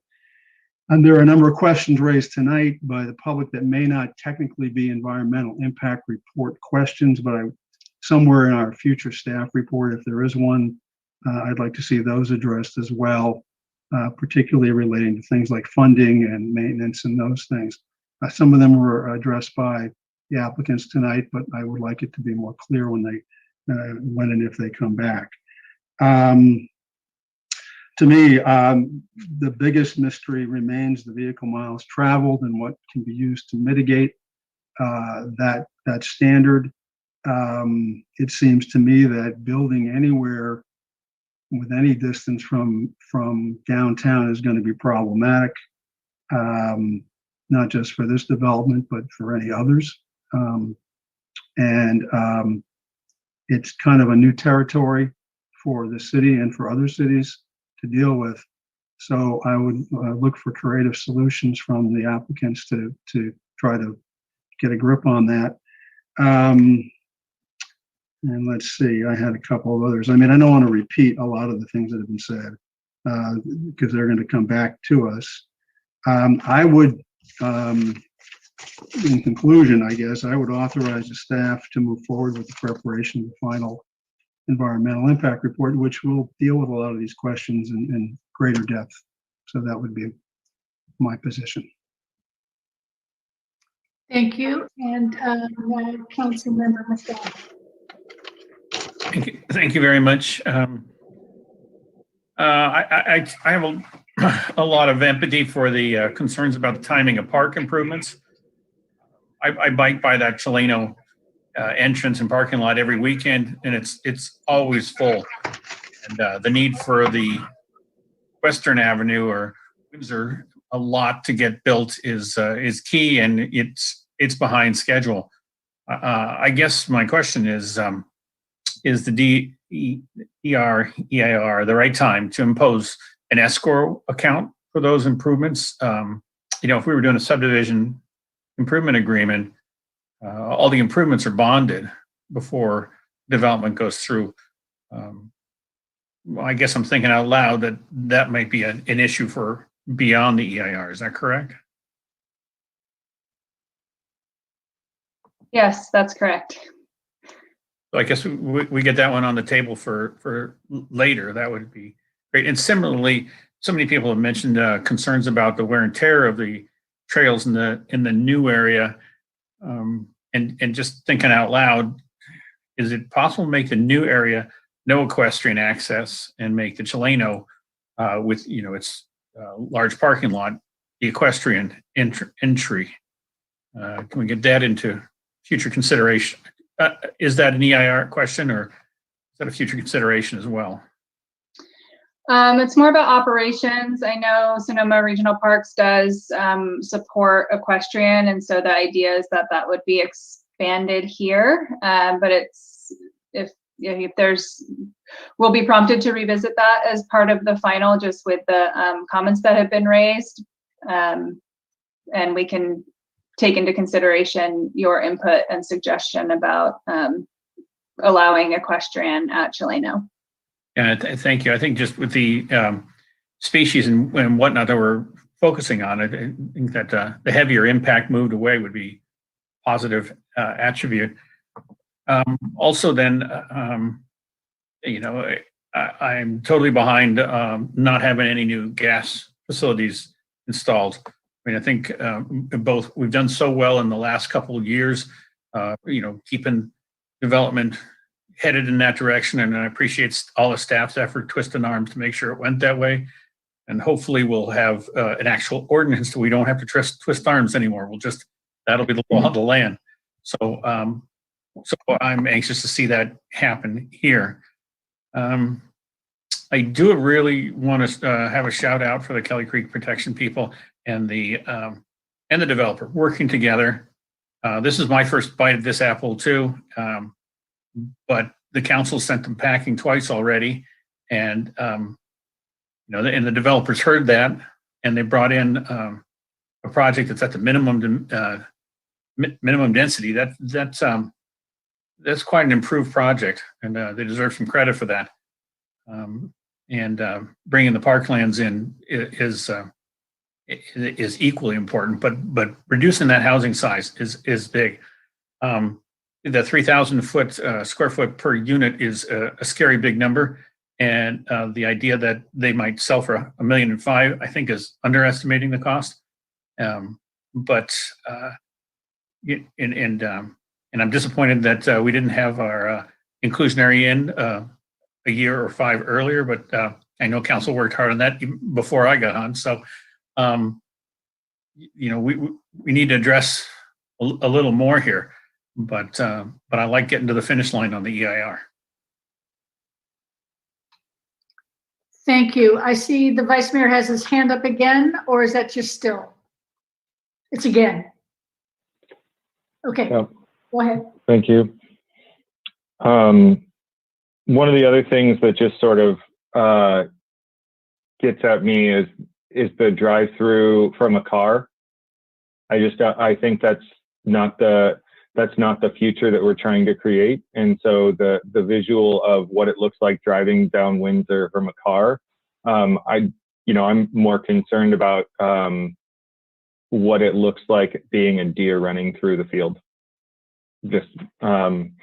And what it looks like walking or biking there.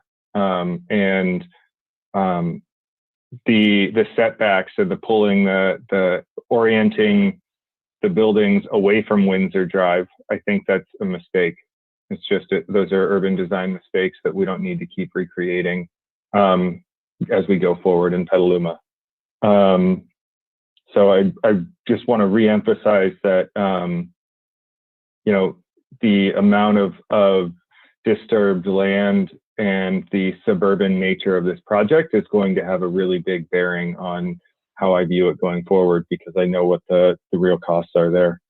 And if the applicant does decide to keep the fossil gas in the project, I'd certainly like to see a cost of what it's going to take to decommission all 28 homes by 2030, and potentially include that as a mitigation measure, paying for that. And I don't know what the rationale was for moving towards single story, but I don't think it's an environmental concern as much as it is something else. So I would just say cluster the units where it's not going to have as much damage. I hope we see that. Thank you. Councilmember McDonald, did you put your hand back up? I did indeed. I had one last thought, and then Councilman Barnacle touched on it there a little bit. But it's interesting that the public input can swing the developer decisions in two directions at the same time. I'm sure that the two-story was the feedback from the neighbors, the public hearings of past events, and what happens is single-story has a different set of fans and people who are not fans. So it's real hard to give clear direction to a developer over the public at different public meetings with different attitudes and different councils with different attitudes. So I appreciate the listening, but my golly, we got a lot of ways this could have gone, and I'm not sure that we've found the worst one or best one yet. Okay, thank you. And Vice Mayor Barnacle, you're back up? Yep, I am. Thank you, Councilmember McDonald, for bringing that up. I want to just appreciate what Kelly Creek's done and what the developer's done to make these modifications too. I know I'm being a bit of a hard nut here, but it's because I care about the community, and I know you do too. With respect to not being so concerned about single story, I'm more concerned about the environmental impact of this project than I am of the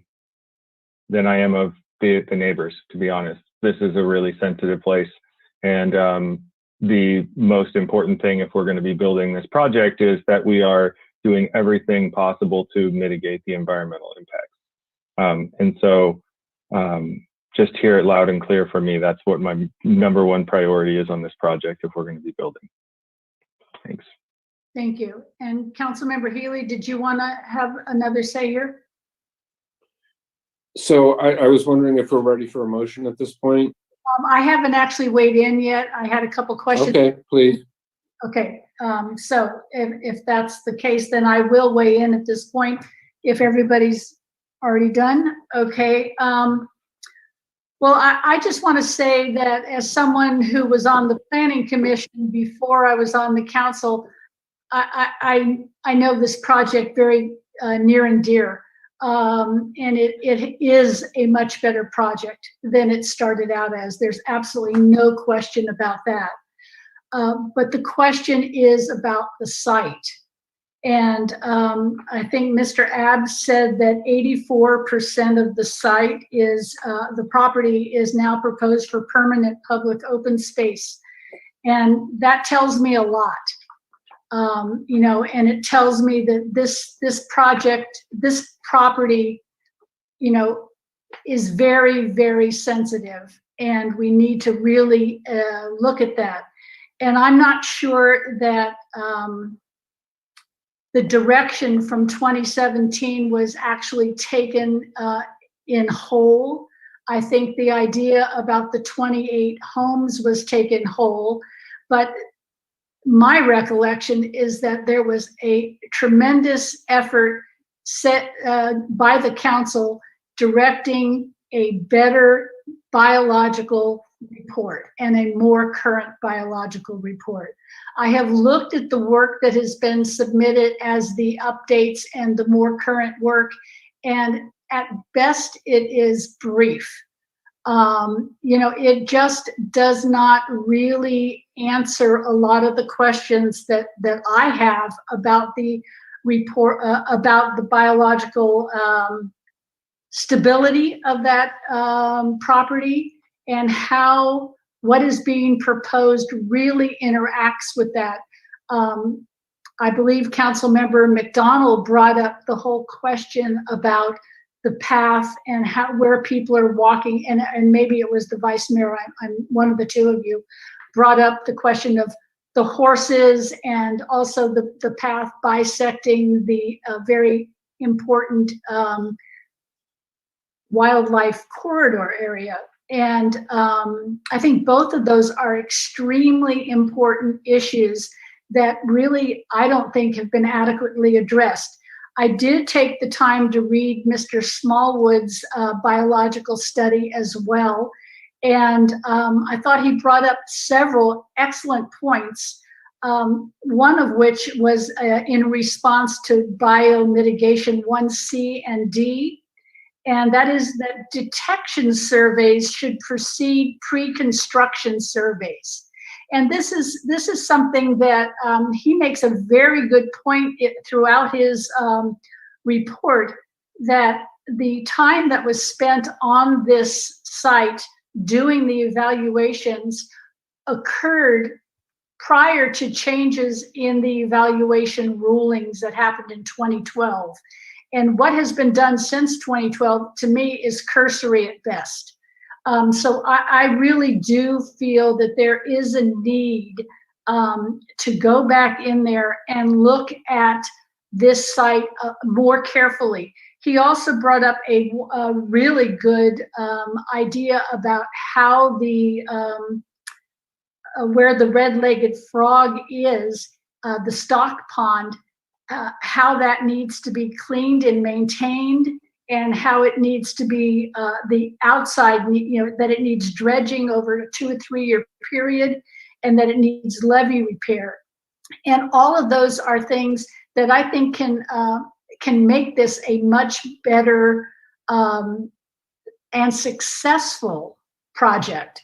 And that's what we're looking for. The idea of off-site mitigations or paying money, in order for any takings that are coming, that is like your last step. That's not the best first role here. And I did read both of those as mitigations, and they never are, to me, serious mitigations, because mitigation is to lessen the impacts, not just pay for them. So I really would like to see a better biological study done, both on the red frogs and on this whole idea of the detection surveys, and the question of habitat protection. And I am so glad that Mr. Whitaker stuck around to talk to us about this, because I do really feel it is, if our county is going to be the one who's going to have to do this, I want to be certain that the money is there for it to happen. Because as was pointed out both by a council member and by the public, the path that is now open to Helen Putnam Park from Windsor, from what I would call the north end, but I guess we're just going to call it the western end because that's clearer, Western Street end. There is no parking there. It's at least almost 20 years since West Haven was first approved, and that was part of what was designed there. So we don't want to be waiting this long for the mitigations that are supposed to happen that protect the red-legged frog and the other biological species there. I also think Mr. Smallwood makes a really good argument for the negative effects of housing right next to this open space and with this protected species. He talks about house cats, he talks about glass windows and their reflection and the effect that has on birds. He talks about landscaping and recommends that only landscaping that is natural and it should be allowed, that perhaps, and he doesn't say this, I'm adding this, perhaps we should be looking at if there's housing going to be allowed in that area, that there be some restriction that no kind of fertilizer, unnatural fertilizer could be used there, that would be part of the CC&Rs if we have to do that. I think that Council Member Fisher brought up a really good point about the lack of an alternative. In the DEIR, it says that this housing that is being proposed helps us meet our RENA numbers. the kind of housing that this project proposes is the only area of our RHNA numbers that we're over on. And so, I don't think that that is accurate. I think it should be removed. And I think that while I have some questions about the kind of housing that the Councilmember Fisher recommended for the downtown side of Windsor, the hillside, I would really suggest to the applicant that that they look at a more ecologically superior, environmentally superior alternative to give to us, because this VMT issue to me is a deal breaker. And I would have to be really sure that I was getting a superior environmental project in order to go against our VMT that we have just declared an emergency. And what Councilmember Fisher is suggesting is makes me a little nervous, but it is something that I'm willing to look at, because I just don't think that the housing on the away from downtown side of Windsor is really a good fit for that property. I believe that it isn't. However, saying that, I have to also caution that I'm also concerned about Hydro 5 and 6, which are mitigations regarding addressing the, the runoff, the water runoff into Kelly Creek. And from what I'm reading, I really couldn't see how these mitigations address the water runoff from the development on the hillside that is on the downtown side of Windsor. I've been very concerned about that from the beginning, back in the beginning of this century, actually, because the housing behind it on B Street has already, the people have given testimony over the past 20 years about how they already get flooded from the runoff from that hill with no development on it. And when we're taking away impervious surfaces, when we're taking away the ability for that land to accept water, where is that water going to go? And how? And I really didn't see the mitigations that address that. And I really need to have that clearly drawn out for me. And I didn't see it here.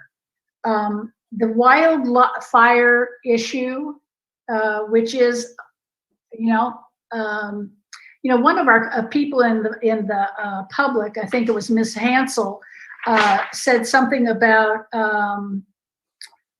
that she supports this and that it's been 2 decades of stalling this. Well, the 2 decades of stalling this were done by the people who are now working with the developer and trying to come to a new agreement. So, she might want to rethink that because I do think that they are suggesting a better project. But whether or not it's attainable is the question in terms of the environmental impacts. But the wildfire urban interface, which is a new element in an environmental impact report, this is the first one I've ever seen. It's less than significant, and I actually agree with that. But I did hear in the Planning Commission, and I heard again tonight, both in the public and among the council members, concern about how people would leave that area. Right now, there's 2 ways for people to leave: D Street or Western. And I think without this project, there would be gridlock to get out of that area if everybody who lives there were trying to flee a fire.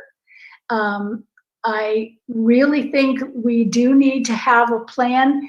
And of course, it would probably involve taking down the bollards at Windsor and B Street and letting people go down there as well.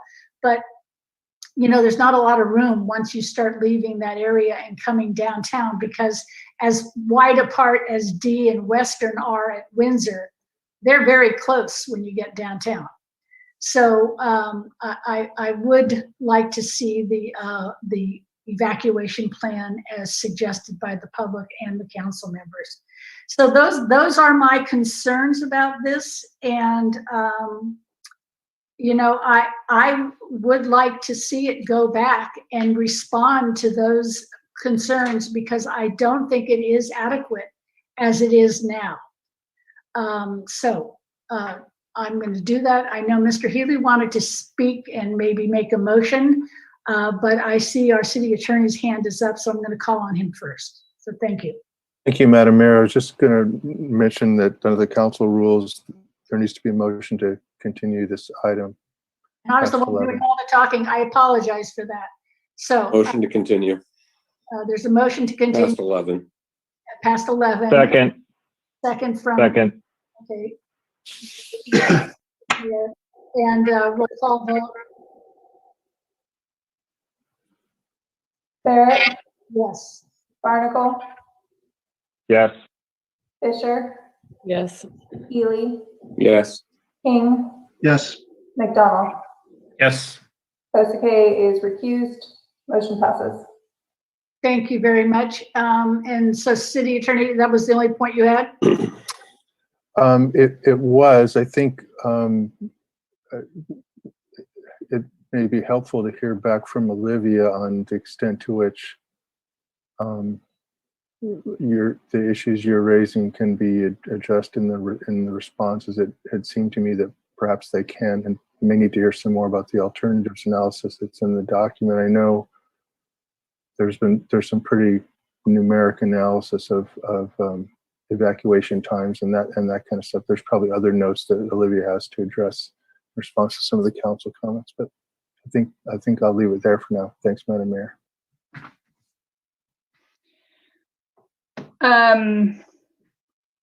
Yeah, I definitely want to just encourage the council to allow us to do the next step, which is to prepare the final and respond to comments. The draft EIR is just that. It is a draft. There are sometimes inconsistencies. This is a massive document. There are typos. There is information that can be clarified, and the final is the opportunity to do that. So we have taken close notes this evening, and we will be continuing to review all of the comments that have been received and assembling all of those so that we can respond and address those and augment the draft in the final to provide that clarification and hopefully bring that forward to the level that this council will find adequate at the final.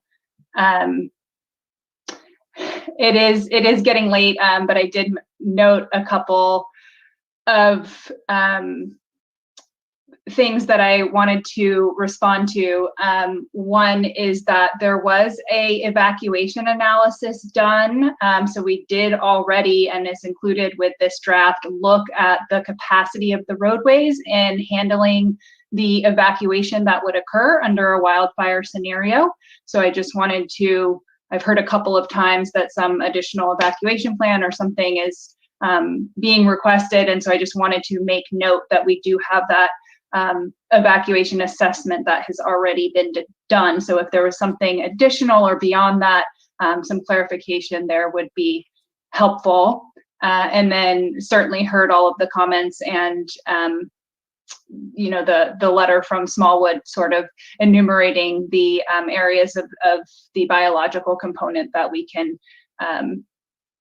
that will be revisited as part of the final. So I'm happy to clarify or provide any further responses to any questions that remain outstanding. Thank you. I see the Councilmember Fisher has your hand up for a question. You wanted to say vice mayor, didn't you?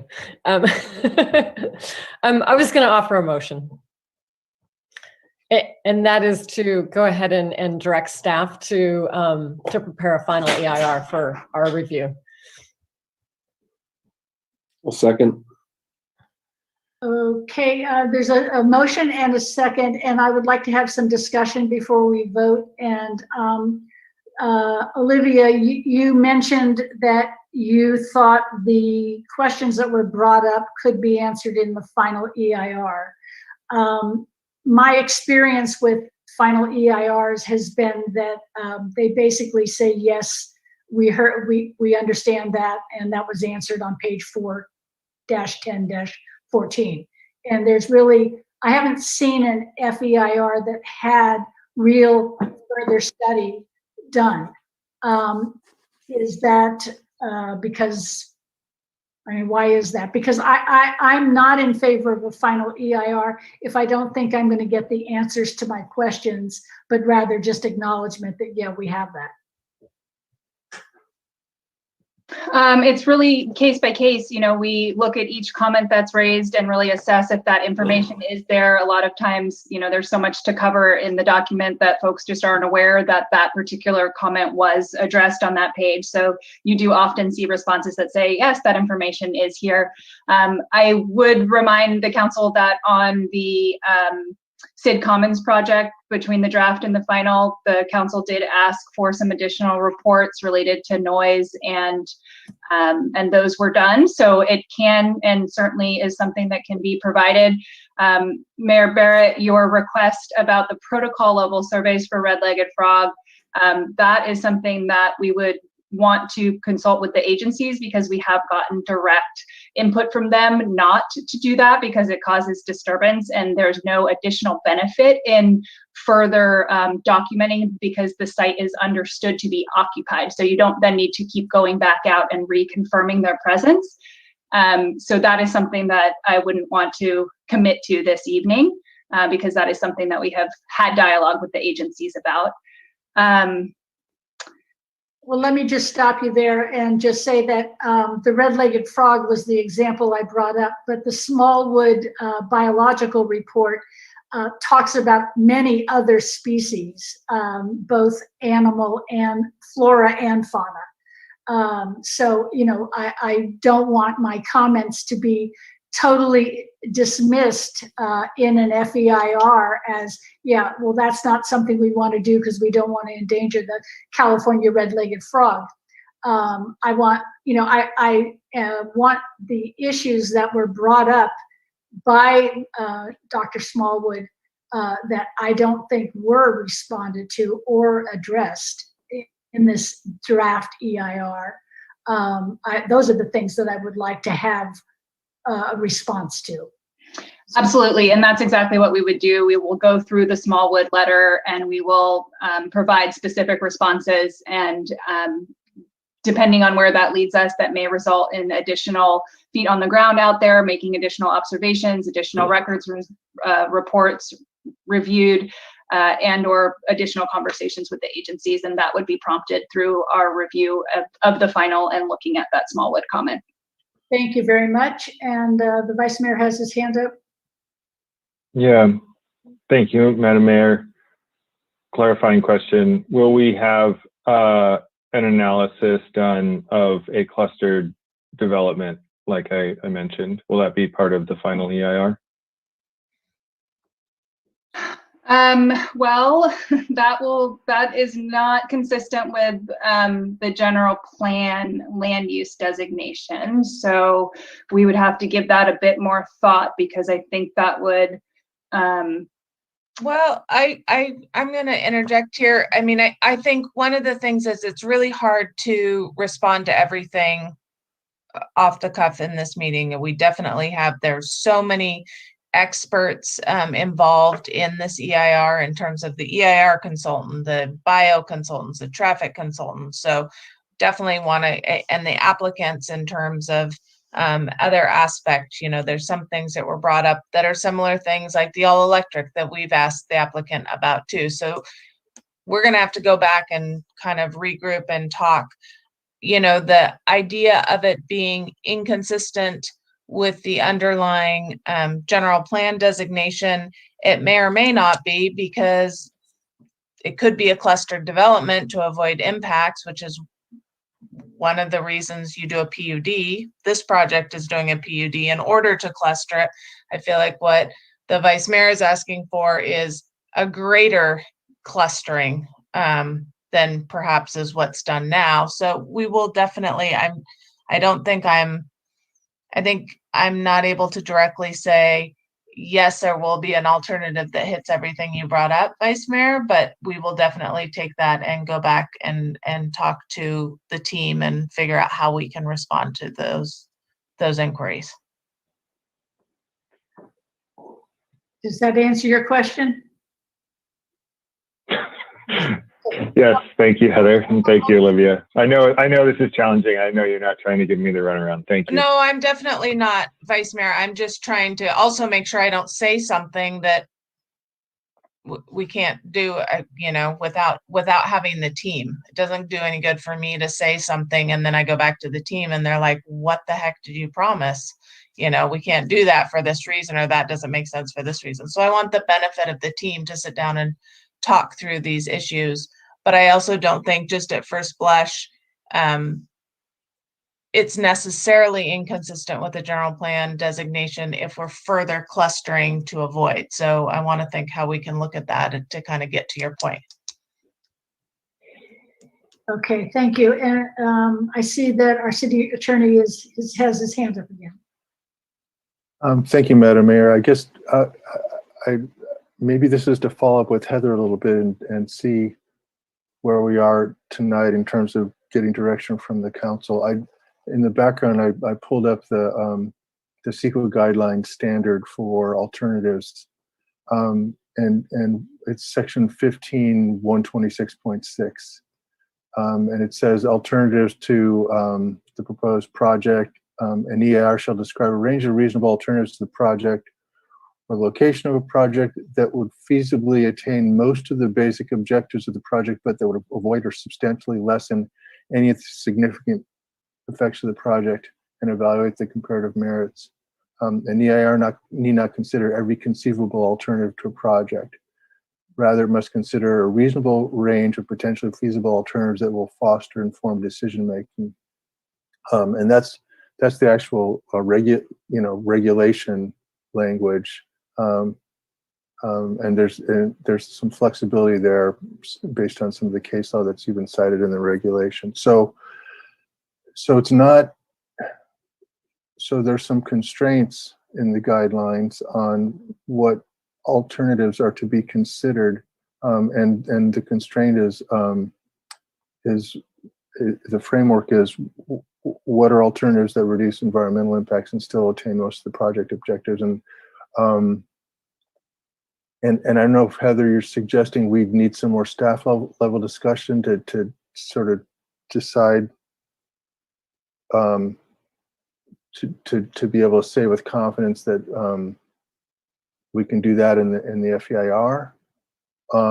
So I guess that's a question for you, but I wanted to share that language from CEQA for the council members to say that that's what needs to guide what are the alternatives that make sense to require in the environmental analysis. And it's not just a blank slate in terms of alternatives that need to be considered. Okay.